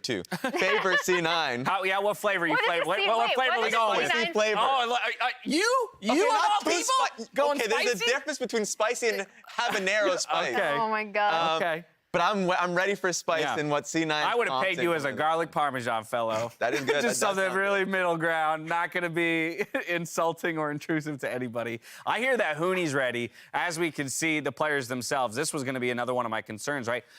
Players new to the stage, the whole setup process. Yeah. We talked to Hooney about how, for him, even personally, the preference can be sometimes to play from the home setup because of the comfortability. That's an added variable for all three of these players who are stepping onto the stage, having to, recheck in with the tech and all of that and make sure that you're in the most comfortable situation you can be before going up against the Titans in Cloud9. That said, we're going to head out to the arena. Let Captain Flowers, Kobe, welcome Hooney into his casting debut. I'm sure that the fans in the arena will do the same because I'm pretty sure I heard them pop off earlier. Yeah, they when he did. made his way in. So over to the casters. Let's get into game 3. Cloud9, Fudge just came back from mid lane, right? So I don't think he's been playing really well, and I'm probably gonna on him. I'm definitely playing at some of my best right now, especially with Hooney's help in the coaching staff and stuff. So pair those two together, even though Fudge has definitely a couple of years of experience on me in the top lane, I think I can definitely get the better of him today. It is a beautiful day for some League of Legends. I'm Captain Flowers, this is Kobe, and please give us your loudest, warmest welcome for Hooney joining the casting desk here for TSM going against Cloud9. Hooney, are you ready?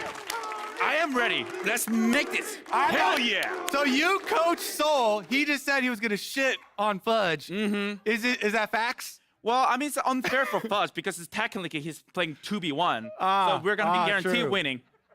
I'm the brain, he's the finger. Oh, okay. I thought you were referring to Spica. I was like, Jungle gonna get in there? No. They're like it's a symbiotic relationship. Hooney's piloting them, right? Yeah. Fudge just face palmed. Listening to this. Fudge isn't having none of it, but Hooney's hyped for that. Hooney, how do you feel about this one going into it? I think a lot of people are going to be favoring Cloud9. What do you think of TSM's chances here? You got the jersey on. Mm-hmm. Obviously, I'm wearing the TSM jersey. I'm also still in the TSM, so I'm rooting for TSM. Of course, but we'll see. So, it doesn't mean that I'm not gonna be criticizing for TSM. I was still like, we'll see. Yeah, the hard truth, bro. Like if they keep making mistake and screams, like, this is my job here. I'm gonna talk about them, Let man. him know. Let him know. Hey, we're all about honesty here on the casting desk. Don't disappoint Hooney. He'll be angry. You don't want to see him angry. The teacher in the top lane. Disappointed dad Hooney is not going to be a good look for TSM. All right. How confident are you also in Instincts? Because Instinct also getting promoted up here for the bottom lane. Another interesting case. We had 2 weeks off because which is like we had plenty time of that we can choose the roster. We can actually have a lot of practices. Yeah. And everything there. From there, we actually have a lot, enough information that he can easily play in LCS. And also he's shown a lot of good pair with the Chime, and so we are really confident with today. Nice. They do look excited. I can't actually even relate to the first LCS stage game up there for so many of them, right? Well, I mean, we've only had show matches. We're looking at each other like, I've been on that stage. I mean, we played some show matches. Those are fun, but yeah, being up here, getting to step up, especially into a rivalry game like this, TSM and C9. I mean, you never want to have your debut against one of those long-standing rivalries, those battles, not go to expectation. Berserker and Sven have been having a pretty good time for themselves, so I think Instinct and Chime are going to really have to put up here. Absolutely. I'm not against right now Berserker and Sven is playing they're playing well, so we also need to step up from there to match their performance for sure. So when you were scrimming versus Cloud9, where would you rank them as far as scrim opponents? Very, very tough or easier? No, I would say just 5 out of 10. 5 out of 10, okay. 5 out of 10. I mean, Cloud9 is also one of the teams that talks about how they get their asses beat in scrims on Twitter. Yeah, so I don't know if Cloud9 would rate themselves higher than a 5 out of 10 in scrims. But there's the reason why, because they didn't have a full team from the Ollie of the split. So it is the progress that they need more time to get better as a team. Yeah, they're scaling. They're scaling for late game summer. Okay, so speaking of scaling, Hooney, are you expecting that we can get an exciting type of early game here? Or are you expecting everybody to kind of just play it cool, wait for the later fights? I don't know. I mean, I wish just Soul step up his with the performances and then just make a banger on top lane. Okay. 1v1 some solo kill. maybe he gets some solo kills, but like, you know, maybe he died too, but we'll see. So I can't guarantee anything. So we're looking for a banger like Yone insta-lock or something up there. Okay. Okay. We'll see. Get some kills for him. Honestly, the thing that surprised me the most about Sol is like he has only been playing competitive for even a year, and he's already all the way in LCS. Yep. That has got to be a lot of pressure, but he seems excited, you know. Yeah, he does. And also his personally is like really positive. Like Look at he that doesn't smile. Yeah, look at the smile. Look at that He's smile. You can't tell this guy is a rookie. He's actually, today's the first day. And then he's like, bro, I'm gonna, you know, I'm gonna dumpster fudge. That's what he said. He did. That's the confidence. Yeah. That's what I want to see. Of If course. you're first time getting on this stage, like you would expect people to be nervous or maybe just be like, oh man, this is the real deal. But no, he's acting like he's a veteran. It's just another day, right? He looked like he's a boss here. Yeah. He got a day. I mean, it reminds me of my Fnatic day too. Like my ego was like really insane. So I was like, my first match is like versus Wicked. You know, like it's pretty easy, man. just ping Lissandra. That's what happened too, and I think it's gonna be the same. He got some vibe. You know, He's got the Huni attitude, right? basically. That's the most important thing. He got some crazy the top lane vibe. You know what I mean? Yeah. You know what I'm talking about? That's the top laner you want. You don't want the guy that's just going to be typing a Microsoft Word essay the whole time if he gets hell dove. no. You want the confident guys. course. Anything that happens, it happens. Of course. All right, well, we've got a champion select delay, as you can see on screen. So I guess it's time for Huni story time with TSM. How was it playing with Maple?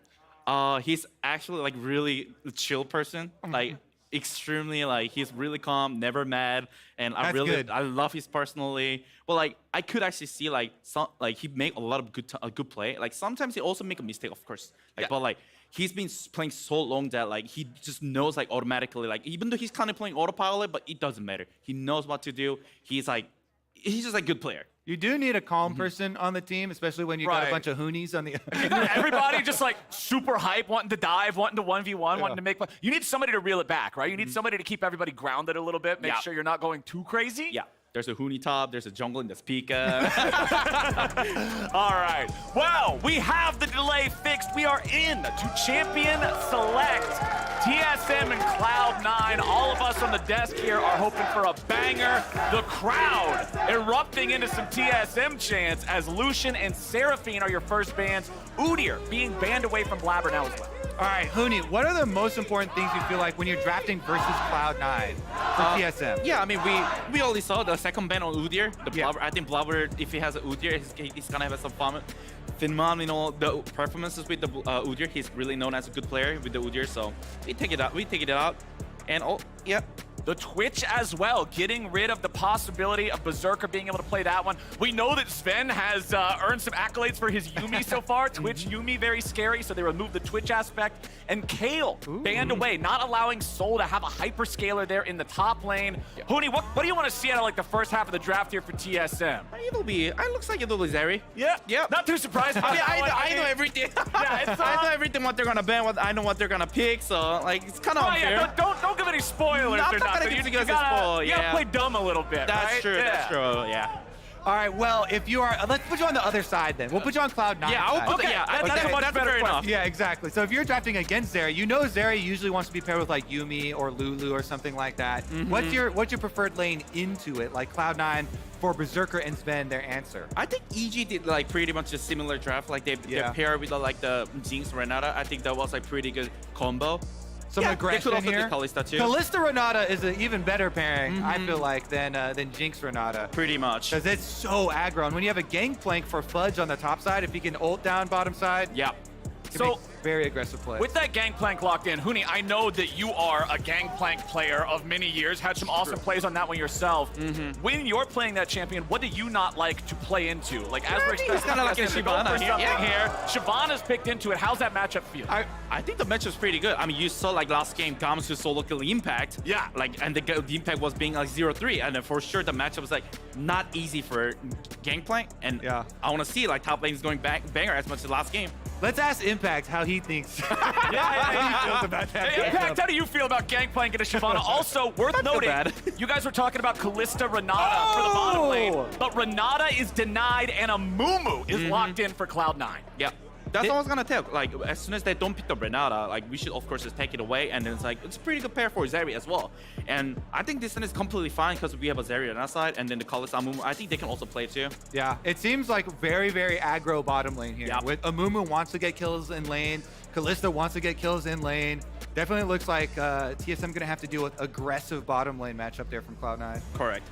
Plus a very scary bowling ball combo later on in the game too. Kalista being able to just toss a Mumu right into the middle of everybody to deploy that Curse of the Sad Mummy. Not exactly something you want to be dealing with, but let's take a look at the bans here in the second half. It's Sylas and Gragas banned away. Swain also removed by C9. Yeah, I mean, for sure the Maple is like kind of known as like playing like, Yeah. you know, Swain. I feel like every Champs Q game I've seen him is always Swain. Swain, yeah. He loves it. Yeah, he loves the Swain. Cloud9 doing their research, making sure that they're staying on top of those Q champion pools. One more ban for TSM. What do they want to target here? 5 seconds left to choose. They know it's got to be a mid laner or a jungler. Yeah, and Huni was kind of mentioning earlier Blabber's like champion pool that he's super known for. You know, these aggressive junglers. I feel like the Gragas ban is kind of a double ban because Blabber will definitely play that jungle as well. So I mean, also Deny as a, like Gragas Yasuo combo, like you know, Yone Gragas, those kind of things are like, you know, you don't want to face into it. It's a it's like a ban and a half, right? Basically. Because you're able to take out one of the best combos for that other champion too. C9 first to pick here in the second half. Looks like jungle is going to be the flavor, and it's Volibear for Black. So much early game from Cloud9. Yeah. Like Kalista, Amumu, Volibear, all super early game. They want to snowball. Yeah, even game playing all the prior is pretty high. Okay, TSM. What's it gonna be here? We gotta see everything else. Both solo laners need to get, oh, not the solo laner, I forgot Shyvana's top lane now. But so I need to see the mid laner, I need to see the jungler. Yeah, it'll be mid jungle combo on 4-5. We'll see. It'll be interesting. The Ahri. Okay, Ahri for Maple here. He was targeted in that second half of the draft. You guys talked about the Swain, the Sylas also getting banned away. Chime on the hovering bar. the namesake. Yup, you gotta let him know. I've got a fun fact for Chime, actually. Maybe it's not so fun. Uh-oh, what is it? Yeah, so everybody always wants him to play Bard. What do you think is his career-long win rate on Bard? This is not going to be good because you said it's not fun. It's not fun. It's sad. It's pretty sad. It's 20%. I was going to guess 30. Oh my god. 5 times he's only won a single time. It's actually really sad.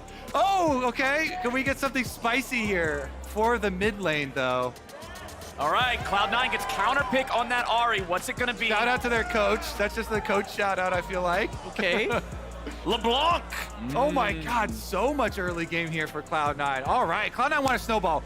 Do you feel like they're gonna fall off? Like, is there a timer already on this game for Cloud9, Huni? Or I mean, I'll say like 20 minutes to 25 minutes. They better snowball, but they better get some early kills. They better stack the dash. Like, we'll see. It'll be fun. I like this draft. It's gonna be spicy. Yeah, we're gonna check in on that once we get to 20 minutes, 25 minutes. I'm gonna ask you how good of a chance you think they have winning, depending on what they've managed to do. But it really is all about Cloud9 making those things happen. And on the other side for TSM, they've got some good scaling options here, right? You've got Zeri, you've got Shyvana that can become a massive tank, Viego going to Reset City. And of course, with somebody like Spica piloting a champion like Viego, you've always got a ton of montage potential in that one. Absolutely. And Spica really loved this Viego too. And then I think we got some comfort pick. But I think also I wouldn't say C9 also didn't get the comfort pick. Like, actually, Foch is really good at GP, Blabber's Volibear, you know, like everyone's good at it. So. True. I'm used to cautioning against Volibears getting early kills, and Blabber, you know, he'll get like 6 kills, have a bounty on his head, but he just won't die and won't give away the bounty. He's so good with it. All right, let's see if they can make it happen. Cloud9 early game versus TSM. New blood on the Rift. 3 new players. That's the biggest thing for me looking at this. Sometimes you see 1 swap in, sometimes even 2, but TSM bringing in 3 new players here, trying to swap some stuff around, going up against the Cloud9 roster that's been doing really well once they got the whole 5 squad together. But now let's see how they do going head to head. Those chants never get old. Whether it's at an international tournament, whether it's just here in the LCS studio, anywhere, the TSM chants are just part of it, man. I was wondering where the Cloud9 fans were. Here we go. Oh, uh-oh. You better be careful there, Sven. Gonna be forced to pop the flash here immediately. No summoner spells used by TSM. They know they're not gonna get the kill there, but getting that summoner spell, nice here for TSM early. Good start for TSM. Yeah, it is kind of scary because Amumu has no escapes other than the flash, but if you want to play the lane aggressively anyways, at least Sven still does have Hex Flash, and you can still like try and make engages Hex Flash from the brush on bottom lane. But another kind of delay here from TSM, they're looking like they might even do a delayed invade towards bottom side. I like that. Yeah, they're making spicy. Yes, this is what I wanted. Spicy. This is what I wanted. Spica still hanging out in the tri brush here. Berserkers walking up. Huni tri-cast time, yes. Let's go. All right, Berserker throws that ward into the tri-brush. He's going to see him walking away a little bit. You saw the ping on the map. But we are not getting that spice, unfortunately, early on at level 1. Looks like both junglers are just going to be starting red buff. Yeah, it's kind of, you know, it's not that yummy. It's boring a little bit. It's slow. Take it slow. So our tweet just said Alex is Soul's correct name, true name. How close are you with him, Huni? Do you call him Alex or Soul? I call him Alex. Okay, well, Sven calls him Chime. Oh my goodness, Sven and Berserker going in at level 1. Chime getting away. Both summoner spells used there, but he's got to go back home. C9, Amumu Flash be damned. They're going in. I'm telling you, yeah, you can just use the Hex Flash just as good as a regular one. Yep. It is a spicy. All right, Huni, if you're talking to your jungler right now too, and they're making it spicy already, where do you want that pressure? Yeah, I mean, I think Spica need to think more right here because, you know, bot lane is kind of no sums on the Renata, and they just have to play throughout. It won't be easy. Amumu calls up really strongly. Yeah, for sure, C9 definitely play better than. Yeah, they did play better. It's not easy, man. I feel like if Blabber is looking at this already too, and he's full clearing Volibear here down towards bottom side, it makes it really easy for him to just go play through that bottom lane that's already pushing in now. And try and go for some invade. But Spica's coming mid. Woo! Spica looking mid lane. Flash! It is beautifully read by Maple. Jensen still trying to get away. But it's first blood over to TSM. Dang, Maple! That was clean, dude. That was clean. Flash with the charm straight through, catches Jensen after his flash. What a prediction. Like, both of them play best as much as they can. It was crazy. That was awesome to see. I'm sure we'll get a replay of it here in a minute. I was about to comment on how, yeah, C9's got prio in 3 lanes, but Spica finds the read, finds the play. Let's look at it one more time. Yeah, let's see this, because Jensen, look, he wants to flash. Oh, he should have flashed into the minion line. Yeah, he was trying to do an angle to maybe, you know, juke him a little bit or something. But if you flash into the minion line, I guess you're closer to Viego, but at least you guarantee you can't get charmed. At least you guarantee get not charmed, Yeah, if there's minions there, you should always try and use your minions to your own defense. Oh, but do we get a dive? Oh, look at the Maple movement. Looks like C9's looking for this. Good coverage. Blabber coming in. Nothing just yet. All right, now they're going to go in. Sven tanking up. Chime about to die. Sven going to get popped there by the turret, but not in time for Chime to come back thanks to the bailout. So Chime's going to make it a 1-for-1 there. Both supports fall. Yeah, Huni called it out. That was a read from TSM. They have Maple trailing bottom to try and cover the dive. Cloud9, I think they're still pretty happy to get 1-for-1 kill. Absolutely. Considering it was a bit of a red play. Yeah, it was kind of unfortunate that Amumu didn't have flash from the level 1. Would have been better play. Yeah. Amumu has a flash. That was a consequences, but still pretty good for C9. I mean, for sure. I'm happy that we've got 3 kills at 4.5 minutes. Our early game is not just everybody sitting and waiting to scale. Cloud9 drafting for this early game. We take that. Cloud9 has to be making plays. They know that. And now Jensen's set up here on the top side. Somebody call Alex. Make something happen here. All right, Jensen's got the chain. There's your root. Fudge applying the barrel. Sven coming up here too. Soul still staying alive. Okay, come on. Oh, Jensen's taking a lot of turret damage. What on earth is going on here? Soul's just, he's running. Run, Alex, run! Run, Alex! Run! Alex or Anime Girl or Soul or whatever the hell your name needs to be right now. You gotta try to get out. The Ignite is even dropped. Good Lord, this is taking so long. You know he's gonna die, but it is... Did you teach him this move, Huni? It's taking its sweet time getting there. Sven drops the Q. Sven gets the kill and ties up the game, but in the meantime, TSM is breaking plates in the bottom.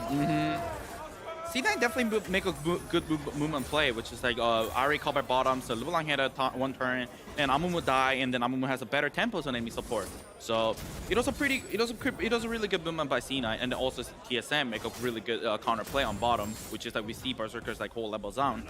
Yeah, exactly. If I know one thing about Sven, he's not afraid to stay aggressive on support. He's not afraid to go for another gank right after dying. Yeah. And even risk dying again. Plus, big minion wave that we saw Soul leave behind. So even though Soul got to live and run through the enemy jungle, he lost, what was that, like a triple stacked wave almost? Yeah, a lot of it. Yeah, you can see the farm comparison, 33 to 48, plus Gangplank getting extra money off of Parlay. Like, that's gonna feel really good for Fudge in this 1v1. And if we're looking down on the other side of the map, this has also given Blabber the opportunity to go for the Drake. He can secure that one uncontested. Volibear is good at soloing those down. So Cloud9's feeling pretty comfortable with the current state of things. But of course, as you already said earlier, Hooney, this lead needs to look really impressive by 20 or 25 minutes. Correct. As long as I think Zeri is like farming well, and if they cannot took down the Zeri, if they can't stop, if they cannot make the stop the Zeri farming, I think it's not that good for C9. I think that's gonna be the primary goal for C9 to make Zeri cannot farm. So that's what you would like to see then, like for Jensen and Blabber, bring these guys down bottom, like really focus Instinct. I mean, Fudge, level 6 now on the Gangplank, can also contribute with that ultimate. Correct. So, all right, we'll see if TSM can manage to protect Instinct, if Cloud9 can find that gas pedal here. Second round of the buffs are spawning, Blabber picking up that red buff. The Volibear turret dive mechanism is ready. This is where I want to see C9 continue this aggro.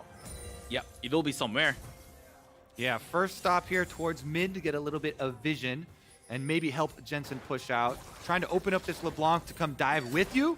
Yep. And Gangplank Ultimate is also ready, so all of the tools that we talked about for Cloud9 to dive bottom are ready. And Hooney mentioned how hard it's going to be for TSM to stabilize that bottom and let the Zeri keep farming. Jensen will get that wave cleared out down here. Looking back at bottom right now, Berserker and Sven, they got about even farm with Instinct and Chime. Oh, that one lollipop. That looked like it was gonna miss, but then connects onto Instinct. TSM get themselves back from it, but you can see Blabber was looking bottom as soon as he saw that little bit of action there. Maple now seeing if he needs to trail this, but he knows he doesn't want to face check that brush. That could be pretty problematic.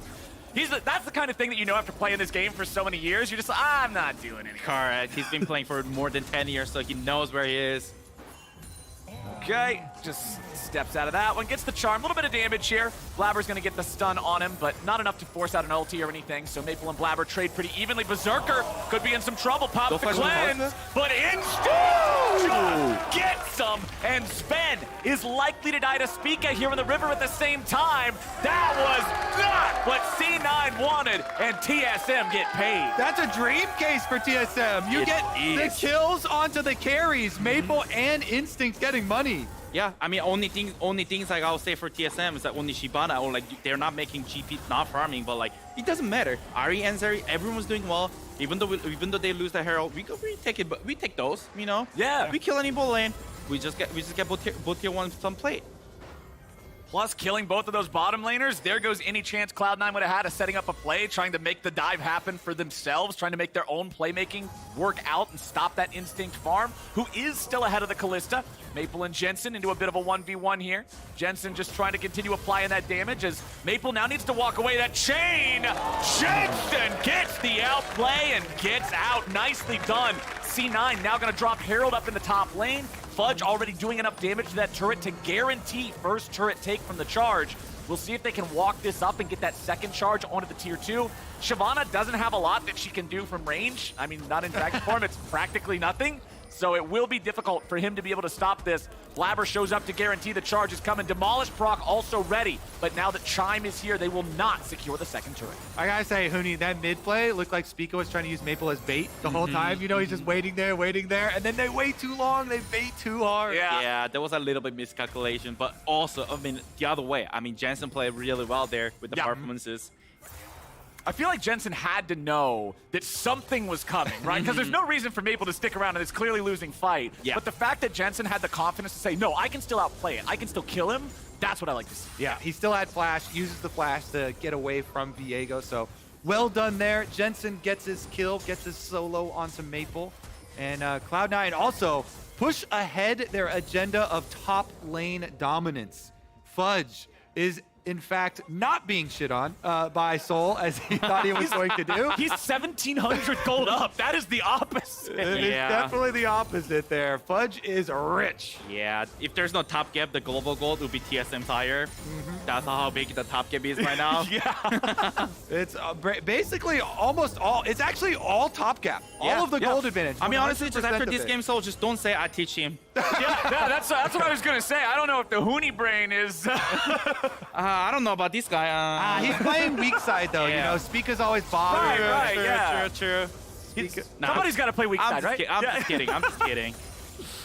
All right, it's all banter. It's all banter. We're having a good time here. But Cloud9 has to continue building this lead. Second Drake of the game now spawning. Remember, Blabber got that first one for free. But TSM, they've got 3 men in the area. They're bringing up the other 2. They are ready to commit everyone to this. Fudge has his ultimate and his teleport ready, but it is not 14 minutes. Remember, he can only teleport to a turret because it is not unleashed.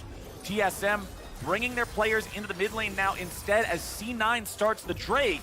And it appears C9 should be able to secure this second one. Nicely done. No contest again. And that's how it should go from Champion Select, right? You're running a Kalista Amumu bottom lane with a Volley Bear jungle, so much early prio, and your LeBlanc also got a solo kill onto Ahri. So Cloud9 doing a good job snowballing. Soul looks like he's getting aggressive on the Fudge, though. The grab. Oh, no! He didn't no! Soul's trying to fight him, but Fudge is not afraid. The Dragon's trying to get away. Fudge drops the ulti, trying to bring the pistol in there. Soul manages to escape with the ghost. He jumped in. He didn't win the fight. He didn't steal the Gromp. That's a feels bad. It feels bad, man. He was going for he definitely went for the Grump steal, but yeah, he failed it. All right, Huni, what's the training regimen gonna look like for Soul after tonight? We'll see. I'll bring some. I don't know. I'll bring some bad. You know. Like... Some you're gonna hop in 1v1 him on Gromp. Yeah, you have to fight at Gromp, and then he has to get the Gromp every time, right? Yeah, I think we're gonna play 1v1 until like the 4 a.m. DP versus Shibana matchup. Let's see. Nice. Well, Trinity Force is done for that gangplank, so Fudge was chasing him down before. Didn't get the kill, though, so Soul did escape with his life. At least he didn't die for the Gromp. And also GP burn ulti. Yeah. Yeah, okay, so they don't have that to help at least, but when we look at the items, they each have tier 2 shoes, and then Shyvana's Balmy Cinder versus Trinity Force. That's not a good time for Shyvana. Soul's gonna keep struggling in that matchup for a little while, I think. We still got about 1 more minute before those teleports unleash, and either one of the top laners can more easily assist in the fights. Of course, for Soul, that's a much bigger deal because he doesn't have the global ulti like Fudge does. Checking back in bottom lane, Berserker does have a CS lead over Instinct, but they're still not really throttling this Zeri's farm. They're not shutting Instinct down.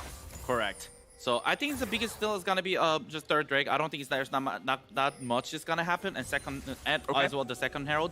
And I think that's gonna be a big deal for TSM how they make the decision making.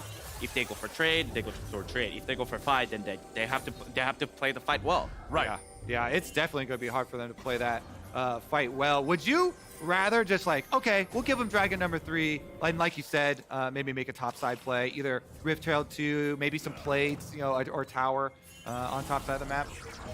I think it'll be depends on the bot deal right now, like how Instinct call. Like I feel like it's just 80k usually call like, oh, we should fight right now. Oh, we shouldn't fight. I'm gonna be stronger later. We could. Probably it's gonna be just depends on what happened. Like middle of the sequences, like just waiting for, you know, the dragons is spawning or Herald spawning. And look at how rich Fudge is. Yeah, man. A 1.3 thousand gold lead. More than half of the gold lead himself. We're just getting a fight right here, right now. Cloud9 in the TSM jungle. Maple getting himself away, grabbing the kill on Sven. C9 still looking for anything. Soul's gonna be taken out. That one makes 1 dead on C9, 2 dead on TSM. Oh, Speaking now looking for the angle. Fudge is still there. Flash out from the TSM jungler, keeping himself alive. Chime also escaped. The fight goes to C9. Ooh, that was without Kalista there too. That was without Berserker. He was in base, recalling off of bottom side. TSM getting some money back there, but Cloud9 forced the kills, trying to play off their strong side of the top side of the map again. And I really like that. I like the fact that even though you guys were talking about, yeah, there's probably not going to be a lot of fights until the next Drake. Like, we got to see how they play this fight out. C9 are just looking to make fights. They know they have to keep scaling. They know that they got to be strong by 20 minutes. Let's take another look. Yeah. Ben started it off. It's legit 4v5, or 4v4, excuse me, because Zeri's also bottom side, but the jump over, Chime had a good time on his stopwatch. Doesn't get moved on through. Really quick execution. But the last little tick here, Soul goes down as the Gangplank ultimate. Maple also burning down. Yep. Huge pickups there for Cloud9. Yeah, I mean, I'm actually really impressed with like how Sven playing right now. Like his map movement is like really good, and he's like the hitting, the Q accuracy right now. This game, especially this game, it's crazy. So I don't know. I mean, TSM, if you guys want to win, you guys got a better job, man. Yeah, they got to step up. That was their jungle. Defense. That was their turf. Cloud9 were the ones making the moves, and the moves paid off. 45 seconds until that third Drake, gentlemen. This is going to be a very telling moment. You were already talking about, does TSM fight for it? Do they try to trade something else instead? They're currently down 3,000 gold to Cloud9, with a huge chunk of that being the top diff. So I don't know if this is a fight that TSM feels they can win. Yeah, I mean, I think there was only one reason is like if they fight, GP's not level 13 yet, so the team fight is a little bit weaker. But it already looked like they're just going for a trade on top side here. Yeah, and those levels in the barrel. Yeah, so also trying to make Fudge like less farm, but it looks like impossible. All right, they're gonna force Rift Herald in mid first before the Dragon for Cloud9. Yep. Trying to get some gold first, open up that mid lane, and then the dive! Oh, Sven going in. Maple getting himself away. They don't fully commit to trying to drop an Amumu ult or something similar onto the TSM mid laner there. They want to save that for the team fight, for the Drake. They take down the mid lane tier 1. They go over to the Drake. There are no TSM players for miles. C9 gets Soul Point again, uncontested. I mean, I've been keep saying like Zivan, he has no hesitation. He just gotta press it. He just press the button. Just gotta hit that button. Yeah, and then you just hit the Q, and it's just so easy to play the game. And also, I really like the fact that C9 is not waiting for object. Like, they actually make an objective for themselves. Like, there's a mid-tier one, that's a Herald. Oh, that's a second Herald, there's that second Herald. If there's a Blue Buff, we gotta fight for the Blue Buff because we're stronger. I think it's like C9 actually playing really well around like their strength. Yeah, Cloud9 I feel like has always been one of the teams in the LCS that has loved to play early game-oriented team comps and really push, like you're saying. Keep forcing objectives, keep forcing these team fights. They have Amumu ult again ready for Sven, and he's got Flash.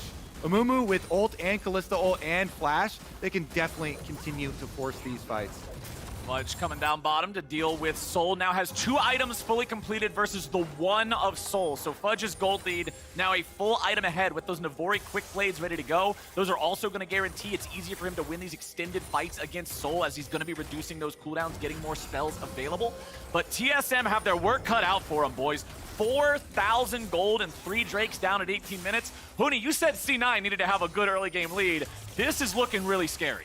This is good enough for C9 to win. This is great. This is great for C9. Let's give them a grade. Right now, what do you give them as far, are they like a A-, B+ action? For TSM? Grade A for Cloud9. For Cloud9, I'll say A+. A+, okay. They are passing with flying colors. This course is there. They don't need any extra credit. We don't want to know TSM's grade. No, you don't sell that credit card to your They're parents. going like C- right now. Yeah, TSM might need to stay after school a little bit. Yeah, a little bit more, yeah. Well, they've got 3.5 minutes, and then they're going to have to fight for this Drake. Otherwise, that's a Mountain Soul. That's a pretty big deal to have to deal with. What will that be, 22 minutes into the game? That's scary.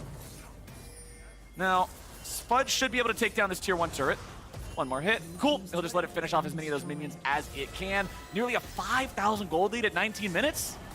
That feels nice. The bank blank is definitely doing well right now. He's pretty rich. He's stacking the money. That's where you want to be. Silver Serpents too. I'm not sure. Observers, is there any way to check the Silver Serpents, see how rich he is on those ultimate upgrades? All right, one thing though that was added to the game, objective bounties, give you some hope for TSM trying to come back.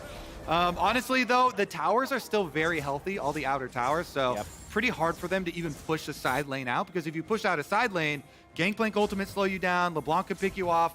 Cloud9 are very ready to catch any TSM members looking for those objective bounties. Yeah, correct. I mean, it's bad for TSM also. There's no, like, we can't sack the Dragon anymore because it's Soul Point. We can't sack the Nash for, like, tier 1. That's not possible. Exactly. So, like, there's no way we can actually look for traded. So these moments, like, I think TSM just have to look for a good fight and to choose a good fight where they can win. Yeah. Like, either it could be Drake, either it could be, like, any, like, between the sequences that the Nash or Dragon anywhere. Do you think they're going to need to hit a certain power spike before they do that? Like, Zeri's still only on 1.5 items. Like, Instinct is not at this point where he's able to take over a team fight or anything. What is sort of, you feel, the go button for TSM to be able to take a fight? Is it item completions? Is it a certain positioning? Like, what's be honest, as a player, I'm an ex-player anyway. Like, you know, so fresh. It's not No, it's tough. I don't see that much point. Like I think, as what you mentioned it, I think Xerath is too core. It has to be complete like before the Drake spawn it. So how does this team operate? Who's making the shot calls right now? Is Spica still like the loudest voice you feel like on this team, even in the mid and late game? Absolutely. I think the Spica is doing a lot, like really good job of calling the team stuff and then middle game. And yeah, I mean, also I think Maple has like a little bit like language barrier, so like he's still on it. I think over time it's gonna get better. And yeah, basically that's it. I think Chime and Soul, like they're just adding on like a lot of the good information. That's how we operate the call.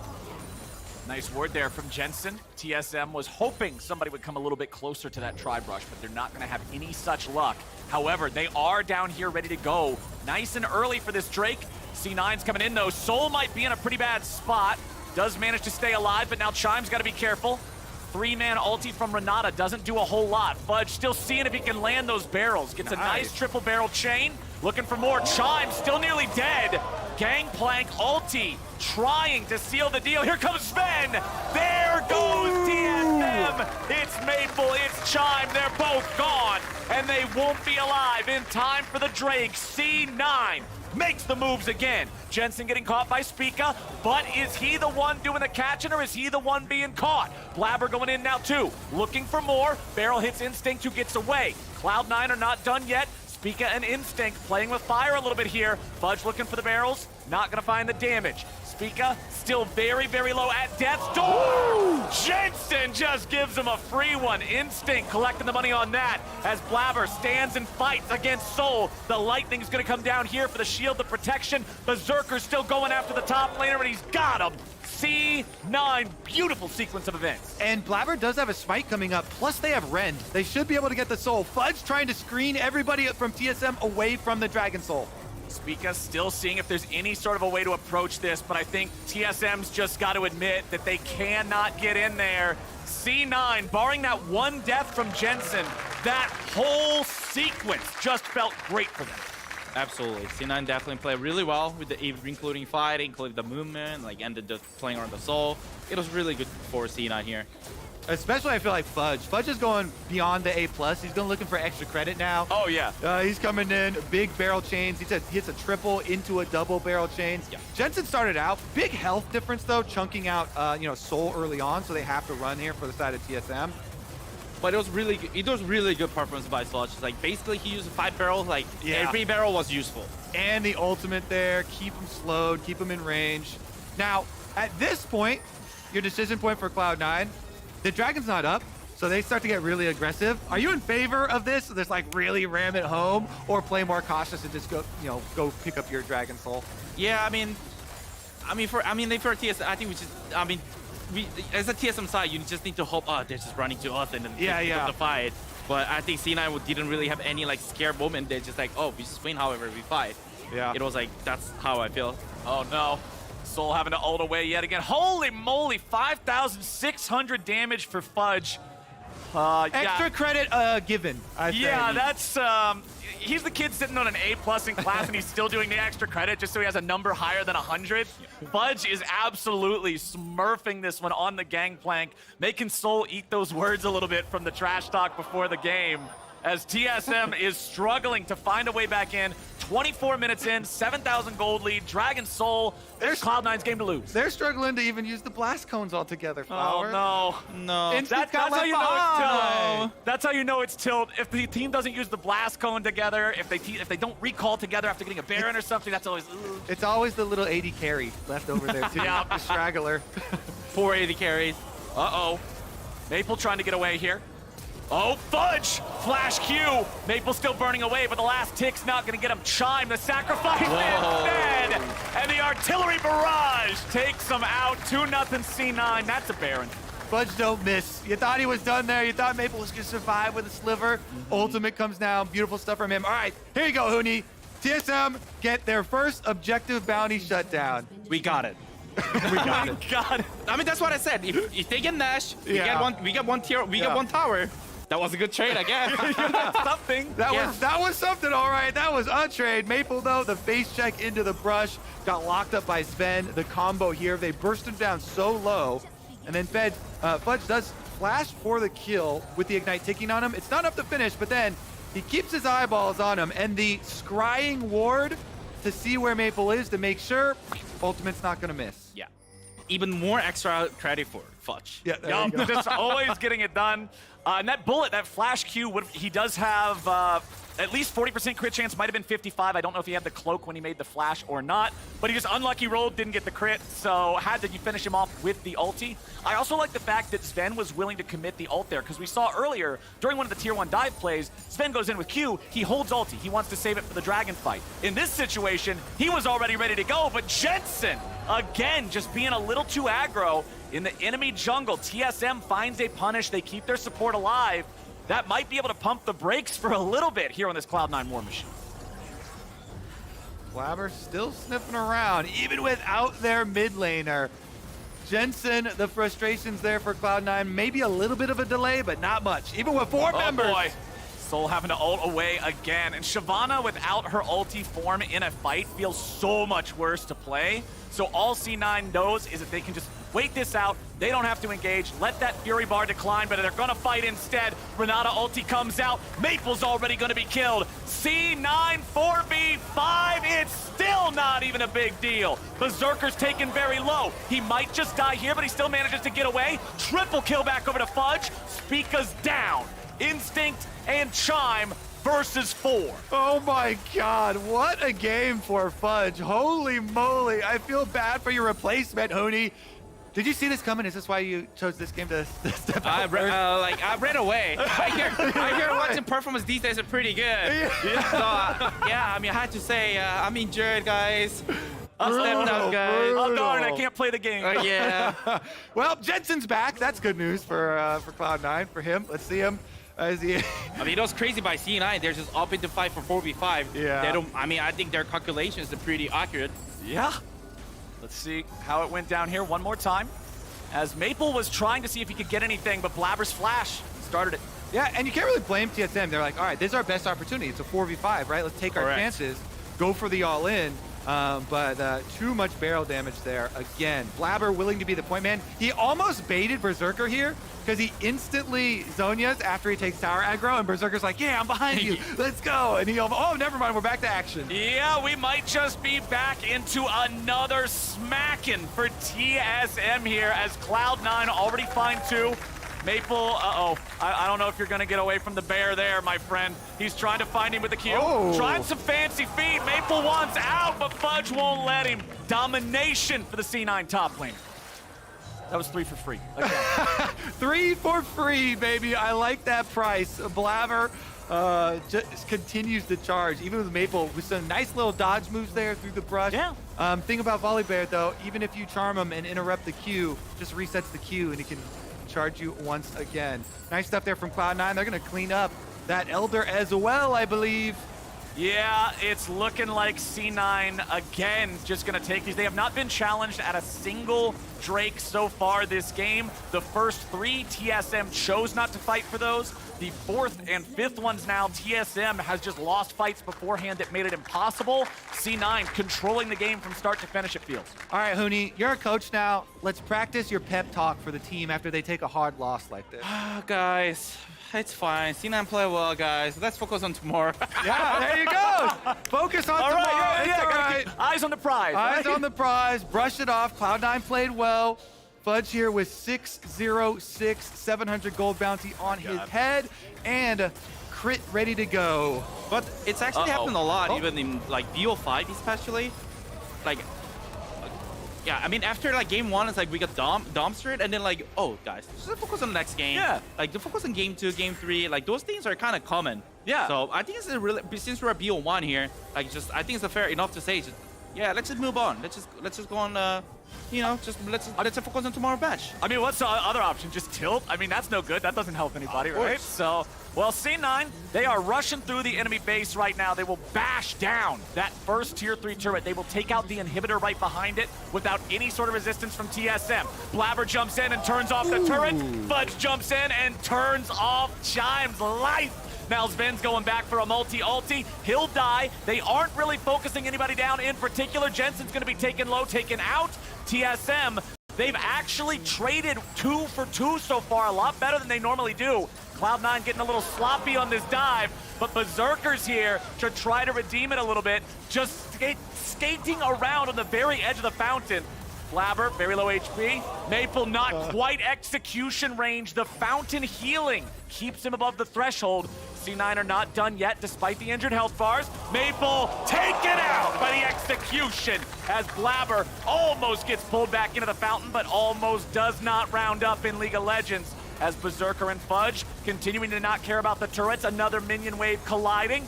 Nexus turrets, only one left, and now it's gone too. The Nexus itself, TSM will not be able to defend, and C9, 20-9, take down TSM.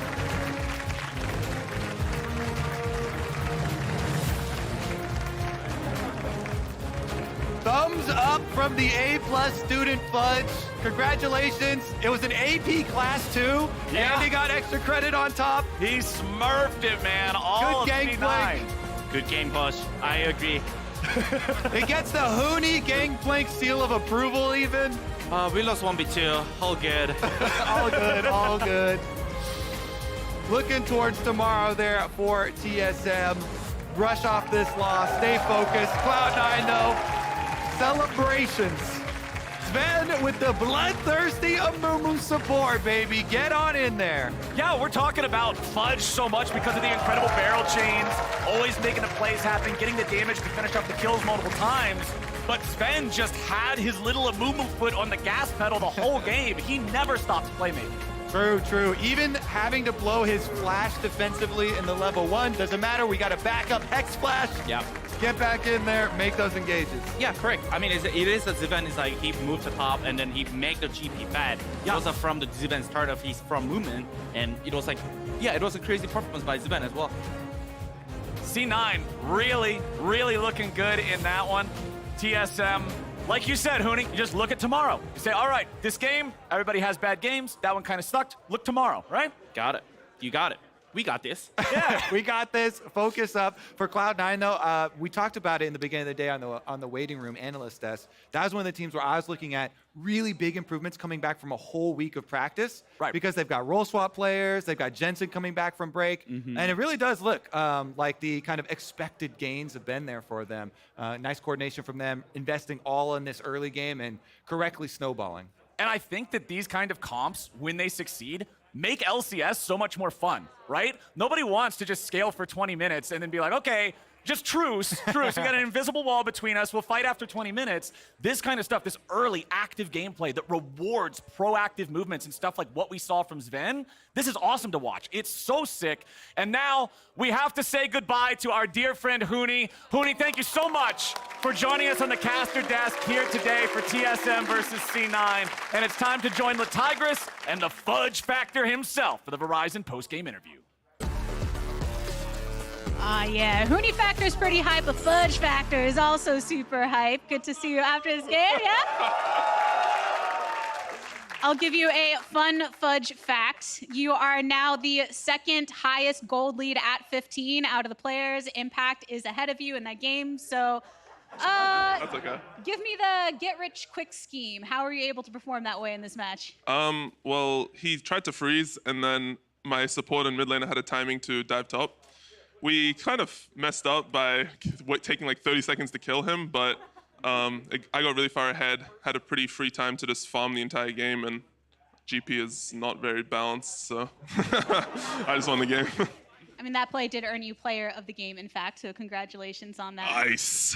Can you tell me a bit more about that matchup then? You're saying that GP is broken, but we're also seeing Shyvana start to creep into the top lane across multiple regions now. Shyvana is a champion at level 6 that can sort of just use ulti and poke you down. You can't really react. And also her Q counts as 2 auto attacks, so she can Q your barrel when it's at 2 stacks and you can't get barrels off.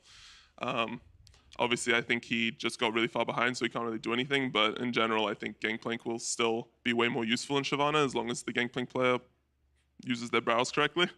I think last game Impact, when he was playing the matchup, played pretty poorly, and obviously he got really far behind, but I think realistically he should be way more useful, and he actually was regardless in the last team fight, so I'm not a big fan of the Shyvana pick into it personally. You don't want to see it anymore, huh? Nah, it's trash. bringing away from the picks themselves, obviously there's only so much you can tell about a player having the one game against him, but Sol is new to the stage, even had some spice from his own personality coming into it. Have you had any experience with him in the past or any rumblings from him as a top laner? People like to meme him a lot in like some of the Discords I'm in. I don't know, like they're kind of making fun of him. So I feel bad for him, but also it's just like you're a rookie top laner, just like how I was last year. You're gonna come in, you're probably gonna get shit on a little bit, but he'll improve over time. And I think that most of the top laners right now honestly aren't that good, so he probably won't int too much, you know? I think he'll slowly get better, and I think eventually he'll probably be pretty good. I'm not really sure how long TSM. I don't really know if TSM's going to change the roster next year, but we'll see, I guess. Speaking of top laners, I know that you said in your Travis Gafford interview that you still don't think anyone can step up to you. Is that the case? I think Whippo is probably the best top laner other than me. I think he generally challenges me the most. Impact as well, decent. But I generally think that last year when I played against Alfari, it was by far the hardest top laner to play against. And now that he's gone, it doesn't really feel like many top laners are very good at lanes. So I'm pretty comfortable playing against all of them. Well, the name of the game for Cloud9 as a whole is less on the individuals, but more the development of the roster since the role swap. Anything that you can share with the week off and the work that you've been putting in as a squad? I think that we can maybe play off-roll against TSM and win, so I'm not too worried about the role swaps. All right, fair enough. Thanks for your words, Fudge, and congrats on the W. Thank you. More games to come. We know that CLG will be taking on Immortals Progressive, but as we go, grab all of your magical gear because it is Star Guardian time, baby. Check it out. Woo! In mid. Spica looking mid lane. Flashing joy! And it is beautifully read by Maple. With the gold lead himself. We're just getting a fight right here, right now. Cloud9 in the TSM jungle. Maple getting himself away, grabbing the kill on defense. C9 still looking for anything. Soul's gonna be taken out. Gangplank ulti trying to seal the deal. Here comes Sven. There goes TSM. Maple's already gonna be killed. C9 4v5. It's still not even a big deal without any sort of resistance from TSM. Blabber jumps in and turns off the turret. Fudge jumps in and turns off Chime's life.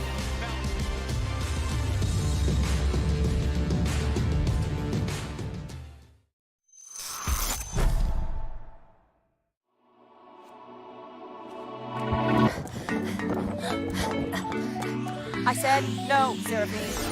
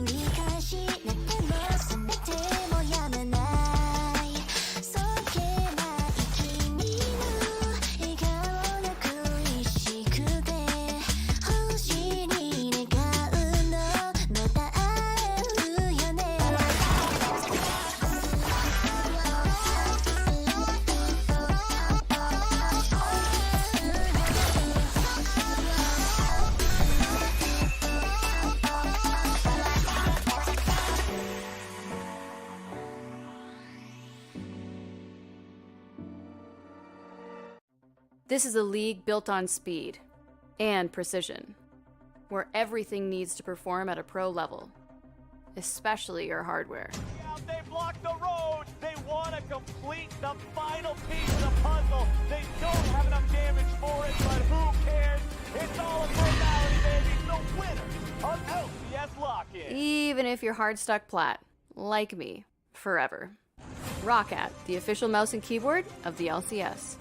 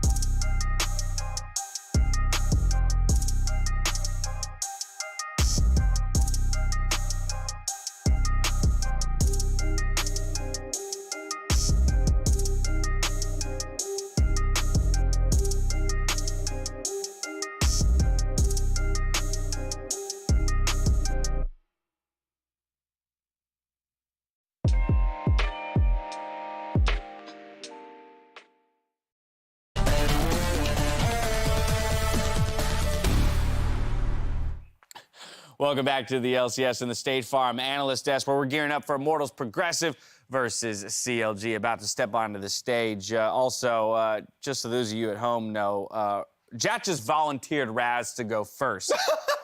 For our next little bit here. It was an idea. I posed the question to the group, and Jat was very quick to say, Raz will go first. Yeah, Raz will kick this one off. So here's what we're going to do. Heading into week 3, and we're taking a look at the strength of schedule for CLG, but going into that third week of play, we had a lot of conversation about how week 3 was the test. Yes. That's where we would come away determining how strong this team really is, you know, holistically, and where they place within the league. And so as that is the test that we set out in front of them, I'm calling a teachers conference, Raz, and I want to know, did they pass the test? So I came up, I think we all collaboratively wrote on this. Did we? Inside, yes, we did. Okay. Wait, we did? Yes, we did. It's like a magic trick is about to happen. Report card, just so you see, but we need a better visual representation. Yeah, so for the people at home, just making sure I didn't knock paper over out the window, there. right? I know. So for me, how I would grade it, This is their week 3 performance. Yes, their week 3 performance. Okay. I grade them a C+. Okay. Okay. And for my reason, So passing. my reason is that they choke. They choke. And so, and it came down to the fact for me, at the very least, is that like, did I expect them to be a top 3 team? No, I did not. I did not expect them to be a top 3 team. But a lot of the same things we saw in Spring Split came into play. Yeah. What we ended up seeing was Contracts invading, going up against Team Liquid, and dying in the same way we saw him in the previous game. So that's the one thing I was concerned. But I gave them a positive, which was in game 1 they were playing well, but the draft was not right. So I was not happy with the draft. All right. All right. Emily, So get over there. Get over They there. passed for me. And help us understand. C+ is a Because already grade. I got some questions with Raz's kind of assessment here. I'm not going to be. I'm actually going to. So I Is it a actually C+? say a C, not a C+. So lower. So I think the big thing, obviously, like we have the COVID is unlucky. But then also, I think the big thing for me, kind of to Raz's point, is I still want to really see Contracts and Palafox as the two who are making plays through Palafox, roaming to sides. I mentioned the list earlier today. I think it'd be a great pick for him. He's done really well in stuff like Talia. I didn't like the Corki. I basically don't like it anytime he can't somehow get mid-prio and roam to sides or join up with Contracts, because I think the two of them kind of need each other as buddies to go to side lanes. So that is where they failed, but I'll just leave the So you're COVID saying, out. wait, no, hold on. Okay, wait. So, well, first of all, I think it's like- hilarious that we've got 2 C's. One's for choked, the other one's for COVID unlucky. I like this. But so far, I'm not here. I'm only hearing a little bit of play-oriented stuff. I know that you just mentioned that mid-jungle duo. You expected more out of them, right? And so that's where we're docking in some points. Jat, please bring You can some. see like Emily's the teacher that leaves like paragraphs for your folks. I will give you great and feedback. Raz is like C+ because it was slightly below average. I mean, only a really crappy teacher would give you a C and say you choked. Well, listen, and then hope you My got, teacher and didn't then even hope you write get in the better. teacher's notes. No. Okay, they left it. we're saying it was a hard test. It was a Yeah, difficult it was a test. difficult Was test. it? I think. Who did C9 lose to last week? FlyQuest. Who did TL lose to? 100 yeah. Who did they beat? They only beat CLG. In what world is 0% win rate a passing grade? They completely failed. Are you Okay. kidding me? They There went it is. 0-2, and the teams they played against only beat CLG. I think my thing is This is results-based expectations. analysis. Were you expecting? But see, I love CLG to this. win? This is just going to get into a deeper conversation about education and teaching, though. It's like, do you grade your student based on your expectation of that individual student? And not everyone's not on their own scale, are they? So I mean, that's true, but I also think grading in the U.S. education system is terrible. Let's get into this. Let's get into this. As a Canadian, I agree. Positive feedback, like not also critical feedback, but I think feedback in general is very good. And then obviously we have Contracts' tweet up there talking about how he didn't play well and have much to improve on. He's currently dying of COVID, but no excuses. So I think the no excuses thing is really important to me because like we said, a lot of the mistakes we saw from Contracts individually are things we have seen from him in the past. I love the no excuses point from a mentality standpoint. I guess, Jat, when you talk about that F, that 0, What do they show you today? Is it just a win? You just want wins and losses? Yeah, I mean, I also do think that they're probably better than they were last year, but they still failed their test. Gotcha. Which I think was the question. Like, you can still pass the year while failing a week 3 test. You can fail one test. Absolutely. The confusing thing is this is a report card, not a test. This is a report card. It's a pretty big influence. I said in it was the a report test, card. and then Raz pulled out a report card. It's a pretty big influence in your damn report card. So here's the last question I have. What do you guys grade us on this segment? Do we get a C+? About. Did we choke? I'd say a C. A C. for us. B- For the segment. All right. Now, during the 2022 Summer Split, you can use your MasterCard to make a purchase from the in-store client and save your card on file to be entered for a chance to win a trip to a LoL Worlds 2022 final event or a set of 9 Player of the Week statues and a MasterCard prepaid card. Entry period closes tomorrow. So if you're looking to get yourself an inspired statue or 2, because you'll get 2 of them at this point, you can enter today. But while CLG hunt for redemption, their opponents, Immortals Progressive, are hungry for unity after a difficult start to the Summer Split. Take a look.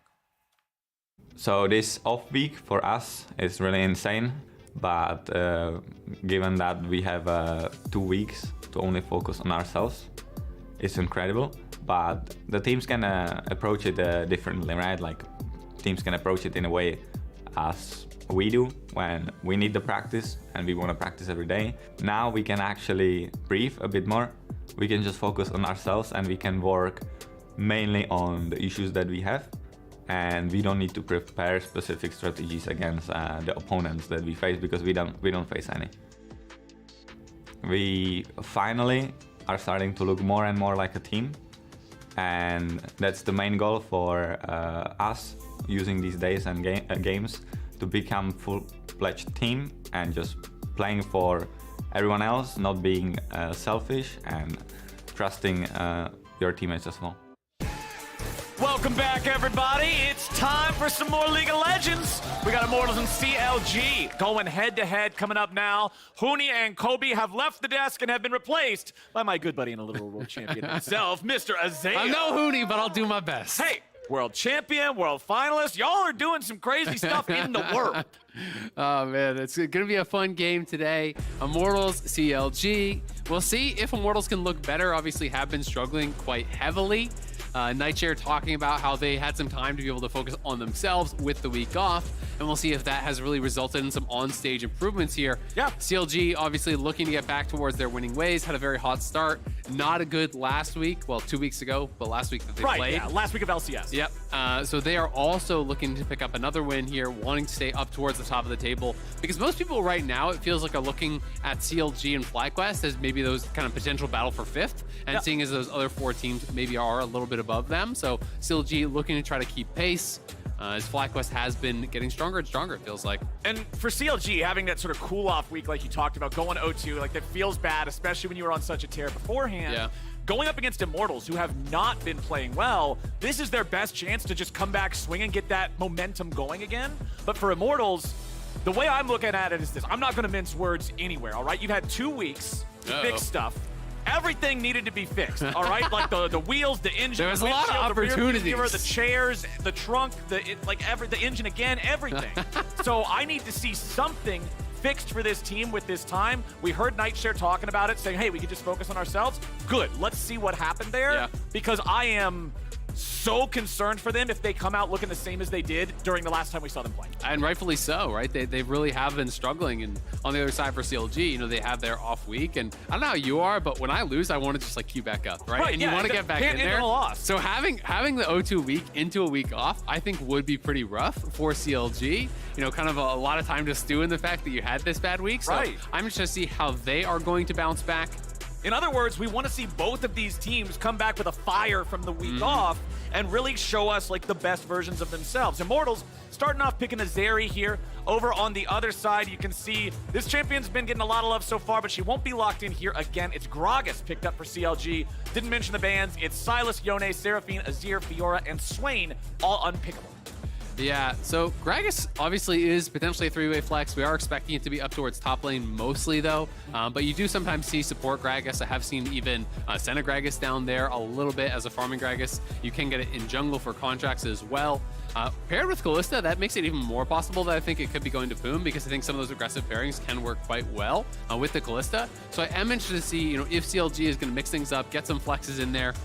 It'll be exciting to see if Kenby's going to lock this one in. We get baited so much, I refuse to just ever even acknowledge hyphy picks anymore until they're actually locked in. If they lock it in, yeah, cool. But over on the other side, Kalista Gragas, as you were talking about, can be a very deadly combo. The Gragas flex potential. There it is. Gangplank swapped over to that one, picking that for the top side. First Strike Gragas top lane has also been getting a lot of popularity. People are almost always feels like moving towards First Strike nowadays. Just trying to cash in as much as possible in the laning phase with that. Looking for these little quick combos out every time First Strike is up. Body slam in, Q, W, everything out in a short little burst of window. You can get quite a bit of gold throughout the course of the game. Plus, it's usually built with more AP-heavy styles in mind, right? As opposed to the tank Gragases of old. So as he gets later into the game, that damage multiplier can actually do a lot. But Poppy locked in for so Immortals. Good here, man. Because if you're expecting Gragas Yasuo, Poppy's amazing against Gragas, amazing against Yasuo, already amazing against Kalista. It's such a good pick. I feel like if you pick, they're just picking it anyway. But I feel like this is the most insane Poppy game. Very likely can be playing it in the jungle. Of course, again, theoretically, you can flex this around. Poppy top's fine. Poppy support, very situational. But, there's a lot of value to be grabbed here to being able to shut down the Kalista.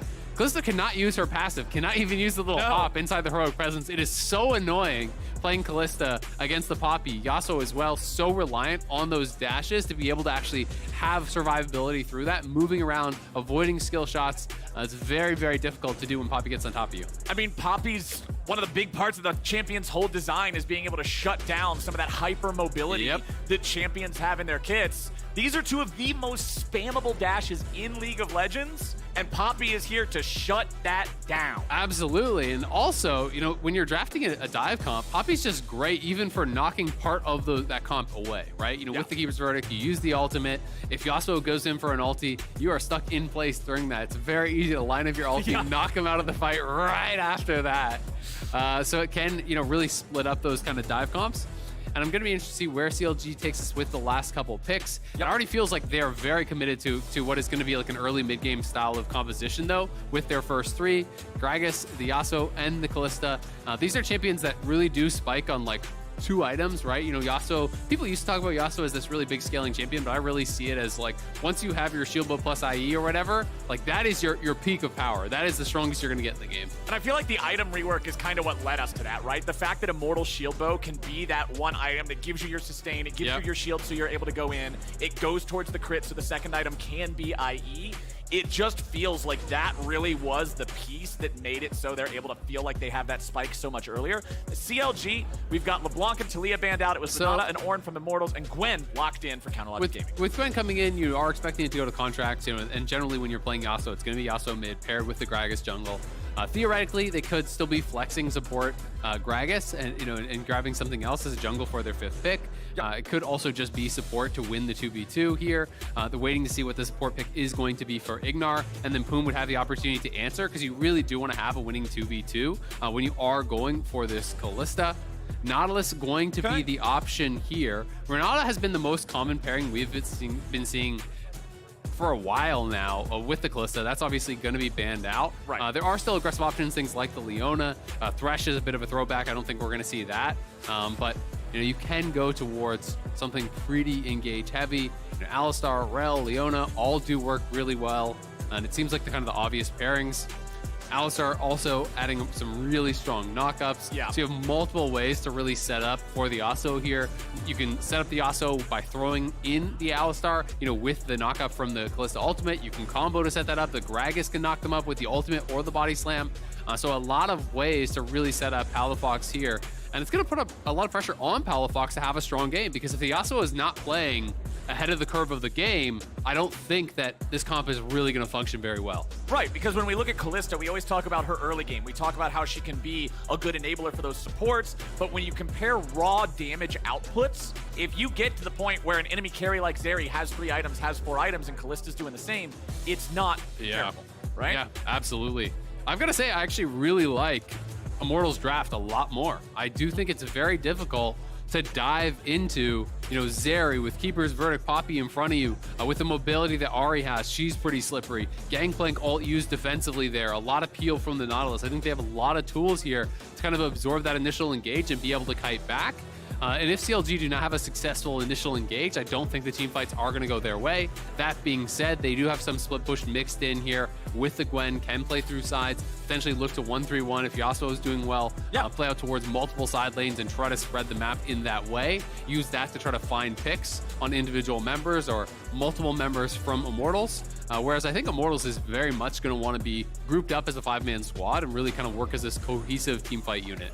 And I really have my eyes on Power of Evil and on this Ahri here in this game. Power of Evil as a player, like when you think about his peak, you think back to Misfits, you think about nearly knocking SKT out of Worlds if not for the Braum shield that blocked a Sejuani E-proc on a stun, right? Like, this guy's peak has been incredible, but so far his summer split has not been good. He's been critiqued for his performances in and out of lane. The builds have sometimes not made a lot of sense. Of course, in the past, his Orianna theory crafting was always a point of conversation, but that's one of the points I'm looking at Immortals that could really be a step up because I know how good he has been in the past. Yeah, absolutely. We're going to have to see if he can kind of get back towards that previous level. Even in the LCS for many years, even when he was on poor teams, he was such a shining star.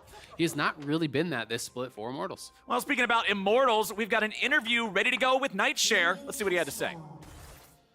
Thank you, Captain Flowers. We heard a little bit from you going into this matchup, but can you tell me what you were saying to the team in terms of a game plan approaching this week?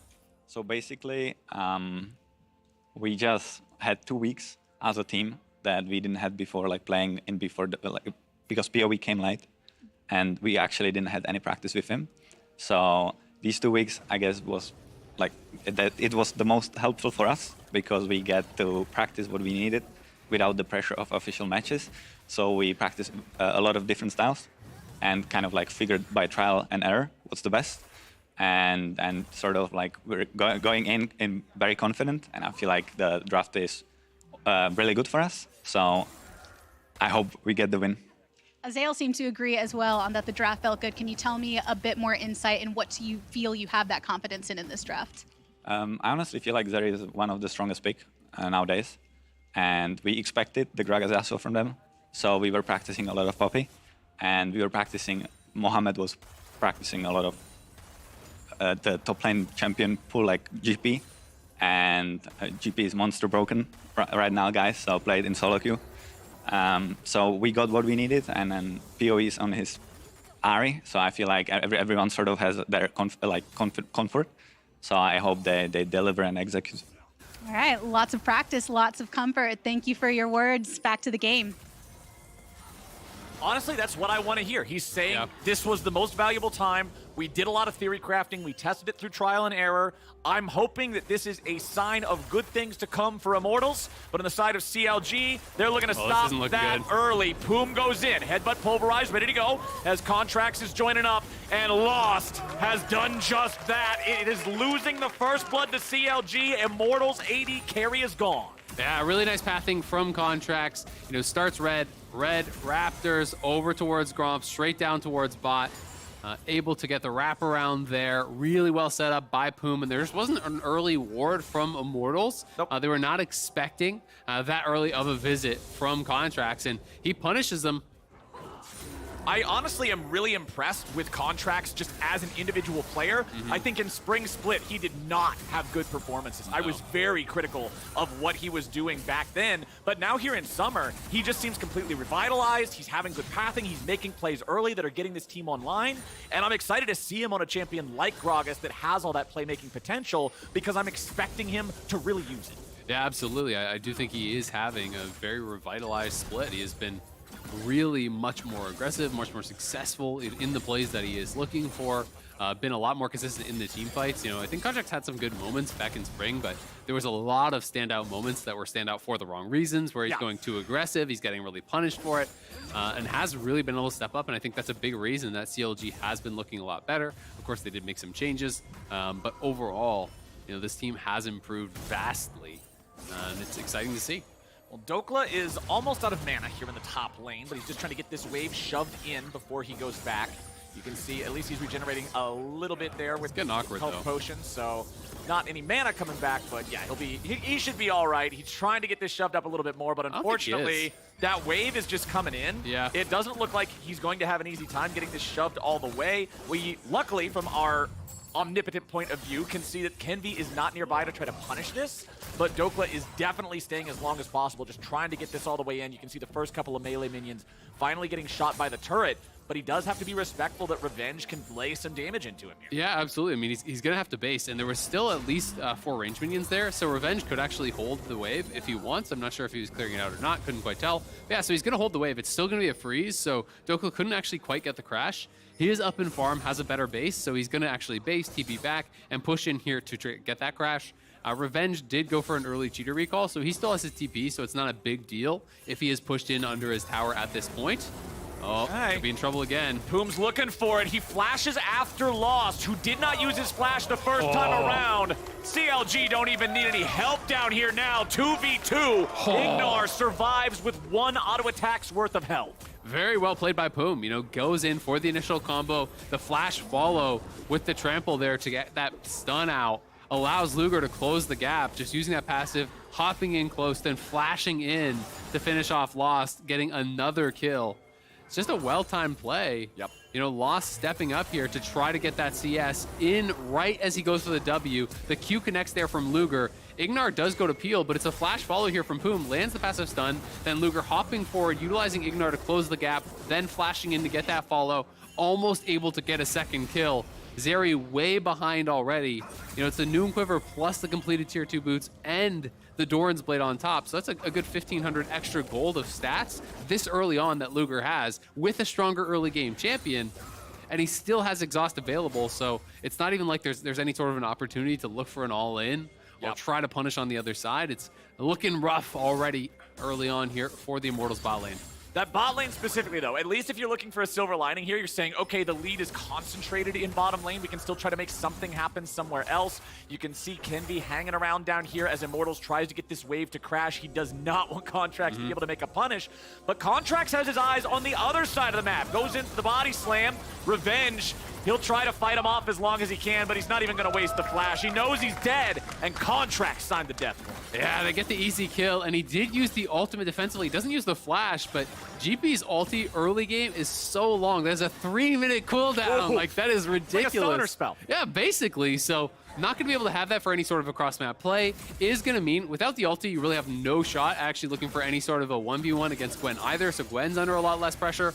And the Gwen ultimate in general is just such a lower cooldown that is one of the tough things about this matchup is you have to get good value out of your ultimate as GP. Yeah. Because on the other side, it's 100-second cooldown versus 180, right? So you're going to be able to use that almost twice as often with the needlework. And now Dokla will know, with GP ulti down, if he can bounce that wave, he can look for an all-in. Okay, Power of Evil showing up bottom lane. They go in after Poom, but the timing isn't right from Luger. Poom's gonna get saved, but now he's under pressure. Luger getting away. He stays alive for now, but Kenvi's ready to go. Slam into the wall, takes down the first, and can they get the second? Poom wants to buy time, but time's too pricey. Lost gets the money, and Immortals get both their targets. Yeah, Immortals bouncing back here, getting some kills on that bottom side. Power of Evil live with what, like 10 health there, barely slinking away.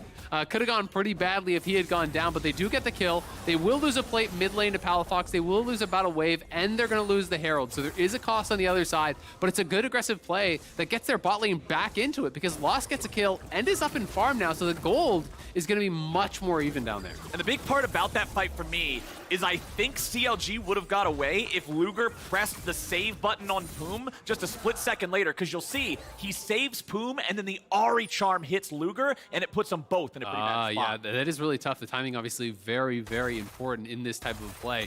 It's a good roam from Power of Evil, and honestly, not something that you do expect from this player. He is much more of a passive laner, stays in lane, and as you said, pulls him in with the ulti there as the charm is coming out from Power of Evil. That's a tough one to react to. That feels like, I'm not going to put too much blame on Luger for that. Because Poom was already very low and he's not level 6, so it's not like he's too tanky. Yeah. He might have just died if the charm did hit him. It's hard to know. But I agree, he probably would have been able to survive, maybe get back to that tower and actually at least create enough space that he would have lived. But either way, good play from Immortals, closing the gold gap a little bit and getting their bot lane back into it. Right, making sure that Zeri is not completely shut down. It's kind of what Huni was talking about in the previous game, where we also got to see this Zeri versus Kalista type of matchup, is Zeri's goal isn't to slam Kalista, like destroy the lane. She just needs to be able to scale successfully, so making sure Lost doesn't fall too far behind, always going to be good for Immortals here, as they also are now potentially losing out on this first Drake as CLG has bottom side control, and they'll take it. And you can see in the FTX total gold, Lost is actually the second richest person in the game. He is still, 500 gold down on his opponent, but he was a good 1,000, 1,500 down prior to that set of plays. So has closed the gap quite a lot, is going to be relevant. Yeah. Kenvi very high up as far as the gold goes as well. And Poppy is going to be really difficult to deal with. Oh, flash ulti coming in. They're ready to go. They know that Poom is nowhere nearby to save him, and Lost can put the bullets in Luger easy. Immortals looking a little bit revitalized here, getting aggressive on that bottom side. On top side, Revenge knows he's got to back it up. It's just using the ult defensively, and now Poom caught out here. Poom also in trouble. Palafox and Contracts coming in to try to help him. That Alistar ulti's buying a lot of time, but Kenvi removing the enemy mid laner from the equation means Immortals won't lose anybody. Won't lose anybody. I'm a little bit surprised that Palafox didn't ult off of that headbutt from Poom. Yeah. The headbutt towards the Yasuo, onto the Ahri, but maybe felt like, with the ult charges still available, he wasn't going to be able to 100-0. It wasn't worth actually committing. Contracts, though, looking for a bit of an invade, steals away some of those little raptors. Yeah. At the end of the day, not too much gained on either side. Scuffle, some ultis traded. Yep. But not too big of a deal there. The Ahri ulti being down does mean Power of Evil will have to be pretty respectful of Palafox. Contracts still having his own ult on the Gragas, not using that one in the fight, means that if he decides to visit mid against an ultless Ahri, Power of Evil is almost certainly dead. And you can see Contracts hanging out in the enemy jungle, now deciding to take his leave as the CLG bottom lane finds themselves back together. Splitting up didn't work out so great for him. Immortals was able to find both. Unfortunately for them, only getting the kill onto one. But now that Luger and Poom are back together, Lost and Ignar has to respect how strong their 2v2 is. And we'll see how confident they are to continue to look for these all-ins. Contract's moving down, but he is spotted out. That ward right there, going to catch both of them roaming down. So Kenvi's in the area. This is not a dive that will work, 4v3 or not. But they're going to drop the Herald. And if the tower does go down, of course, there could be a follow-up play. But Palafox threatening to head back towards mid. I think it's just going to be the crash. I don't think they can finish this whatsoever. Power of Evil coming down there too, so Immortals would have had the backup to try to fight for that last plate. Because the turret was not dangerously close to dying, it's not like CLG can just walk up, 2-tap it with an auto attack, and then take the fight. Something I'm interested to see now is, they're going to get the wraparound. Luger's in trouble again. Remember, Luger's going to be the target because Poom can always be saved. Luger flashing away back underneath the turret. Poom trying to buy a little bit of time here. Can be stunned up. Now Luger pulling Poom right back towards him, ready to throw him in aggressively. And the enemy jungler is down. Meanwhile, Palafox and Contracts have found Power of Evil to stop him from interfering. CLG, they shut down the play, and they get a kill back. 1-0 on that bottom side. Well done to actually survive there, turn it around, get the kill on Kenvi. Before anyone even came in for help, it was just Luger and Poom. But on that top side now, Dokla does have the Mythic completed, and he has ulti to no ulti for still a short amount of time, so he can look for the all-in potentially. This is what you were talking about, Isaac. Those cooldowns mean so much. Dokla popping the ghost. Good side step. Firing out the needles there. Revenge staying away from most of them. But now, the next time, it will be those summoners, or not those summoner spells, excuse me, those ultimates ready for both. And the important thing to remember, however, words, is we do have flash traded for Ghost there, which again, cooldown advantage for Dokla. Exactly, yeah. Dokla has both the cooldown advantage with the shorter ulti cooldown and the shorter summoner spell, using the Ghost instead of the flash. Good sidesteps though by Revenge. He avoided both the first and last proc of that ultimate of the needlework there. So it is going to give him that bit of safety now. As you said, he has ulti advantage for this point in time and is going to be covered. I think they're really should just push this in and reset, to be honest, because he is probably very close to Triforce, but may want to hang around until he cashes out the Cull, because he only has this plus one more wave, and then he'll actually have the Cull complete and have a really nice spike. Well, Dokla also not having a lot of mana to really be able to challenge this. Immortals bringing up 2 more gonna try players. Dokla, he'll try to stay alive in this one. 3v1. Contract shows up, and it's like, nah, sorry, buddy. See you later. Immortals punish Dokla for sticking around. Yeah, great job. They get the kill here, and we'll see. He didn't get the full last wave, so he won't actually completely cash out that call. Could potentially get some tower damage down here, but we'll just head back to base. We'll have the Triforce pretty much guaranteed. Yep, does have enough gold, I believe. Luger and Poom pushing in bot side. Dragon spawning here in 25, so CLG may want to continue to look towards those dragons, try to stack them up with the Kalista. And hey, props to Lost. Despite the fact that he got killed 2 times very early on in this lane and he's against a Kalista, he still has farm advantage in this lane. But we got a TP showing up. We got Immortals looking to play the game here as Luger is taken out. Revenge seals the deal, and Poom is just another burger on the barbecue. Immortals picking up 2. Oh, Contract's trying to come down here. I don't know if this is the play. I mean, I don't think it is. He chunks him, but like, that doesn't really do anything. What's the point in using your ultimate in that situation? Unless his read was he can 100-0 him, but it does feel pretty ambitious. You know, doesn't even have the mythic complete or anything like that. So they will lose the dragon. They will lose the bottom tower. They get another kill there onto Luger.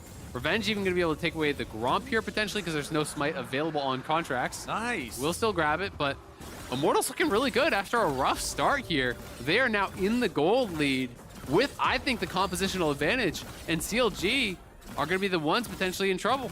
Yep, CLG not having as great of a time as you would expect for getting that early lead on Kalista in the bottom lane. Immortals doing a great job there, starting up that 2v2, willing to go aggressive against the Kalista and Alistar, knowing they had the backup from Revenge. And yes, the top lane turret take does mean CLG is now back in the driver's seat with the gold, but the comp, like you're talking about, it's gonna get difficult for CLG in these 5v5s unless they find a really good angle. Yeah, for sure. I mean, Zeri is now actually up in gold over the Kalista. You know, Zeri is going to be very difficult to take down unless you can pretty much just 100-0 with that initial play, because with Poppy bodyguarding, you know, CC coming through from people like the Nautilus, if the Poppy escapes the initial engage, it's very easier for her to kite out against this type of a composition. And getting a good bit of chunk there onto Poom. Oh boy. GP does not have teleport, so I don't think that they're actually going to contest this. I think GP's just going to look to push towards that tier 2, and they can push in mid and try to deny some farm. No teleport, no ulti either. Also very important, means Revenge just cannot contribute to this fight in any way. Poom is going to recall there on his own control ward, see if he's able to get away. Immortals going in. They found the enemy AD carry, and they've got him. Kenvi takes the kill. Here's Lost. Ignar and Lost are still looking to fight. It's a 4v4, having killed the enemy AD. Their gangplank is still in the bottom lane. Dokla getting away for now. CLG get punished, and Immortals, this is what I wanted to see, Azael. They've got some bloodthirst. They've got some moves. These dudes are alive. Man, Kenvi and Power of Evil going big there. Finding the kill on the exit is actually so big because it buys so much time for Revenge. He just got the solo gold off that tier 2 bot. 600 gold in his pocket. All of the waves denied there.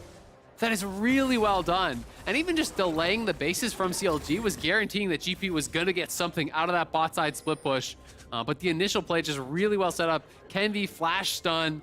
Power of Evil goes in, guaranteed charm for the follow-up. The exhaust is there, but they have the damage to kill off Luger. And then all of a sudden, it's a 4v4, but a 4v4 in their favor, where Lost is coming in. CLG don't have the tools to actually burst them down. And this is just really smart. They get the angle there, flashing in, stun. The charm comes through to follow it up. Ignar coming around behind. And remember, there's no Gragas ulti because he used it on that bottom side. So he didn't have that available. Lost is really not threatened whatsoever as a result. And with the Zeri stacking up, CLG realizes we have got to just get out of here. And Dokla is so thankful for that Gwen W right there. Gwen is immune. Gwen is immune on the very tail end of the Everfrost. If that root hits him, he's also in a ton of trouble. Oh, absolutely. I mean, if you don't have that dodge on the root, you know, Zeri is stacking up in the ultimate. You do not get away from that champion very easily once the move speed is all stacked up. Now has the PD available as well. So just ramping up even further on the attack speed. You know, getting those stacks through in the ulti becomes that much more difficult to deal with. Looking like Collector second here for Revenge. It's a pretty squishy team over on the other side, so I think it's actually quite a good build. There's not going to be anyone really building armor besides maybe Contract's going to get Zonias or something like that. You know, maybe a little bit in a Mythic for Boom, but Collector value I think is going to be pretty high this game. Yep, there's not even any defensive boots. When you look across it, it's double Ionian boots, double Berserker Greaves, and a single Sorcerer's Shoe. So no treads, no tabbies, no anything. So that means that CLG is going to have to start playing a little bit better, going to have to start playing a little bit more respectfully. We've seen things like Dokla not backing up in the top side when Immortals are missing and when he's low on mana. We've seen stuff like that last play, not respecting the ability of Immortals to show up even after you took the objective. It feels like CLG were just kind of writing them off as like, oh, it's an Immortals game, we'll beat them for free. Well, they've had 2 weeks of practice, and they're showing us that they were not wasting that time. I mean, they're just looking way more proactive, right? You know, the roam early down towards bottom side from Power of Evil once his bot lane was behind. He gets down there, they get a kill. Kenvi making multiple trips down towards bot side, setting up 4-man dive, setting up multiple repeat ganks, you know, utilizing aggressive plays from Ignar to set up Lost to get kills. Immortals looking much better here today. And now for CLG, I feel like their only way really back in is either a perfect engage, which is very difficult to get against the comp that Immortals do have, or some sort of a side lane advantage, right? If Dokla can start getting kills on Revenge in an extended side lane play, that can really buy you a lot of time. That can open up the map and make things difficult. But that is not going to be easy to pull off, as Revenge is quite a bit up now in the gold. And we'll see if they want to try to compete for this next dragon here, as Herald's going to be dropped mid to try to get Cryo. Poom with the Hex Flash over the wall there. We'll see if he tries to make any sort of a move. Goes after Ignar, and now has to be pulled to safety. Luger saving his support as the Gangplank ulti showed up, made sure CLG did not want to go in any further. Yes, the Herald charged mid, but there are no turret plates, and it didn't kill the turret, so there's not a ton of value that they found out of that one, as it's already stopped, and Immortals is ready to potentially fight for the Drake here. Yeah, Dokla does have TP from base, but there's no TP ward, so he actually got Nashor's gold, so he's on 2 items now. He is TPing towards mid, but no flanking ward means it's a little bit off. And, okay, Kenvi does not get any value out of the Poppy ulti there, but now the fight's breaking out and Palafox is going to be in trouble. Stopwatch here on the front line, trying to get himself back away. Immortals falling back as a group. Dokla heading back towards the Drake pit. He's going to aggro that one, continuing to just skip on out of there. Charm doesn't hit from Power of Evil. Kenvi up here tanking the Drake. They got to be careful about this one. Immortals does not have health bar advantage. Palafox is low on CLG, but if he backs, he has TP. There comes the disengage from the Poppy. The Dragon goes over to Immortals, and it's Power of Evil getting the final hit. Fat Man looking pretty aerodynamic there. Yeah, long he's got distance. moves, man. Contracts knocked way away. As Dokla could be in trouble now here. He is way on the wrong side of the map. Man, they were just doing Dragon. You know they're in the area. And now, in a 1v3 here, no ulti available. He's going to get run down. Well, we'll see him try to see if he can outplay this, but 3v1, man, no tank items, no survivability at all means they can burst you down through any sort of sustained tanking you might have. I mean, if he has ult, maybe. Starting up a 2-man Baron here, ambitious, not going to be able to happen. But I've got to say, it just seems like Palafox is not on the same page with the people engaging, because I think that Poom actually did hit a combo on Lost, and he didn't ult off of it. Then he ulted when the Gragas ulti comes through, but that only connected on Kenvi, so it's a 1-man Yasuo ult on the tank jungler. Like, that just isn't it. You know, he had the opportunity earlier to ult Power of Evil. That one's more debatable. Maybe he thought he wasn't actually going to be able to make the play happen, but this was a combo I'm pretty darn sure hit Lost, and he didn't use the ultimate on it, so you've got to be on point. When you're playing this type of a composition, when you're playing Gragas Yasuo, it is all about your initial engage. If that initial engage is not perfect, if you are not in sync for that, the composition becomes worthless really, really fast. Palafox actually still on 0-0-0 scoreline, 22 minutes into the game. I mean, yes, you have not died yet. That is always a good thing, but no kills, no assists. Not the greatest feeling. Immortals now putting multiple players in the topside river. Baron is on the menu, so if either one of these teams can find a big team fight win, we know that that could be a reward that really either just seals the deal for Immortals or brings CLG right back into it. Yeah, I mean, honestly, Immortals just want to show up to every objective because they want a 5v5. Like, they're going to win basically every 5v5 at this point in the game, barring some sort of, you know, massive outplay or misplay. So they are pretty happy to just show up to every single objective for CLG to come to them and say, all right, let's scrap. Because if CLG is not perfect with the engage, they are going to lose in the extended plays on these fights pretty much every single time. Poppy is just way too hard to get through, you know, plus all the CC that is there and the Zeri speed ups. So we'll see if they're going to be able to find anything. Revenge, though, working towards a third item. We'll be interested to see if he wants to go for quick blades. I think that is becoming pretty popular. You can, of course, go like LDR into IE and things like that as well. Yeah, so there are a number of options. Of course, not going to be, I would not expect any sort of Essence Reaver or anything, since you already have Trinity Force. That's one of those popular items on GP that works on other builds, but not this one. Yeah, more with lethality mythics. Yeah, exactly, right? Yeah, like sometimes you see stuff like that, but with Trinity Force being the pick, that's not on the menu. I'm always a fan of Navori because I think it's one of those items that breaks the game. I think that having the cooldown reduction, it's not quite as bad as Spear of Sojin was an abomination that shouldn't have lasted as long as it did. That Wait, item, you don't think that Jax should have perma counter strike? Every time I see Jax, I can still hear the helicopters in my mind. As down here in bottom lane, we've got Dokla and Revenge going head to head. Dokla backing away as Power of Evil shows up with the teleport. That's the kind of play that CLG need, though. He gets the ulti out of Revenge, he gets the TP out of Power of Evil. Sure, he doesn't get the kill, but he gets out of there, right? If you can put that pressure on in the side lane, and especially if you can get a kill, you can start to open up cross-map advantages. You can start to try to find these odd number fights where your team still can win, because they are compositionally disadvantaged in the 5v5 right now. So they need to split up Immortals and draw them out to the side lanes. And really, that's pretty much just on Dokla for now, because it doesn't feel like Yasuo is strong enough to really threaten. He is working towards his IE, but still a long ways away. He needs his combined gold, but he still needs 500 more for even the BF. So, 17, 1800 gold thereabouts to actually complete the IE.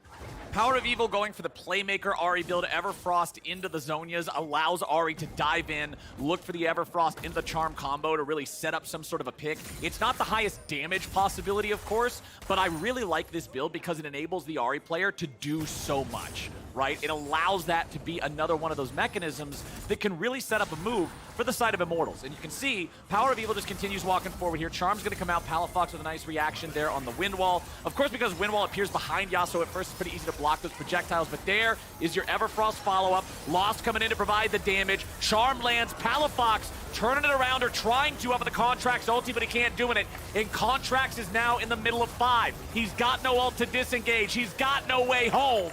And Power of Evil has got his number. Immortals, 2 for nothing. One of those is the enemy jungler, Azael. It might be time for the big purple worm. Yeah, make it 3 for nothing, because I think the Baron is going their way. CLG may try to contest here, but that would be such a long shot. You can see Dokla's just pushing mid. There are assist pings on towards that dragon, so potentially Luger will try to go over there and rush it down, but I'm not even certain that they can get that in time. Would be a little bit risky. Either way, though, Immortals 2 for 0. They grab the Baron. It looks like they will reset, so they won't try to get down here and contest. So will be a second dragon for CLG, but that is nothing that you're concerned about on the Immortals side. They are just dominating CLG straight up. I mean, CLG had a good early couple minutes in that 2v2, and with the early gank from Contracts, that's been about it for bright spots for CLG in this game. They have not been able to really make anything happen since then. It's been all Immortals all the time. The Charm forces out the early Wind Wall, and then he says, all right, Wind Wall's a much longer cooldown than this. Goes in, lands the Everfrost to connect both parts of the queue. He does not have his Charm yet, but he uses the last ulti charge there to get right in on top, nails the Charm, Lost comes in.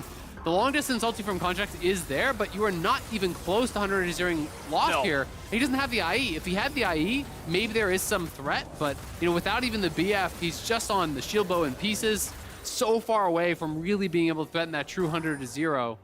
And as a result, they both go down. They lose the Baron. Immortals pushing here. All right, Poom goes in, Palafox goes in, Lost goes right back out, and now Palafox is in some trouble, under some pressure. He's going to be blown up. Immortals grabbing a killing spree as Lost uses the stasis yet again to stay alive. Revenge peels up with the orange. Dokla? Now it's Poom in some trouble. Dokla's chopping him up a little bit, but Power of Evil has arrived. Immortals lose 3, CLG do the same. 2v2 left on the map, and Power of Evil is on the hunt. He goes into the orb, not gonna find it. Luger barely getting away. Healy, flash charm. Oh no! Misses, and Power of Evil will pay with his life. Oh man, that's a fatty shutdown as well. Flashed it in there. He was feeling it. Oh man, he was definitely feeling himself on that one. If he was able to hit it, would have been pretty clean, but was not able to. Ends up being 4 for 3 in the long run for CLG. Basically all the Baron buffs are gone except for 1, so the Baron power play is now negative. That's pretty much gone. And you just gave over a fatty shutdown to Luger, who's one of those win conditions here. We can see it one more time in the Rocket flip the switch replay.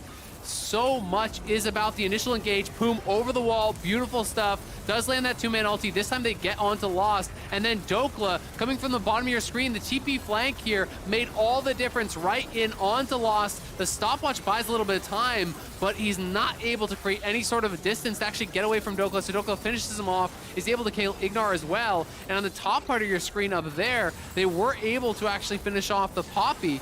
Power of Evil coming in here, feeling himself. Last charge, flash charm, not able to connect. I think he was predicting a juke to the side there from Luger. Yeah. Luger does not juke, and the shutdown goes the way of Luger. 600 gold going his way. You can see the frustration on his face. They know that can be a game-changing play. They were looking so clean for so long. A great engage from Poom, a great flank from Dokla, and a little bit of a misstep there from Power of Evil means all of a sudden CLG's chances in this game are realistic once more. And Power of Evil, he had full HP, he had his ultimate still ready. I can see what he was looking for there. Yeah. Luger was at 2/3, right? He's thinking, okay, I hit Charm, I get him with Foxfires, he's just done. But unfortunately, Luger had the read. He was like, okay, if he's going to make a play, it's here. And that sidestep was just an insta-punish. No way out for the Immortals mid laner. And Palafox finally going in on the engage like you were talking about wanting to see. Big for CLG. Absolutely. IE done. Randuin's done. A full Randuin's, I believe, purchased up there from Luger. And remember, it is, yes, there's an Ahri, but besides that, it's mostly physical damage, and Ahri is more of that utility-style build with Zonias, with Banshees, with the Everfrost, with CDR boots. This is not a 100-0 style, so he's not as concerned. He knows that most of the damage is going to come from GP, from Poppy, from Zeri. That is all physical. And if you can not 100-0 Luger, he becomes much more of a problem. With that Rage Blade, with the attack speed, he is going to be very, very tanky. And Dokla as well, now on 3.5 items here. They're trying to look for a pick on that top side. Well, here comes Kenvi. He'll go over the wall. Oh, he's in looking trouble. for Dokla. They're everywhere. Who's going to try to stand and fight, but the numbers just keep pouring in for Immortals.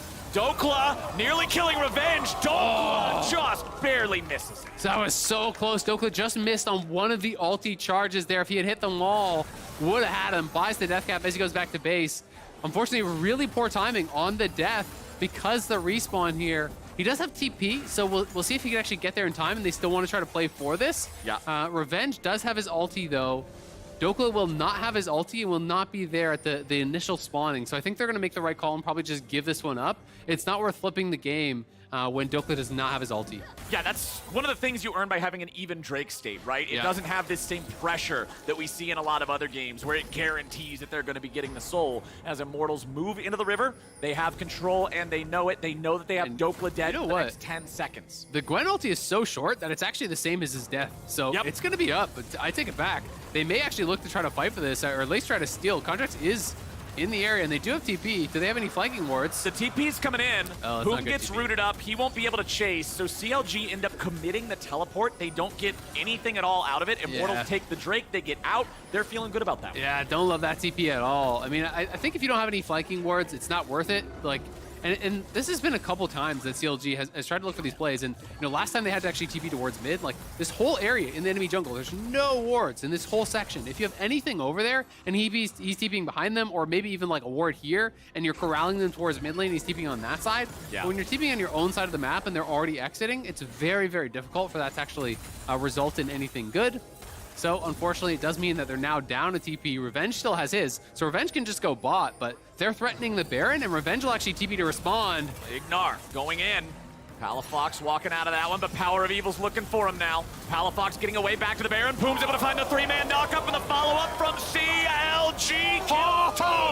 Now Revenge is in trouble. CLG health bars are looking good, and Immortals are looking for any way out. They're going to try to end. Right now, they're going mid lane. It's just Kenvi and PoE. Immortals try to take the fight, and they get roasted by CLG. And just like that, it's all over. Chugga, chugga, chugga, chugga, chugga, chugga, chugga, chugga. That's the sound of the CLG Hunt train. And it has the track straight down mid lane. Power of Evil tries to escape. All the minions are gone. Tries to help him hold the line. The minions are gone, but it won't matter. Kenvi's juggled up into the air, and CLG don't care. 33 minutes in, they take Immortals out. What a comeback from CLG. Man, Immortals are going to be so frustrated with that loss, though. They had a really good mid game and all the way towards the late game, securing that Baron. But CLG finding the right engages there and everything falling apart for Immortals. So much credit deserved though by Poom for that initial engage on the Baron push, flashing over the wall, catching Lost out of that Raptor pit. Palafox goes in, and in that final engage as well, very well coordinated from CLG, everyone piling in at the same time there and roasting Immortals as they try to enter towards that Baron. But they didn't need to force the fight, honestly. They had TP advantage. They could have tried to just play through bot, wait until CLG starts it up, use the GP ulti to dissuade them, try to play it a little bit more slowly. But CLG forced their hand and forced their mistake, and they're able to capitalize on it. And you put it out earlier. You said when you play these Gragas Yasuo comps, or these Alistar Yasuo comps, it's about the big engage. It's about that explosion. And you were rightfully critical of, we haven't seen Palafox go in when these knockups happen. Once it started happening, the mid lane fight, where afterwards Power of Evil overextended, that was started off by Poom and Palafox. The game-ending fight was started off by Poom and Palafox. Once CLG found that comfort and found that coordination, the team fights were that explosive element that they needed. Yeah, absolutely. And I mean, as soon as Palafox hit IE, he was a big threat in those fights, right? He completes the IE. He's able to put up so much upfront damage. You know, Luger was not being threatened because the engages were so good. Luger got to a pretty quick 4 items, you know, got back ahead of the pace of the game, had a great early laning phase. Then, of course, Immortals, I think, was striking back and really kind of put him down. But after that big shutdown that he got on PoE, he had enough gold to buy that full Randuin's. It was very, very tanky. And then at that point, he's not going to be killed off by any ambient damage or any little bit of chip damage whatsoever. So, you know, he's stacking up the Rage Blade. He's going nuts in the fights. And Dokla completed his death cap. Gwen becomes so threatening at that stage. So it's one that Immortals are definitely going to want to have back. And it's kind of a weird game to think about, right? Because it's like, there was a lot of positives. There was like 20 really good minutes from Immortals, right? Where they can be very happy, but at the end of the day, they still walk away with a loss. So it's definitely going to sting for them. The Immortals squad 100% improved during the time off. They spent those 2 weeks, well, they definitely seemed more coordinated. They had a plan. They were being proactive. Unfortunately, it's still not all there yet. But on the side of CLG, yeah, there's 20 minutes in that VOD review where you're just face-palming the whole time like, oh my God. But they still get the win. They still have that X factor, that coordination that was able to show up and punish. So I think both of these teams are going to have positives and negatives to take away from reviewing this game. But it's CLG who walk away happy with it. After the break, it's Dokla joining the State Farm analyst desk. We will see you there. I can't tank anymore. I need to get out. I need to get out now. No, we should get this guy. I'm phasing. Tank him. Let's go, boys! We got a TP showing up. We got Immortals looking to play the game here as Luger is taken out. Revenge seals the deal, and Poom is just another burger on the barbecue. Immortal Revenge peels up with the orange. Now it's Poom in some trouble. Dokla's chopping him up a little bit, but Power of Evil has arrived. Baron Poom's able to find the 3-man knockup and the follow-up from CLG. Now Revenge is in trouble.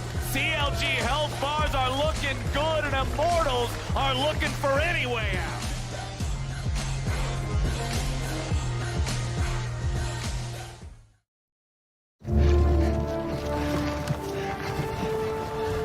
I call it the wheel. I don't think so. This is a miss. Brother David, behold! It's a fork. I got 10 forks right here, baby! A toilet? We're not animals. We go outside like humans. Hancock. No king! The people shall have the right to vote. Even the stupid ones? Yes! Edison, can I be honest with you? It stinks. Nobody's gone to the moon, ever! Why not? It's far, it's too far, it's far! の未来はポータブルミュージックです。バカか！出て行け！語りがいいでもやるぞ！語り！ Like I was saying, it's FTX. It's a safe and easy way to get into crypto. I don't think so. And I'm never wrong about this stuff. Never.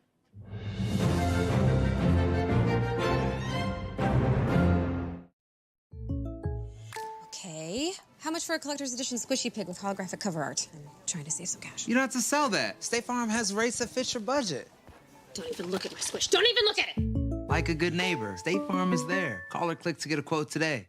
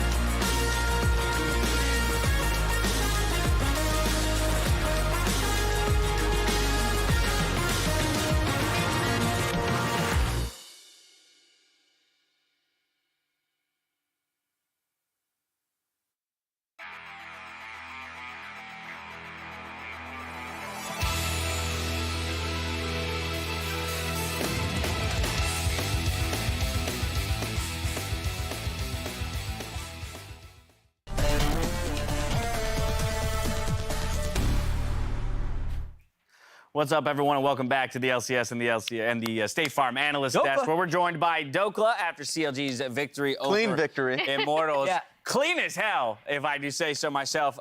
We've had Dokla with us for the past couple of minutes during the commercial break, and I'm just going to let you all in on kind of the conversation as it broke down here.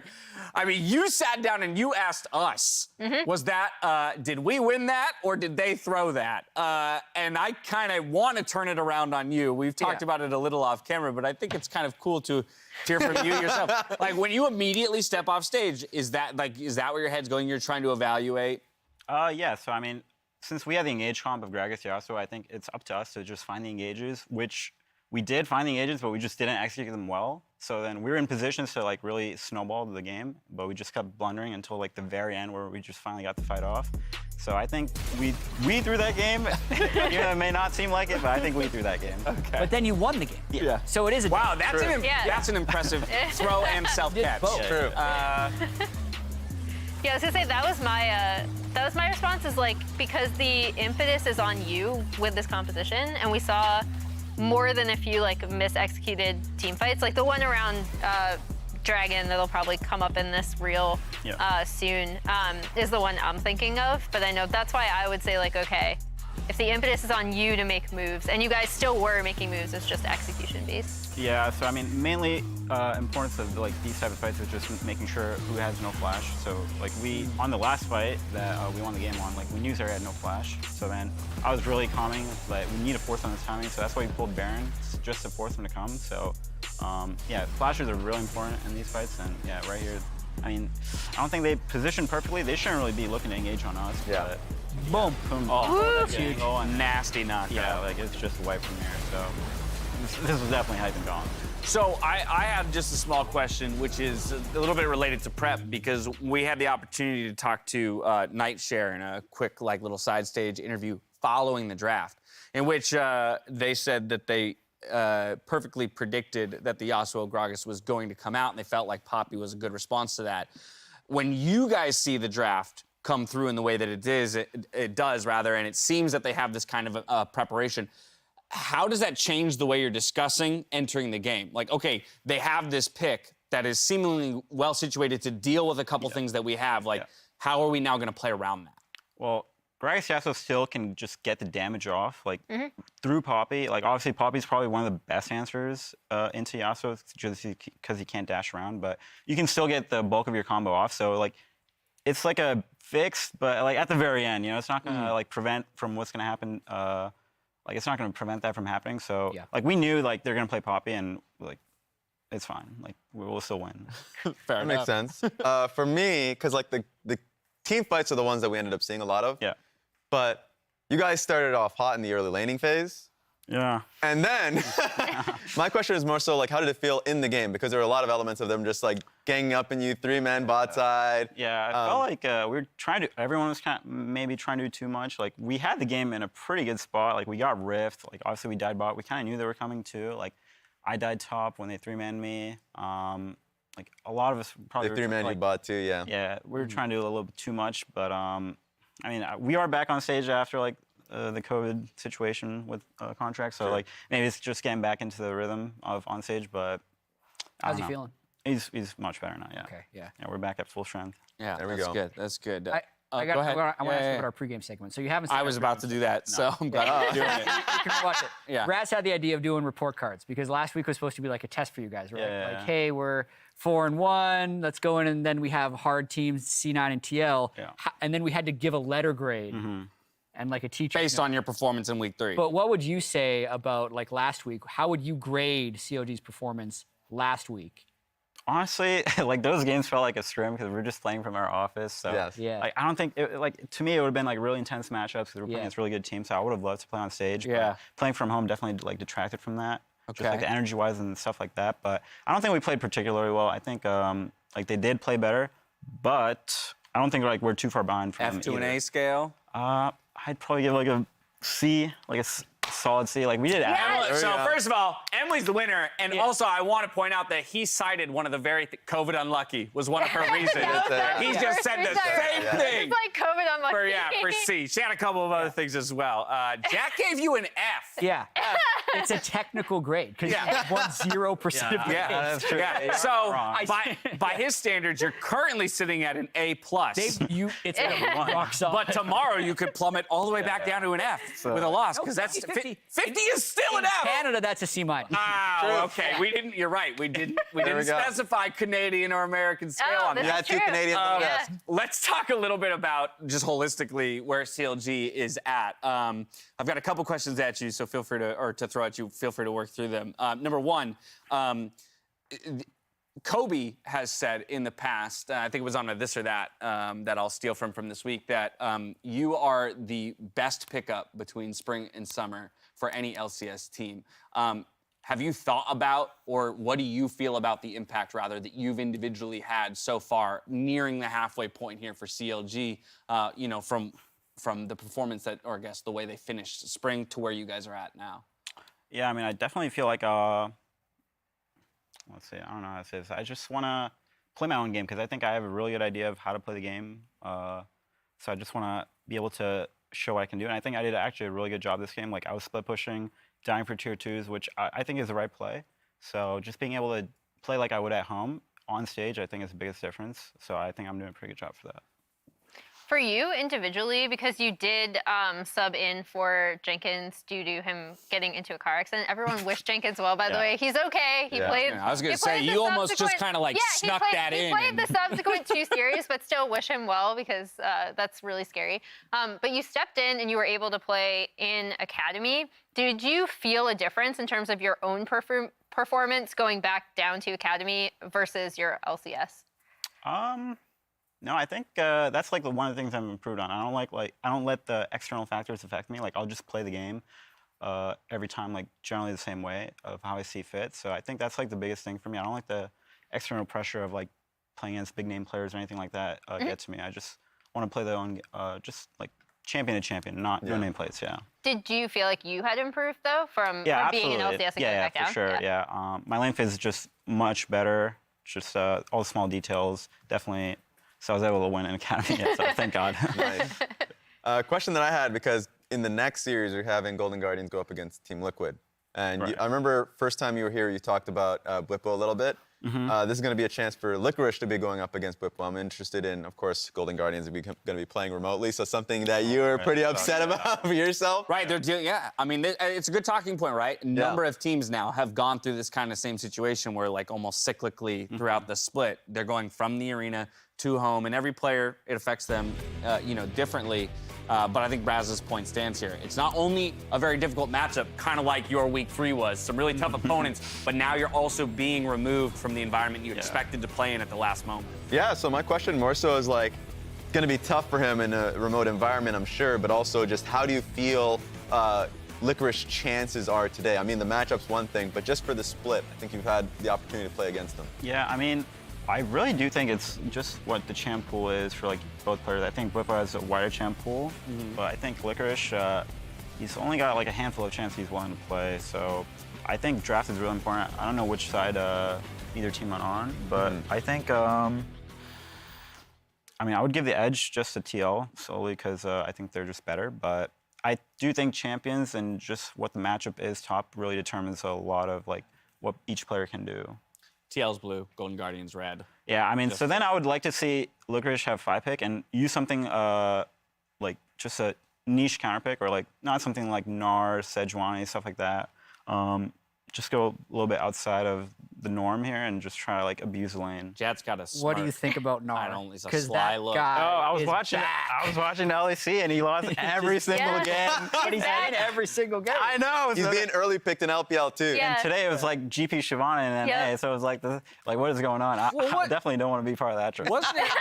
But we had a Huni on earlier today, and Huni was saying that Gnar right now, because of the durability changes, made what was his weakest point, those early levels, a little bit more survivable, which is why he thinks he's being seen so much more, even if he's not finding success. Yeah, I mean, he's definitely strong because he's definitely strong. He's like stable blind, always pretty like relevant to fight. But I don't think that, like, if you just have a counterpick into Gnar, then I think he's like not as effective as he can be. But he's just like a safe blind. But I don't like defaulting to that. Like, I'm just gonna blind Gnar and just hope for the best. I like spicing it up a bit. There it is. Even though I did that, but You did it, but you don't have to like it. yeah, exactly. Yeah. You've had a pretty crazy week, as we mentioned, having to jump back down to Academy to sub in and then play as well today. So I don't want to take any more of your time. I'll let you go. I know you got another game ahead of you tomorrow. As we head out to the arena for our final game of the day, Santorin weighed in on his rival jungler. Check it out. PrideStalker is interesting because I feel like he's like probably the most efficient jungler in the league, where he really prioritizes farming camps. It's kind of like to the point where he's becoming too predictable. It's like I can kind of like, without even, I can be blindfolded and can probably tell you where he is just based on like the timing of the game. And that's why I don't see him as like a huge threat, because to be a jungler, it's good to be efficient, but you also have to be creative and you need to do different things. And sometimes the most inefficient path is the best path, because that's the path your team, the enemy team won't like think about, because they're like, there's no way you do that path. Like, it's so bad for the game. And sometimes that's the best path. So just being efficient all the time, like that's not going to win you games. I actually love that point from Santorin, and low-key, that was like the most flame I think I've ever heard from this guy, because he's so kind, and he didn't explicitly say it, but he's like, I know where he is blindfolded. Like, that's some heat coming from Santorin. Hey, some people play with their monitor off, or at least it can appear that way sometimes. Sometimes Santorin's just got to talk about it. Yeah, but I mean, after words like that, I'm looking forward to it. Absolutely. I mean, them some fighting words. If I'm PrideStalker, I would not be too pleased about that, being called that predictable. But exactly. I agree. It is important to mix up your pathing, and that is something that I think Santorin deserves so much credit for. There is a reason that you can think of so many times where Santorin is playing some random jungler that you do not consider an early game threat, and he gets like a level 2 kill or a level 3 kill on Trundle or Hecarim or whoever, because he does these random paths that no one is warding at that time.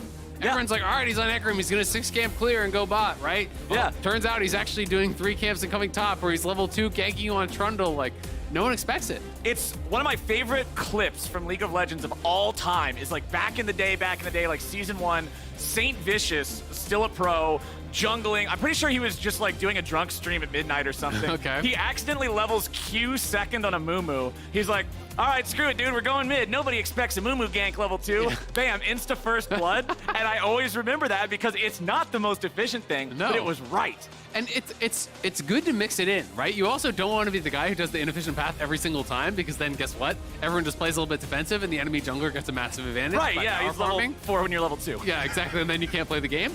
But to mix it in is really, really smart. It's also why I'm a big fan of teams mixing in level 1 cheese, 5-man invades, these types of things, because even if you only do it once in the split, it's in the back of your opponent's head every single game from then on out. And that is something that really does change the way that they have to play the game. People have to play more respectfully. Yeah. But into the picks and bans here, a lot of bot laners being banned out, a couple top laners being banned away from Licorice.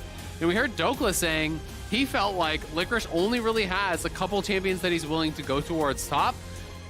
The Gnar, the Fiora, 2 of his most played, Sejuani, and then his 1 Kayle game. Those are all the champs he's played so far this split, where Bwipo is just, willing to play pretty much whatever. Volibear, you're expecting it to go jungle, but that is a Bwipo special as well, something he used to play a lot in Europe. But I'm expecting it to be Santorin piloting this, and we're going to get the Lucian Nami, okay. And there's no ability to actually fully respond to that bot lane right here. They can do 1 bot lane pick, but then TL can ban away whatever the pairing is that they are most concerned about.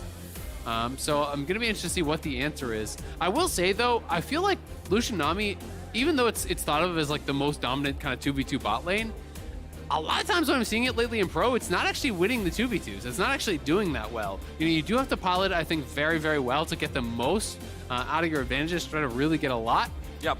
And with a Blaze Olive, I think that's actually going to be a Taliyah mid. It is not going to be the Taliyah jungle, because we already have the Wukong. So I'm expecting this is actually people picking their own champions. It's like solo queue. Yeah, like, just solo queue. Yeah. Oh, can anybody trade me Taliyah? Sorry, bro, don't own it. Nope, don't own it. You're gonna have to pick it third. All right, so it's gonna be Taliyah there coming out of mid, very likely, which will lead me to believe that Golden Guardians is gonna have to have bot side as kind of their carry wing condition, because you have a tank Sejuani top, right? You're gonna want to be roaming very likely towards bot side. So be interested to see what they're going to go for here as far as the carries. TL banning away some of the hyper carries here with the Aphelios. They could take away something like Jinx as well if they wanted. You know, Zeri's already banned out. The only other thing that 6A has actually played this split that's not banned is Ezreal. So if they want to just target the things that he's played, they can ban Ezreal here too. But this doesn't really feel like an Ezreal game. Yeah, it definitely doesn't help your damage profile, talking about playing through bot or whatever. Yeah. Ezreal's typically not that champion. He's great on the weak side. He's very safe.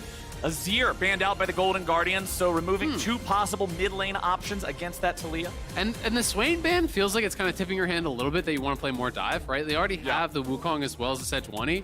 Swain to me is strongest when you are playing anti-dive. So, you know, if you were going to try to play a really aggressive 2v2 bot lane as well to try to go in with some sort of hard engage from the support, then Swain could be a great answer. What is the final ban here? Do they take away Ezreal? Ezreal. Yeah. So they are just literally banning everything that he's played this split. And I do like it because even though Ezreal is not a hyper carry from the bottom lane, 6A is unimpressed with the bans. He plays so safe that it's hard for Lucian and Nami to get those kills and just dump on him like you were talking about. You want to see this duo do, right? And you're making 6A show us some new stuff. Yeah. This is an interesting draft from TL because it's less about banning the meta and more about banning the players, right? They did a double ban on Licorice about, you know, some of the champions that he's playing a lot, and they're also triple banning Marksman here. So 6A is actually going to bring out the Cog, which almost 100% now we're getting Lulu with it. Like pretty much you always get Lulu. I have seen some Renata. Some people do like that pairing more as well, but you are expecting it to be Lulu. I think that hyper carry profile makes sense. You have your tank top, you have engage from your jungle as well as your top laner. You have a roaming mid laner, so you can look to play towards bot, really try to get this Kog'Maw ahead. But if things go bad on the bot side for the Kog'Maw, which they could, to be honest, against Lucian Nami, this game is going to get out of control really, really fast, especially with the ability to cross-map ulti here with the GP. Pretty good matchup into the Sejuani. Just waiting now for Bjergsen's pick. All right, Bjerg, you're up against Taliyah in the mid lane. How's he going to play against him? He's got a strong bot lane. He's got a strong top that'll also scale pretty well. I mean, this is one of the most standard picks you could possibly go. Kind of works with anything. And it looks like that'll be locked in. And I will say, you basically, when you're playing against a roaming mid laner, you have two options. You pick a roamer yourself, or you pick someone that can push, right? And you either punish the roam by saying, all right, every time you leave, I'm going to have this wave at your tower, you're going to lose plates, or you just can't leave because you're constantly under your turret and you need to get that XP, right? So, you know, that's kind of that first option that Bjergsen is going for. The other option, of course, would be to pick a roaming champion and just match. Lulu, super expected as soon as we saw the Cog, so that should be getting locked in here for Olay. This is really, I can't remember the last time I saw a draft where everyone just picked their own champion, though. How weird is that? It's pretty rare. I know this is a very small, unimportant thing. No, I appreciate it. That's all I can think about right now. Lulu Cog, man, this is actually Gigabrain, because now there's not going to be a trade bug, because they don't have to trade. Yes, the best way to play around the client is to not have to use it. Exactly. All right, now we get this hyper carry, though, and the thing is, there's not any long range on TL, really, right? Gangplank doesn't have a gap close. Volibear's gap close is run at you. The engage sucks. Yeah, they don't have a way to get to some sort of 6-item mega range Kog'Maw that's just an artillery turret. If Golden Guardians can get Stixxay there, TL will have a nigh impossible job of dealing with it. Yeah, it'll be very, very difficult. I mean, what TL can try to do is you drop TP ulti on the Kog'Maw's head, slow him down, Volibear flies in there potentially with his ult and the ball strapped to him, Nami wave over top, you know, Lucian culling over top. You're trying to the whole kitchen sink. Do everything to blow this guy up right off the bat. But that being said, if you're trying to really go aggressively, it is hard to dive through a Taliyah. Taliyah is very, very dangerous, cutting back, you know, shutting down the dash with your E, but also putting out an incredibly high amount of DPS with the Q spam. Wukong, you know, there to peel as well. Lulu, of course, there to keep you safe. So it's going to be about creative angles. It's going to be about, you know, if Onsama and CoreJJ, one of the best, if not the best, laning duos in the league, if they can bully them, then hey, maybe 6A never gets that point. Exactly. I think that's more TL's plan, is less to deal with the 6-item Kog'Maw and more to win the game before Kog'Maw even gets there. Win the game when Kog'Maw's at 2.5 items. You never have to worry about Juggernaut eating your entire team alive. Going back talking to Santora and his words about Pride Stalker. Hey, he's on the perfect type of a champion to outplay, outpath, and get things going for his team so that they are in that spot where they can just choke Kog'Maw out of the game. Absolutely, and Pride Stalker is not on an early ganking jungler, and he is one of the guys that always does really prioritize farm. You know, even back when he was playing the assassin junglers, he would really be very good at getting the farm. And I will give him some credit for it, because even in games where they were heavily invading him, I remember a Zed game in spring where it was heavily invaded and he was doing some really intelligent cross-mapping, counter jungling to actually keep up in farm regardless. So I do think, you know, there's more to it than just like brain off, kill camps. But that's my favorite way to jungle. Yeah. Yeah, it is. Hey, come on, man. I have played with you. Yeah, but, hey, we have Krug control. But here's the thing. You know, sometimes you get 15 minutes of the game, Captain Flowers has like 400 CS on Skarner and 8 items, and you just win. And then you can make that champion actually look good. Yeah. That's my secret strategy. But let's see what the strategy for Golden Guardians is going to look like in this one. Pride Stalker will be starting off at his red buff. Santorin's going to be starting off at his blue. So both these junglers will be pathing top to bot here in this one. Absolutely. Bwipo also going grass, not a shocker, but people are going first strike a lot more on GP these days. I'm seeing that being mixed in, and just kind of, I think, giving some respect over to the fact that Sejuani can put some pressure on in lane, especially when you are playing with Ignite, and when you are paired with a melee jungler. Being able to stack up that passive on the Sejuani does make the 2v2 more threatening. So going for the grasp, we'll see how this little bit of poke trade can go. Hans starting with the W. So it's not the super aggressive start where they go, you know, Nami E and Lucian E and just kind of like auto dash in, try to pocket execute immediately. It is just more about the poke and the sustain here. Sustain generally wins against shielding. You know, shielding kind of wins against all in. That's at least kind of like the rock paper scissors. Bit of a rock paper, yeah, exactly. It's oversimplified, but like people kind of think about it in that way. So playing, you know, this kind of pokey style. Ooh, that was clean from Bwipo. As soon as he sidestepped the W2 from Licorice. Oh my god. He just instantly made it happen. He's gotta go back to base, man. That's rough. Yeah, Licorice not feeling too great here as a Blaze Olive tries to flash away in the mid lane, but Santorin's already ready for him. Bjergsen still going in, and it's first blood to the Burger King. This is the perfect game after that interview. What kind of path did he do? He ganked you without red buff. He just 3-camped from topside with no red buff, right? You know, people are not expecting that. If someone starts top on Volibear, they are thinking, if Volibear is going to gank me, it's going to be after red, and it's going to be from the bottom side. And now, let's take a look one step further. Where is the ward covering him? It's here, because of course he's going to gank from red buff. He's going to come this way, but he subverts expectations. He does what is... In a good way. Exactly. He does what is, you know, a less effective gank, or a gank that shouldn't work as often, but he pulls it off because Blaze Olive is not expecting him to come from that angle. We'll see if there can be any sort of a punish here, but does not look like it. So, you know, even with that little bit of time, it was a really efficient gank. He didn't get the topside scuttle yet. Bwipo, nice sidestep. Could be in a little bit of trouble. Bwipo's doing a really good job of sidestepping these W2s from Sejuani. Those are the part that does the biggest chunk of the damage in the trades. And as long as he's got these sidesteps down, he's winning the trades every single time against Licorice. Absolutely. And we can see this one more time. Just coming from that top side, again, there was a ward on bottom side. You know, this is that key thing. You look at the minimap, he thinks he's covered.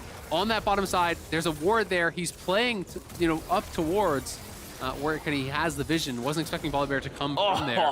And that is really, really close. Boo was doing such a good job of actually getting the passive autos, then resetting the passive with the barrels, getting additional autos. Yep. And look at how aggressive Hans is going. He actually goes for lethality first item here. Serrated Dirk right away. So they're trying to pound this lane. He's likely just going to sit on this Serrated Dirk, go towards his Mythic now, and then have that as a collector second. That is my expectation. I don't think he's going to go for a lethality Mythic. Okay. But we can see. Oh, Bwipo saving the W, wants to be able to break the stun with it. Santorin's coming up, but remember there is no flash on the Volibear. Team Liquid wanting to turn this one around, but Pride Stalkers got the first kill of the fight. Santorin looking for a little bit more, but he gets CC'd. He has 5 seconds left in the queue. 4, 3, 2, 1. It's not ready in time. Can he deliver the E? No, he cannot, and the Golden Guardians outplay. Man, that is so frustrating for Santorin NTL. At the very least, though, the wave is really good for GP. If Santorin actually holds that wave, that's going to be a full freeze with no TP on Licorice. So,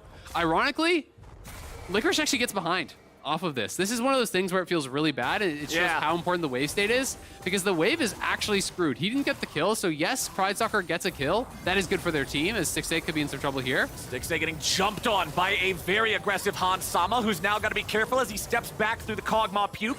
Olay trying to provide the last little bit of DPS. They need to kill out Hans. Hans is slowed. Hans still has flash, though. Team Liquid getting themselves away, but that trade favors the Guardians. Absolutely, especially because Stixxay went for a Vamp Scepter, right? So you want to take these long, sustained trades. TL, with this rated Dirk, they were trying to look for 100-0. They were just trying to all in there straight up. Yep.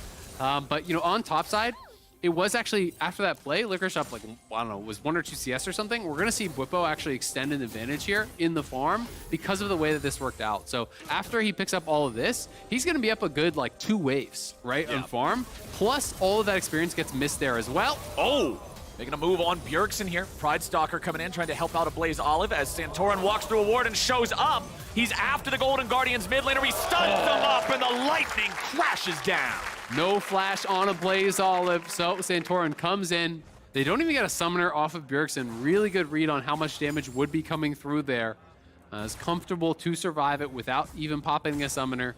And Santorin, right place, right time, does seem to have a pretty good read on where Pride Stalker is going to be. So with these extra couple minions going down, the waves are now at parity. There's 6 minions on either side, and he's up 11 CS. So just about 2 waves, right? Yeah. And he went from up 1 or 2 CS to down 2 waves, right? And that is kind of the struggle of top lane sometimes, is that even if the gank works out, if you don't get the kill and the wave is bad, you can really get punished here. So I expect Licorice to fall way behind off of this, and it's going to mean more pressure on Pride Stalker to get things done. Well, Santorin's here, and he's got his ulti ready to go. Stixxay and Olay both with flashes still ready. Stixxay with a flash out, but the chain CC means Olay's got no way home. Santorin picking up the kill and maintaining that full KP. Yeah, Santorin has been so active, man. Like, he has been everywhere this game. Already 3 KP very early on here, 7 minutes, and he narrowly missed out on 2 kills on top side. He has been right place, right time every single time. Making those aggressive plays, making things happen here. And I really like how he played that out. You ult towards the cog, you force the flash, then you turn around with your Q onto Olay.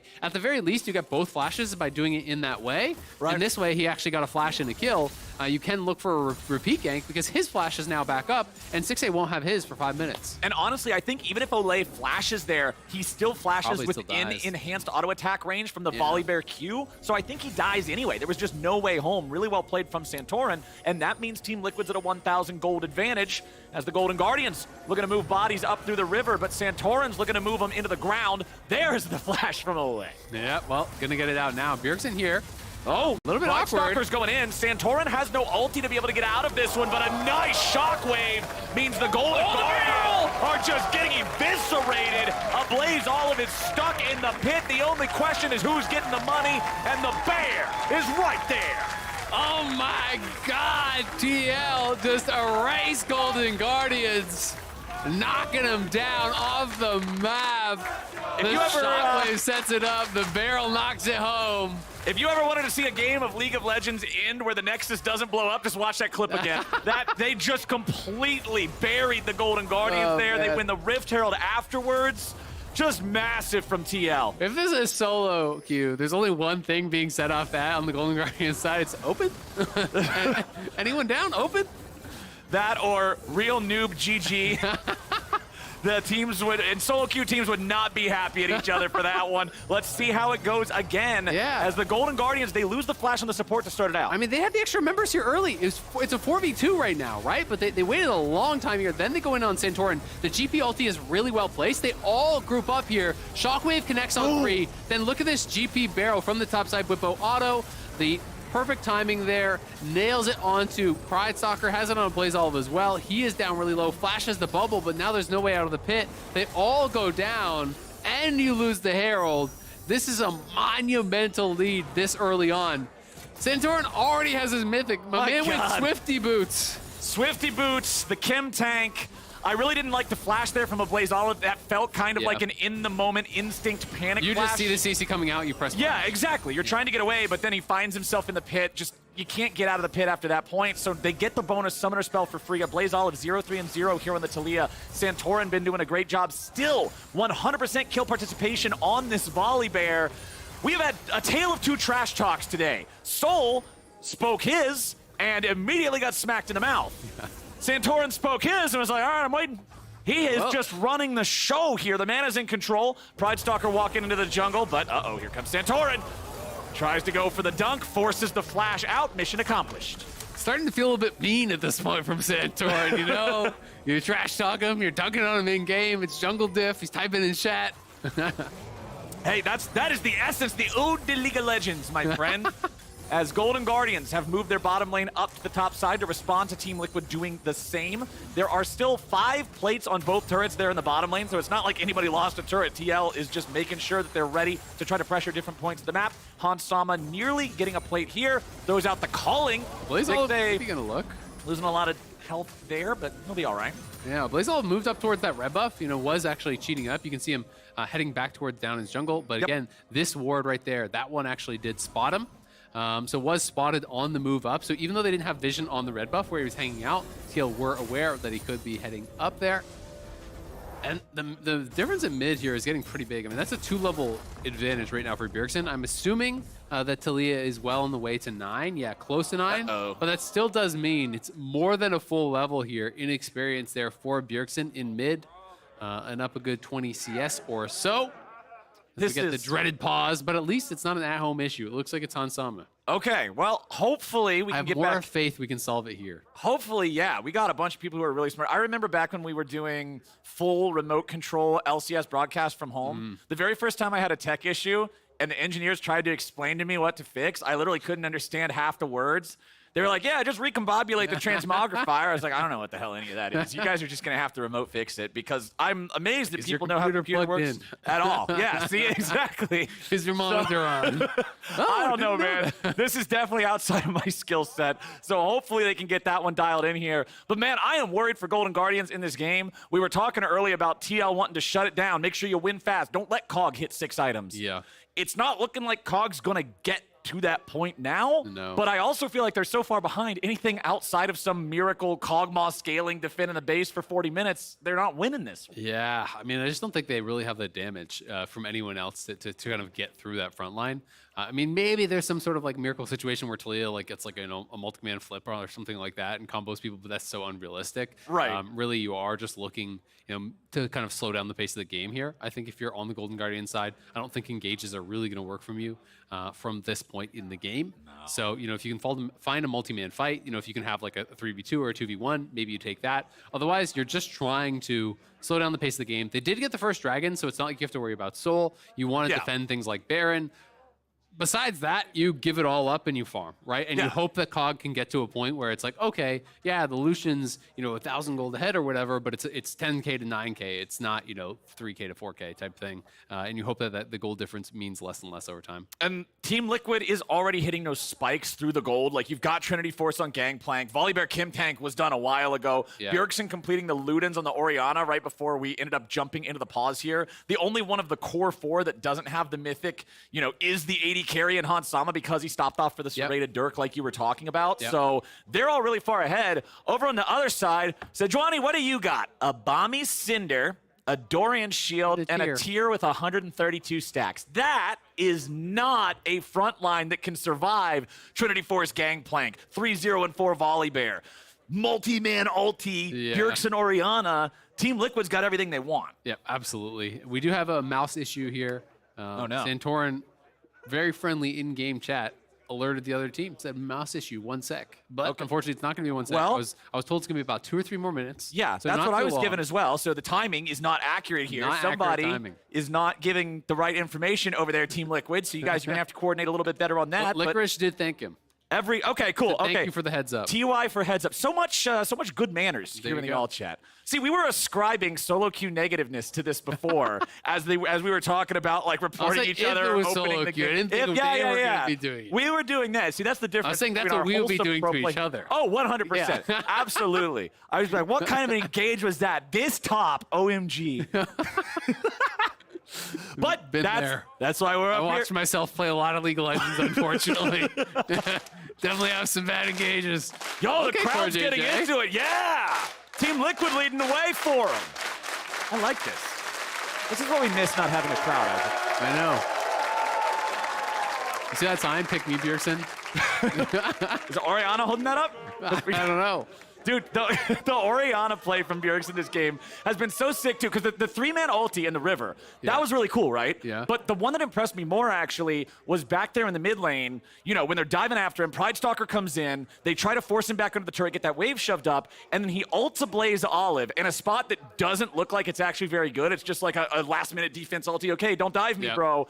But as soon as he ults, Santorin ran out of the fog, and it's like, crap. The timing on that was perfect, and I just love Bjerg being able to set these things up for the team. Yeah, absolutely. I mean, the ball positioning is so important on Orianna. You know, when you watch really good players, I also really like watching when they do the defensive ulti, where it's like they're kiting away and they place the ball slightly behind the person that's chasing them and ult them backwards as they're running away to create space. Like, those can be really cool too. So it is really fun to watch people who have the kind of foresight to not just spam out the Q for damage, like they're actually placing it, you know, intelligently to set up the next play with the shockwave. Yeah, that kind of intelligence is the reason why I always trade that champion away in ARAM. I will not play it because I'm just not smart enough to do it.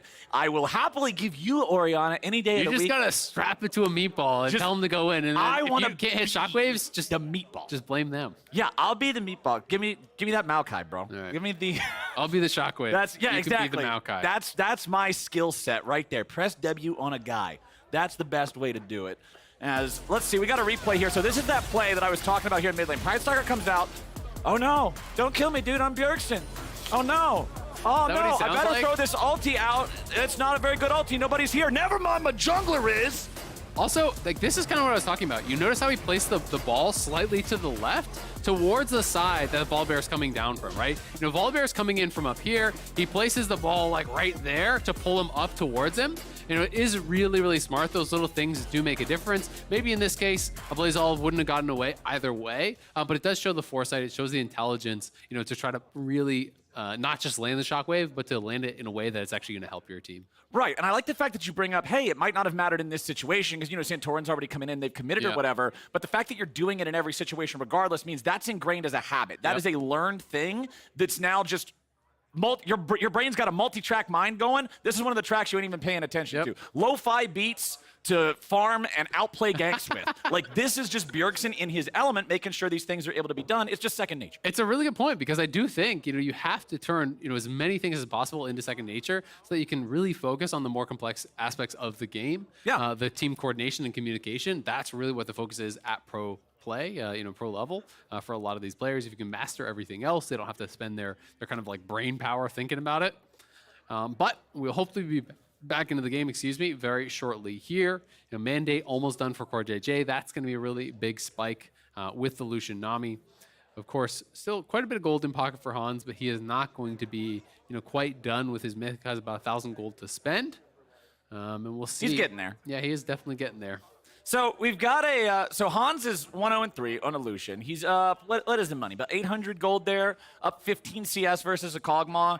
Like, that feels pretty good. They are not just absolutely stomping Kog Lulu into the dirt. I mean, Stixxay has not died yet, even though Ole has died twice. But the problem is, for the Golden Guardians, the rest of the map is kind of burning. Yeah. So it's not like Kog'Maw's got a good support system around it. I mean, mid is down 1,300 gold, 11 minutes, right? So that is definitely a concern. You know, Blaze Olive has already died 3 times. And honestly, you know, the 2v2, we saw that kind of like attempted pseudo all-in or whatever you want to call it from Hans and Core JJ. That went really bad for them. If it wasn't for Santorin coming in, you know, actually turning that around, getting a kill there, and forcing the flash, I think from that point, the 2v2 is easily won by Stixxay and Ole. Because you're on Vamp Scepter, you're up in health, there's not any ability for a low HP Lucian to actually look for that all-in. So, you know, I would give most of the credit to Santorin in this game. I think he has really been the difference maker. Still 100% KP. He's been everywhere. This game has been jungle diff. He has just been playing so damn well to really create opportunities for his team from the word go, right? The early gank coming from topside, not going red buff, coming from that top quadrant that they were not expecting. You know, they were paying respect to the potential of an early gank by warding the bot side of the river, where he would come from if he did red. And I mentioned this a little bit at the end of the TSM versus Cloud9 game, but I love when this type of League of Legends is the kind being played by the teams at the top of the table, and it's working. If TL and C9 are saying, no, you are not allowed to play that 15-minute scaling BS, like no PvP, first blood at 20 minutes, then hey, now everybody else has to be able to respond to this, right? You cannot just play slow if your opponents are constantly going to force everything and take everything on the map. If they're the ones always making plays, you've got to be ready, and it makes it so much more fun to watch. Oh, I see Ready's in the chat. Let's go! Might be having some League of Legends. I am so ready. I am so ready. We're just about. Should I tell them Captain Flowers is also ready? Can they read from us? Is that how they can read. Does that I can that do that work? right Are now. you allowed to actually? I probably shouldn't do it. You should probably not do it. That might be a distraction. We might the first ever caster fine. We don't actually get fined when we say bad words, by the way. That's a myth. Anyway, we've got a 4,500 gold lead for Team Liquid, 7-1, 11.5 minutes into the game, and the Golden Guardians have got to stabilize somehow. We'll see if they're going to be able to do it. Going to be looking to slow this down as much as possible. If they base here, though, top tower is probably just gone because you have Herald right here. So I think they walk up. I think full tower is about to die. And that means it's going to be even more of an injection of gold here. They're already up 5K pre-12 minutes. That is rough stuff. Stixxay going to get back up here to defend the tier 2, but first tower going down. Nicely done. It was already about 800 gold between those two marksmen. Now it's about 1,400. So that is a really big lead. And with all that gold in pocket here, he's got 2K in pocket, so he probably actually does have Mythic now, right when he goes. Oh! So yeah, it's still connected. That sucks. He hit the eyeball when Shelly was in the charge animation, but she still managed to slam her body into the thing. That's commitment. Yeah, Shelly, till death do us part, Yeah. Team Liquid. Yeah. Big TL fan right there. Hans and CoreJJ both finishing their mythics. So we have the Gale Force, we have the Imperial Mandate. So it's 5 mythics to 0. And I'll let you do the math on if that's good or not. Even Skarner players can do that one. We call that one a dub here for the side of TL. Ole getting caught out by Bjergsen, who can sidestep away from the Glitter Lance. Ole at 300 HP. Bjergsen still seeing if maybe there's a play to be found here. Here comes the Swifty Bear. Ole walking back into the jungle. Okay, Santorin's not going to see him. He's just going to take away the red buff instead. Ole sees that it's not there, but it's Pride Stalker walking up, ready to challenge for this. Santorin's got Core right behind him. He's got the smite. He'll take the red. Stixxay's now got to be careful. There goes Volley. There goes Stixxay. Oh, they're just running right past him. They don't even care. Santorin looks for more. There's not any more to be found. But Team Liquid just don't stop. The disrespect. Santorin cares so little about Stixxay's damage. Just walks past him. Looking for the next target there. Meanwhile, here in bottom lane, the 1v1 between Bwipo and Licorice continues to favor Bwipo as he sidesteps the W's with ease, maintains control over the wave. Golden Guardians are drowning right now. Yeah, that's side-to-side jukes. So many people, really kind of default to juking backwards, but the side-to-side is so important in a lot of top lane matchups, actually. Yeah. Sejuani's an obvious one. Gwen is another really obvious one. The side-to-side is much more With the efficient. needles. Exactly, the needles, but also the Q, the true damage on the final yeah, Q. the middle. Exactly, you want to get out of the middle for that.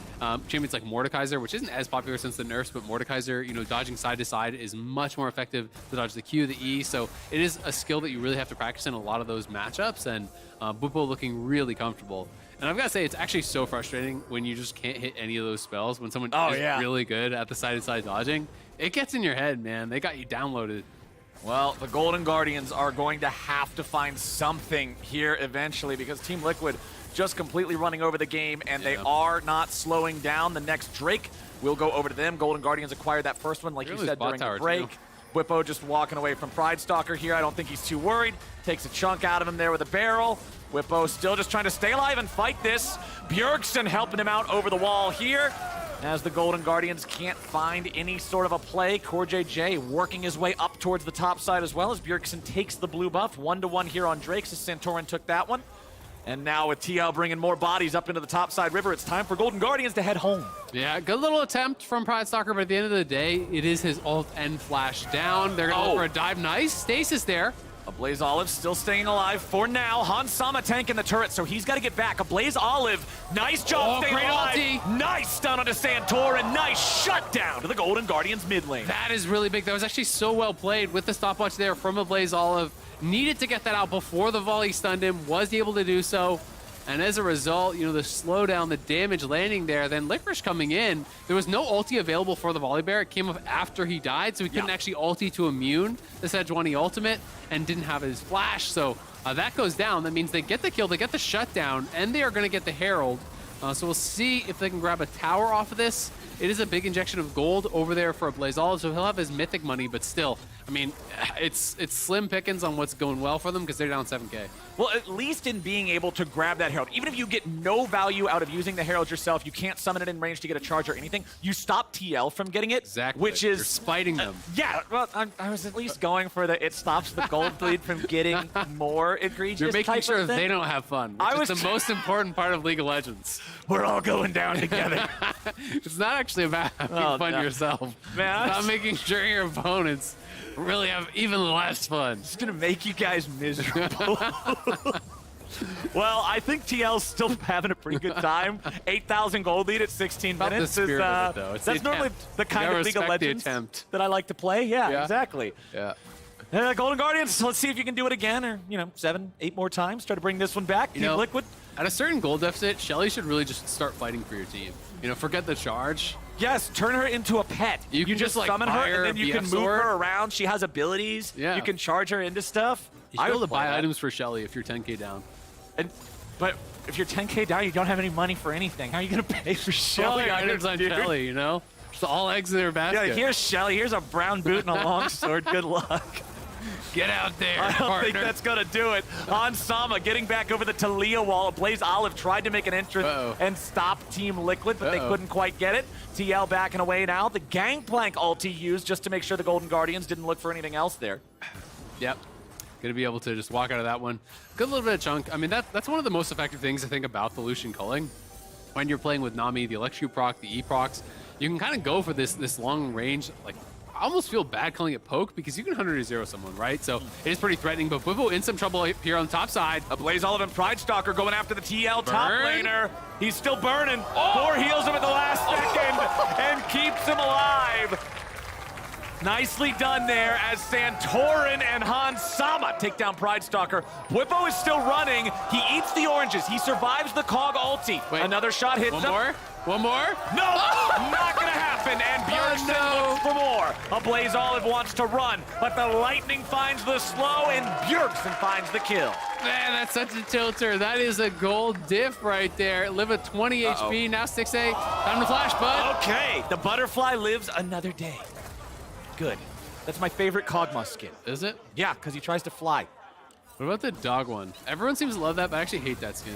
No, he doesn't try to fly, dude. Watch Kog'Maw try to fly and just jump his little butt up in the air. Oh, well, Licorice is in the arms of the angels, buddy. Good night. Fly away from here. It's kind of just an allegory for the game. Golden Guardians trying to fly, Deep here but now, not, yeah. not quite able to. Isaac's writing a book report on this one. In this essay, I will explain how Kog'Maw is symbolic for the Golden Guardian.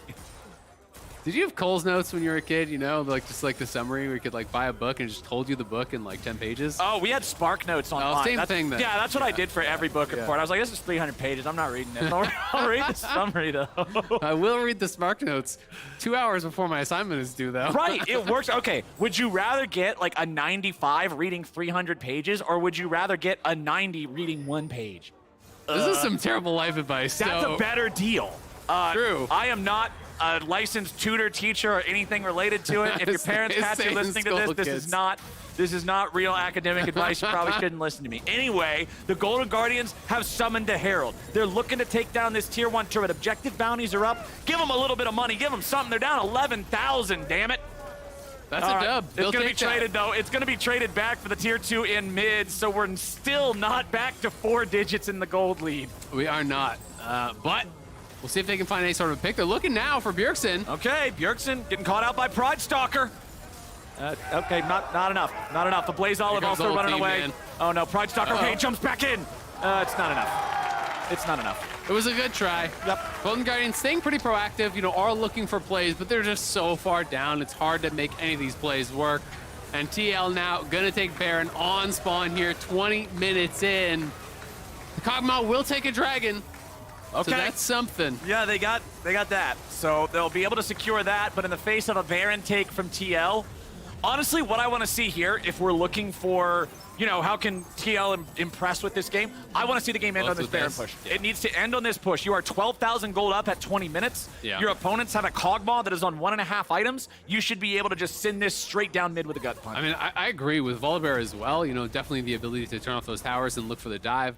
That being said, Maybe the only way that Golden Guardians could come back is a failed dive, so diving into Cog plus Lulu could be a little risky. But I think with no flash on Stixxay, they can definitely do it, push it up, look to try to make these plays happen. If they get the kills, they could try to close this one out. Pride Stalker gets himself over the wall. Nicely done. That change to Wukong, pretty big deal for both his survivability and playmaking possibilities. Yeah, I mean, that's really what pushed him back into jungle, right? We have not been seeing Wukong for so long. Last time I remember Wukong jungle was back when like Brutalizer was still an item, right? When people would go for that. So it's been kind of cool to see Wukong back in the meta a little bit. I think it's a pretty fun champion, but TL now pushing into waves here. There's no TP flanking wards. They're gonna look for a pick. Okay, they're going in. Santorin and Bjergsen getting jumped on 5v2. Bjergsen's now the target, but he flashes away. Nice sidestep and the seismic shove and the shockwave to turn it around. Bjergsen has already found one as Pride Stalker and Licorice still look to finish him off. Flash away from the Monkey King. The shutdown goes over to Licorice, but at the cost of 3 Golden Guardians players. Whippo looking to chase after Stixxay and Ole.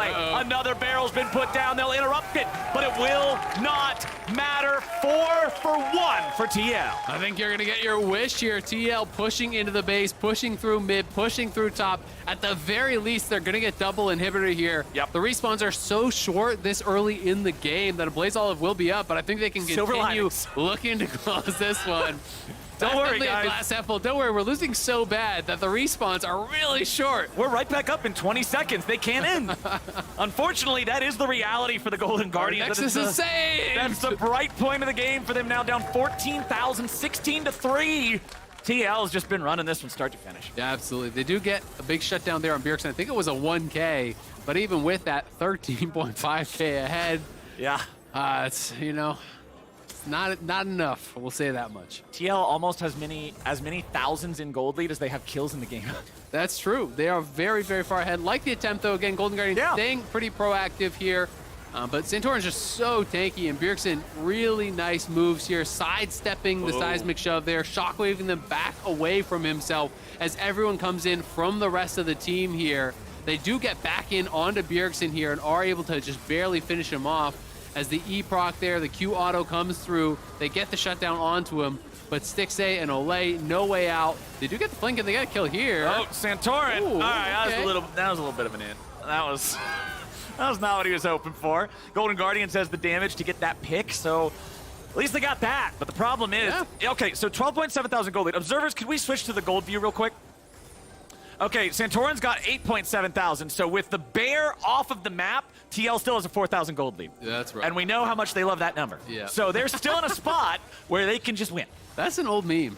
Hey, it checks out. It does check out. Yeah, it does check out. Back in the curse days, forever fourth. And then they won 4 championships in a row. Right. It all continues. How many splits has it been since they won a championship? Is it 4? It's been a while. I think. Wait, when was the last one? It's been a long time. I don't know. I'm not really good at the math. Anyway, we've got Golden Guardians still trying to hold on, still just clinging to life. Hey, Kog'Maw has as many items as Hansan completed. You know what? I feel like you're being cheeky right now. The best part was back in the green room, I told Isaac that we needed Sassy Azael on the cast today, and now here I am receiving Sassy Azael. Ask and you shall receive. As Team Liquid is just. All right, TL, walk it in, boys. Walk it in. Let's wrap this one up. Golden Guardians still trying to defend. Pride Stalker leaves the clone behind. The actual Wukong surviving with plenty of HP there. As a Blaze Olive's ulti is ready to go, but Team Liquid aren't too concerned about it. They're just going to continue putting damage into the Nexus turrets. That first one's about to fall. Golden Guardians not going to commit for that. Whippo's still down here in the bottom lane. Licorice was holding him off, but now Licorice rejoining the rest of the Golden Guardians. They're going to have to make their move soon. They're about to lose the second Nexus turret here. Bjergsen stepping back, getting away from the Kog'Maw slope. Whippo still putting the work into the tier 3 turret here in the bottom lane. Santorin surviving, using the cleanse. They're going right back in. It was the Mikhail's Crucible, I believe, from Core JJ that was able to get rid of that CC. Whippo ulti comes down right on top of those Nexus turrets, for that one Nexus turret remaining, I should say. TL playing this one slowly and methodically, taking down all inhibitors. Golden Guardians falling back to the fountain now. You can see a recall coming out from Whippo. He does have his teleport to rejoin the fight. Nexus turrets are already gone. Golden Guardians, they gotta look. Staring down the barrel of a direct 5v5 with no turrets to fight under. This is their last stand. Hansama goes in, baits him with a nice stopwatch. Stixay trying to stay alive. Santorin here on the front line. Bwipo tries to get away, but he's gonna burn down, but it's a one-for-one trade so far. Golden Guardians are still alive, but the Nexus is under pressure. Han's gonna go down too! Shut down. A Blaze Olive grabbing that one as Bjergsen has no mana. Santorin tries to flee as a nice seismic shot finds Core JJ. Team Liquid are about to lose more. Ole gets the Supportal combat as Licorice runs down the enemy mid laner and TL lose 4. That's not how they like that number. All right, Golden Guardians hanging on. Cog Lulu coming in clutch there. They're not able to find the engage. Bjergsen out of mana, not able to make it happen. It's a pretty good initial play, but they did get the stopwatch. They did get the flash off Stixay. That's really the only reason he was able to survive. But put out a ton of damage. He just bought double Zeal. That is not going to be intentional. So, wait. He sold it? Did he not have money then to actually complete? I guess he must be just short. All right, let's watch this one more time. They look for the initial play here onto Stixay. They decide to make the call. Hansama dashes in. It's double stopwatch from both the marksmen. Then the follow-up play tries to come through here. Stixay flashes back out of range. They wall off Bwipo. Bwipo gets knocked down. Santorin's getting shredded there by Stixay. Can't quite finish him off, but able to step forward here. And Bjergsen now out of mana, you know, just trying to stay around, finish the Nexus. It seemed like split calls from TL because they were not able to finish it, but TL gonna grab another Baron. I mean, Bjergsen had about 10% mana and no ulti to start that off with, so I feel like TL was just thinking, yeah, let's go in. We're so far ahead, just brute force it. It doesn't matter. Unfortunately, they weren't far enough ahead to make up for that, so the Golden Guardians held on, but it is now another Baron in the pocket of TL. It is now another situation where the Golden Guardians don't have any turrets to hide behind. They have nothing left to defend with. TL is marching towards the base. They've got resources this time. They've got Baron. They've got mana on Bjergsen.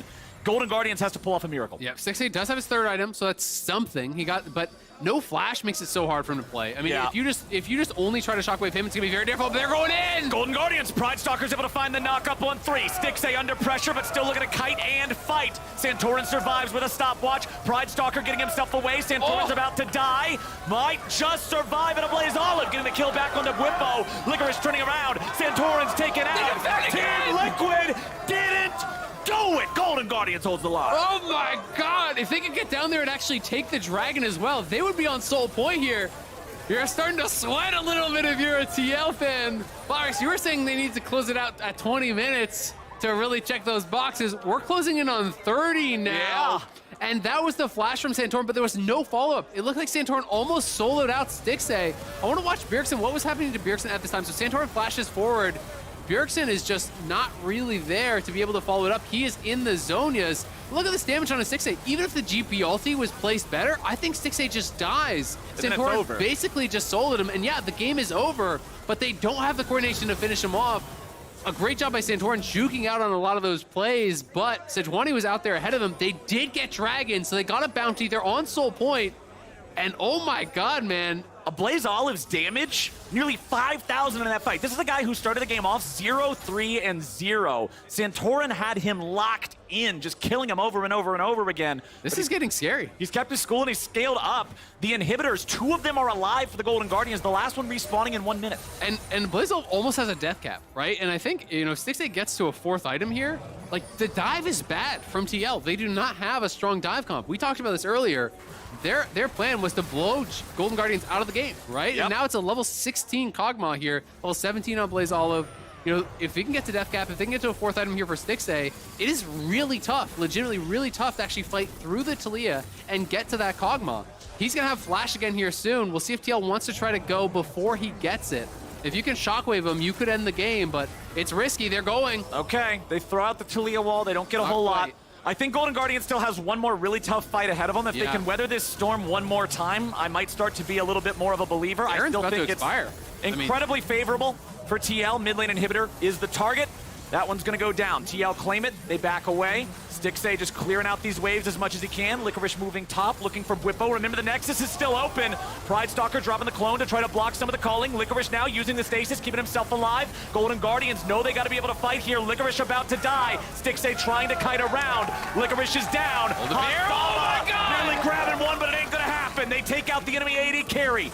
4 versus 3. Stixay's done. Team Liquid took out the cog, but now Ablaze Olive is the cannon the Golden Guardians have to rely on. Pride Stalker jumps in. Pride Stalker jumps out. Santorin still looking for any sort of an angle. Ablaze Olive still defending. Bjergsen, no ulti, still about 75% of the way through that cooldown. Pride Stalker running away. Whippo with a flash auto. Nexus is low. It was a valiant effort, but it will not matter, and Team Liquid takes the win. What a close game, man, at the end. It was actually starting to get a little bit dicey there for TL. They were dominating for the first 20, 25 minutes. Those last couple Nexus pushes made you start to believe a little bit there for Golden Guardians. Of course, they were still so far on the back foot. And at the end of the day, it is still a 10,000 gold win here for TL in 31 minutes. So pretty dominant, but not the way they would have wanted to close it out. And Stixay did get his flashback at the very end, I think right after he died. So, like, if they hang on for that fight, the Baron buff had expired. They were actually the ones on soul point. Death Cap was coming through. There was opportunities here for Golden Guardians. I mean, we got to see what Golden Guardians draft wanted to accomplish there at the end. We got to see what that could have looked like. But Team Liquid did their job right. We were talking about Golden Guardians wanting to scale. Team Liquid just needs to blast them early game, and they did. Santorin was amazing. So much kill participation, so much playmaking. This was the guy who made it so TL wins. Because if he doesn't do all that early, if they don't have a 10,000 gold lead by the time that Kog'Maw starts to come online, all of a sudden that's a different game. Absolutely. I mean, that game, the early game was catastrophic for Golden Guardians. Oh, yeah. Volibear was everywhere, killing every lane, you know, always in the right place at the right time. You know, in the later stages of the game, I think it was like more about Bjergsen, how he was playing, more about, you know, the carries, of course. That's kind of just how the jungle goes, especially when you're playing a tank jungler. But early game, Santorin was incredible. To me, he's the player of the game because he put them in the position to actually win in the later stages. But definitely credit to Golden Guardians. I thought that game was going to be them rolling over and getting just absolutely stomped after what was a monumental gold lead. It was what, like 14, 15,000? Yeah, I think like around 20 minutes. It was ridiculous. It was absurd, and they actually were able to hold on and have some pretty impressive Nexus defenses. And I do think if they could have held on for another minute or two, you never know what could happen. That's what I was looking at. That fight right there, I looked at as probably the last fight where I would say, yeah, I'm still firmly giving this one to Team Liquid. Like, Golden Guardians has to pull off something crazy. But if Golden Guardians survives that, like you said, especially with the timing of the Stixay flash, the fact that they were still scaling up, looking towards that fourth item on Ablaze Olive, things get a lot scarier. But Team Liquid finally found their angle. The barrel found Stixay. He gets exploded. It didn't work out for him. Licorice died at the start of the fight, so they lost their tank line. It just wasn't enough. They were too far behind. Good job to TL, but Golden Guardians at least showing us what they were drafting for. The plan was cohesive. It's just staring down the barrel of a Santorin Volibear is a scary place to be. And now, we're joining the Tigress and the Bear himself for our Verizon post-game interview. Welcome, everyone, to the post-game interview. I hope you can feel the love from the crowd and some of your teammates and everyone as well as they left the stage for you and your performance. You actually did earn a player of the game for this one. So I wanted to ask you a bit from an individual or team level, what allows you to be so impactful in the early game, very heavily involved in a lot of the team's plays? I mean, honestly, I think, you know, my team is just really good. And I think we're all on the same page with what I can do in the early game. You know, in this game is actually Leo Spirit that's like, hey, can you look for a little free gang, like after free camp, that kind of stuff. It's just like, you know, we're all on the same page. I was thinking the exact same thing. So it makes it a lot easier when you're really good teammates. So, yeah. A bit on that note of being on the same page, I want to bring up something that Whippo actually said in his Travis Gafford interview, that one of the things you all needed to work on is when to go into those fights and try to end versus when to actually pull back. This was a game where we did see some late game team fighting. So is there any connection there? What were your thoughts on that? I think we're having a little bit too much fun, I guess. This time. At least for me, I mean, I think I started the chain int, so I'm still having a play of the game. But, you know, we have 2 inhibs broken down. I just walk up like an idiot and die. You know, it happens. And then after that, I think, you know, we just felt so strong that it felt like anything we do will be good. It wasn't. So that's kind of why it went the way it did. But I wouldn't take too much out of this game, I think. Yeah, overall, a strong performance from you and the squad getting the W in the end. From what it sounds like, you all spent your break a bit differently from other teams, getting some practice and stuff. Can you give me any insight into that? Yeah, I mean, we didn't have any extra days off, so we just played like it was a normal week. You know, also we got to show love to Honda and all the other, you know, sponsors. So there was some content we had to do. But in general, you know, it's like it's another week, and honestly, it's just nice having not a break, but just like having 2 weeks to prepare for your next matches. I think that, you know, if you take it the right way, you can get huge improvements. So that's what we did. And I know with a team like this too, everyone's always looking at Team Liquid. Every loss, they're right at you saying, "Oh my gosh, what is happening?" So do you index into that at all, or what does it do for your confidence just coming through and saying, "Yeah, we can smash this, we got this"? I think, you know, when we play well, we play really, really well. We have some very sloppy games as well, and that's kind of what we're trying to, you know, improve on. Because I think, you know, at least like 80% of the time we'll play really well. Then there's like this like pretty bad game where it just makes everyone doubt that we're a good team. But, you know, it's like, I think every team has bad games. And I think, you know, in the bigger scope of things, we lost 2 games, sure, but it's like 2 games out of potentially 18, right? So I wouldn't like judge too much of this, and I feel really confident. You're still 5-2 going into this week. Now you're turning that into 6-2. To get that even higher, you do have to face Evil Geniuses next, though. Thoughts on that matchup? I'm very excited. I mean, for me, it's right now EG is the team to beat for us. I've actually fought anyone in the league. I mean, they are Spring Split champions, so I'm really, really excited, and I hope we can beat them. All right, we'll be tracking you on that journey. Congrats on Player of the Game. Thanks for stopping by. That wraps all of our games of LCS for the day, so we're going to go and break that down on the Bud Light Breakdown. Thank you, guys. Thank you very much to Tigress, and congratulations to Team Liquid as they come away with the victory there. I appreciate Santorin's ability to laugh at the messiness that was the end of that game. I don't know what you're talking about. Last 5 minutes did not exist. It went from looking like one of the cleaner and most dominant wins we've had this whole split with like a 10K gold lead at 20 minutes or more even. And then it turned into what it turned into. But they were still able to wrap it up. And so while Santorin would pick up Player of the Game with our breakover, we are now in a sprint to the finals at the United Center. And make sure that you're fueled for these action-packed weekends with your favorite meals from GubHub. Get $5 off your order of $15 or more with the code LCS5 off through July 17th. Bjergsen, though, coming in with the shockwave. Hot with the intensity of 10,000 Suns, Raz. Yes, very hot. He delivers the dub and the win for Team Liquid. And it started with the catch on towards Santorin, but these 3 members just got it. That beautiful Ori ulti into the GP ulti, the collapse from Team Liquid to just snipe Golden Guardians. And so if we were to take it from any team fight after this point, it was way too large of a lead for TL. So this was that break point for Team Liquid to just kind of start sprinting to the finish line. It was a very call an ambulance, but not for me moment for Santorin.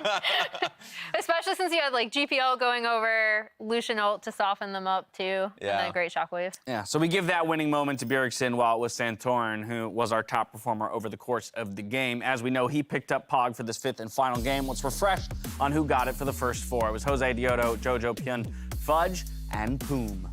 This is a pretty diverse cast. This is the first time usually we either have full mid laners, full junglers. The only role we're missing here, right, is AD carries. Yeah. Fudge has got to be getting up there in our like Player of the Game standings. I feel like his name has been around a couple times. That is true. Or it's like the first one, because I'm probably mixing spring and summer together. But that's anecdotally, it feels like he's weirdly enough, I think it might be his first one. Because they've only won 4 games. That's I'm pretty sure the Kale game they won and he got that one. The Fiora game. Because we gave one to Sven when he won. They lost. What's more We quintessentially gave Horizon Jack? for the Fiora game. Yeah, the first. A bad metaphor like we kicked off the day with, or a this is true unless it isn't statement? At all.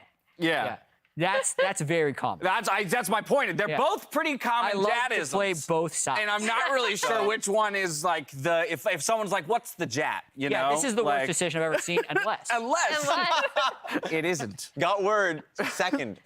Yeah, wonderful writer Katie was able to give us one. So that was the second one, but he did get a rival. Yeah. So there we go. Okay. There you have it. There you have it. Let's take a look at the standings, see how the league sits. It was Santorin who called it out. The #1 team in Evil Geniuses is the one that they've got their sights set on because it is Team Liquid Honda just behind them at 6-2. Emily, you're already giving me the motion, so what do you want to talk about? Our banger matchup tomorrow of Show me that banger matchup. Throw it up. Team Liquid. I am really looking forward to this for a lot of reasons, and already was. But I think what we saw from TL today is that sometimes they still can get a little hypey, especially when they're playing some of these more early game oriented or early to mid game oriented compositions that they're trying to snowball. Obviously, they still had GP, so they were probably fine. But and then EG are still at the top of the table. Yes. You got something to add to that matchup? Just two of our best teams in our leagues. Like, it's funny, because yesterday I was sad when I was looking through the LPL schedules, and like, two of the best teams in there is like, oh, final week they get to play. So for us, we get a treat really soon, just tomorrow. Yeah. And I really want to see how that goes, because I know that this is the second time they faced off, of course, this split, but I always cast my minds off to that finals weekend in spring, that they really want to make it very clear for their fans at home that they are the better team. Absolutely. I'm looking at the game just before it. CLG 100 Thieves. Proactivity versus inactivity. Right?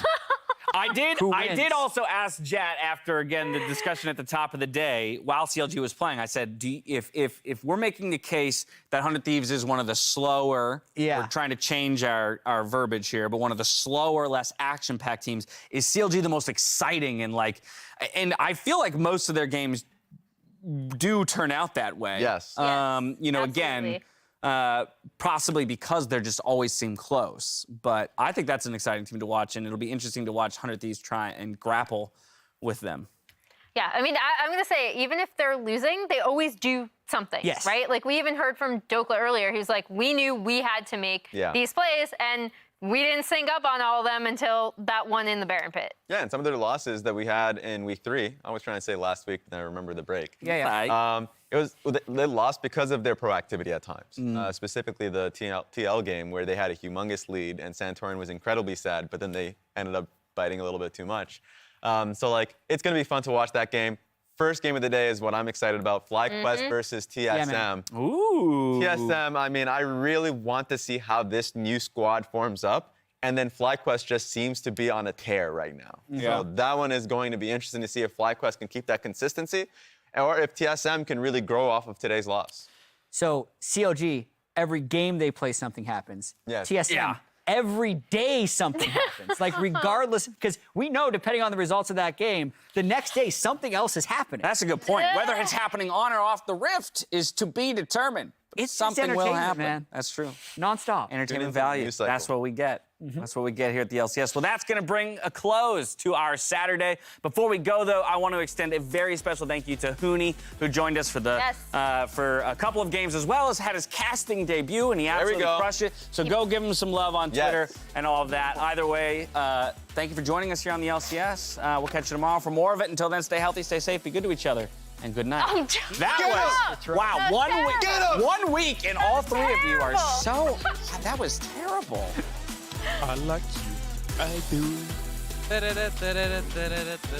Damage already, a stopwatch burn, but closer. Will he drop? Oh, he's gonna try to get away, but a flash follow. Johnson gets the 5th kill of the game on FBI. He'll drop as well. A double kill from this area. Benaga flashes to safety, and we are still killless for 100 Thieves. Looking for another one. Yeah, easy stun coming through. Philip serves him up again. Turrets will fall, and we are ready to go. Evil Geniuses and Dignitas face off. Health bar's low. Neo stays safe, but be careful. Getting shot at. Trades one back though. Is Blue looking in the backline. Wants to get a kill, but he's polymorphed. He's gonna drop. And it's gonna be Jody Pitt on the board. Oh, that is Lulu dropping. It's 3 already. EG bide their time, and they bid farewell. We live evil again. 7-1, still in first place. I'm in mid. Speaker looking mid lane. Flashing joy!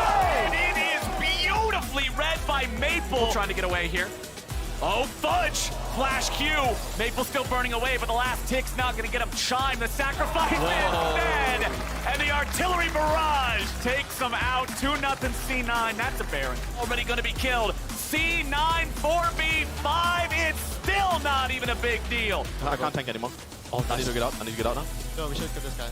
I'm phasing. I'm tanking. Let's go, boys! Revenge peels up with the Orchid. Now, it's Boom in some trouble. Dokla's chopping him up a little bit, but Power of Evil has arrived. Man, knock up for the follow-up from CLG. Oh! Now Revenge is in trouble. CLG health bars are looking good, and Immortals are looking for any way out. I'm too good. You're too good, bro. Exactly. I agree. It is important to mix up your pathing, and that is something that I think Sigma and more to win the game before Kog'Maw even gets Yeah, win the game when Kog'Maw's at 2.5. And Santorin has no ulti to be able to get out of this one, but a nice shockwave means the Golden Guardians are just getting eviscerated. Yo, the crowd's getting into it. Yeah! Team Liquid leading the way for him.